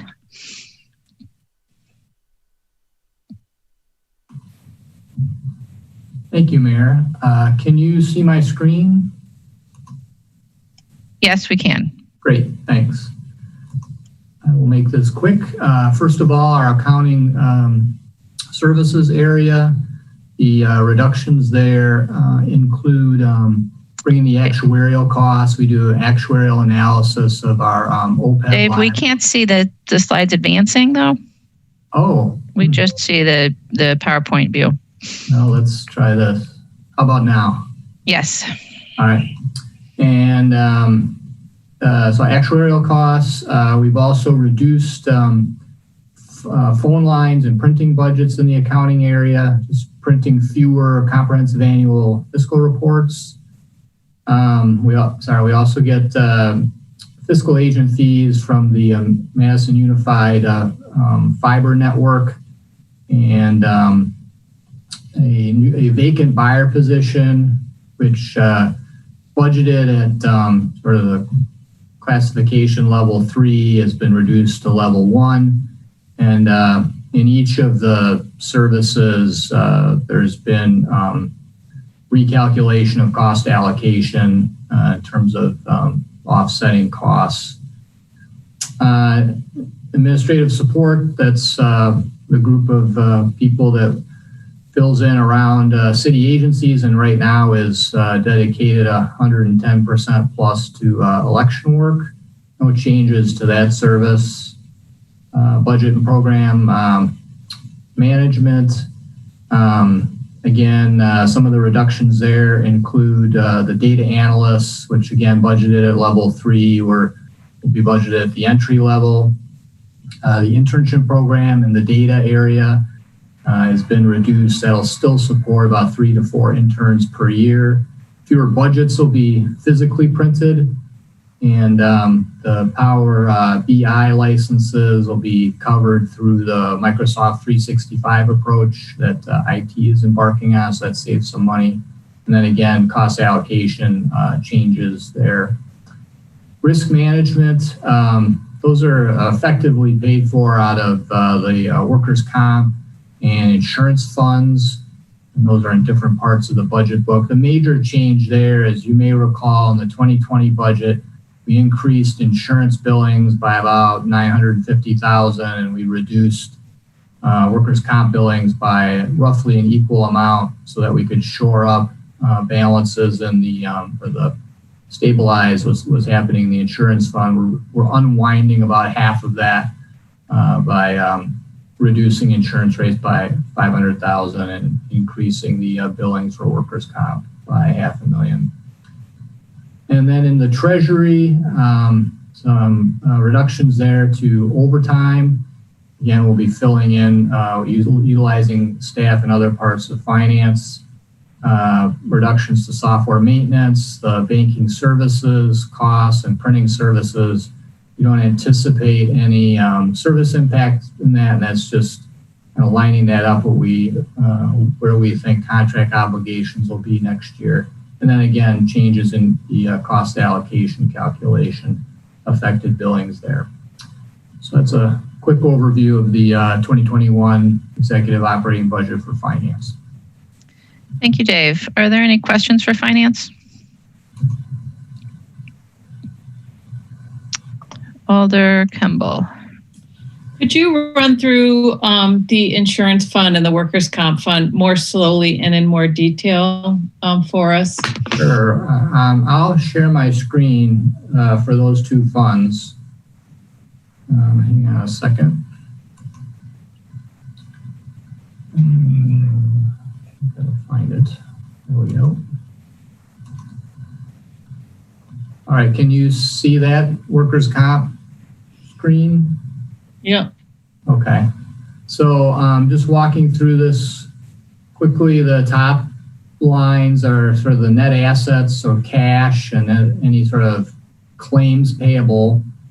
And then we have these are the billings to departments. Those are the amounts that are built into each of the agency's budgets.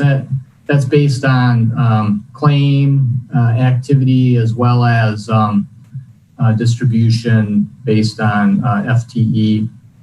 And then we have sort of estimated losses that'll be paid related to workers' comp.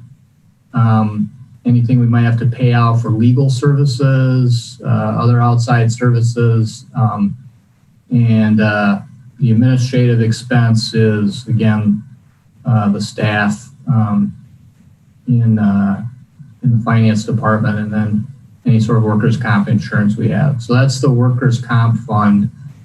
Let me try to find here's the insurance fund. Same sort of layout, cash and other assets. And then we have, again, estimates of claims payable and other liabilities. And you can see the billings to departments that in 2019, it was about 2.4 million. In the 2020 budget, those billings were increased by at 950,000 that I mentioned, and then they'll be reduced by $500,000. And we do have some insurance recoveries there, as well as a dividend that's paid out from our insurance company, WIMIC. The liability premium under the expenses, you can see both what the actual amount paid out, what we in 2019, what we expect in 2020, and then the estimate for 2021. You'll see some increase there, as well as an increase in the property premium. And again, that what we estimate will happen with claims. And we budget for loss payments to departments, and then again, that administrative expense associated with staff in the finance department, the risk manager, the safety supervisor. And then you'll see a slight surplus at the at year end relative to our asset goal. So that liability premium went up quite a bit over the last 2 years. Yep. What's that attributable to? Well, it's going to be attributable to some of the things we've talked about before, claims that we're paying on and the resultant impact of that in terms of how WMIC is assessing us as a risk. So things like officer-involved shootings, any sort of vehicle incidents that may have occurred that have resulted in loss of life or injury and things like that. So this does really reflect our experience over the last few years and how, sort of WMIC views us, and premiums have gone up accordingly. So in that $950,000 on the claims line, is that a deductible or is that an estimate? What does that represent? Yeah, that's an estimate of the deductible that we might have to pay. So for very small claims, particularly property claims, we are paying those amounts out rather than, and then once we get above that first, I think it's $500,000 threshold, per claim, then WMIC is paying above that amount. So you're estimating that we'll go above the 500,000 or that we'll have several claims. I'm sorry. Explain the reasoning behind the 950. Again, that's that's the risk manager's estimate based on what we have seen in the past, as well as a change that WMIC made in terms of what that deductible amount is. It used to be $350,000, and then it's been raised to $500,000, again in response to primarily those officer-involved shootings. So they've increased our deductible, and then we have to sort of budget for that accordingly. That's held down what would otherwise be a larger liability premium increase. To go with a bigger deductible. Right. So, and up to the billings to departments, is that something that we just do internally?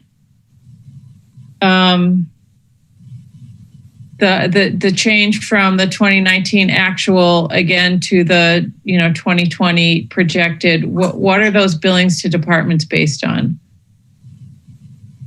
So again, we base that on what we see happening in the insurance fund relative to what our cash balance is and our asset balance. In the insurance fund, a large share of the sort of the balance in the fund is the value of the city's interest in WMIC. So it's not cash. So we have to be sure there's sufficient cash there. So that with combined with what's happening with liability premium increases, as well as what's called a reserve adjustment. That's when the actuaries come in each year and take a look at what's happening with our experience, and WMIC may make an adjustment. Some of that reserve adjustment is sort of reflected in that claims amount as well, to try to, we don't know what that's going to be from year to year.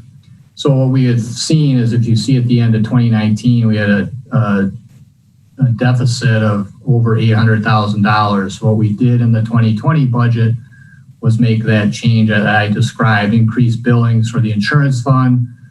We have surpluses in the workers' comp, reduce the billings there, and the insurance fund situation is stabilized, and so we can unwind a portion of that shift in premiums between the two funds. And so how are these billings allocated to departments? I can get you the details on that, but very generally, a portion of it is on experience. So what sort of claims might be incurred by agency. And then a portion of it is based on, I believe, sort of FTE. Okay, thanks, Dave. Yep. Thank you, Alder. Are there other questions for finance?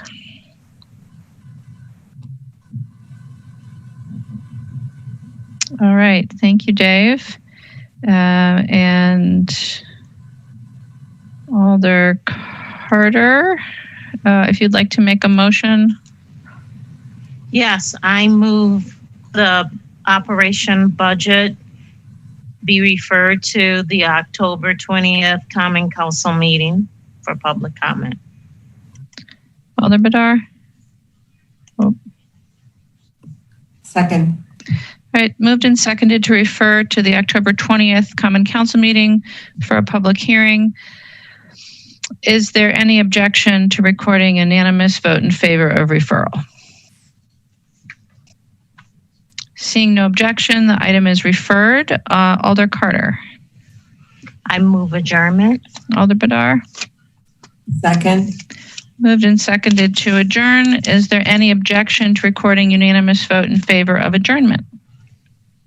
Seeing no objection, we are adjourned. Thank you all. Have a good night. See ya.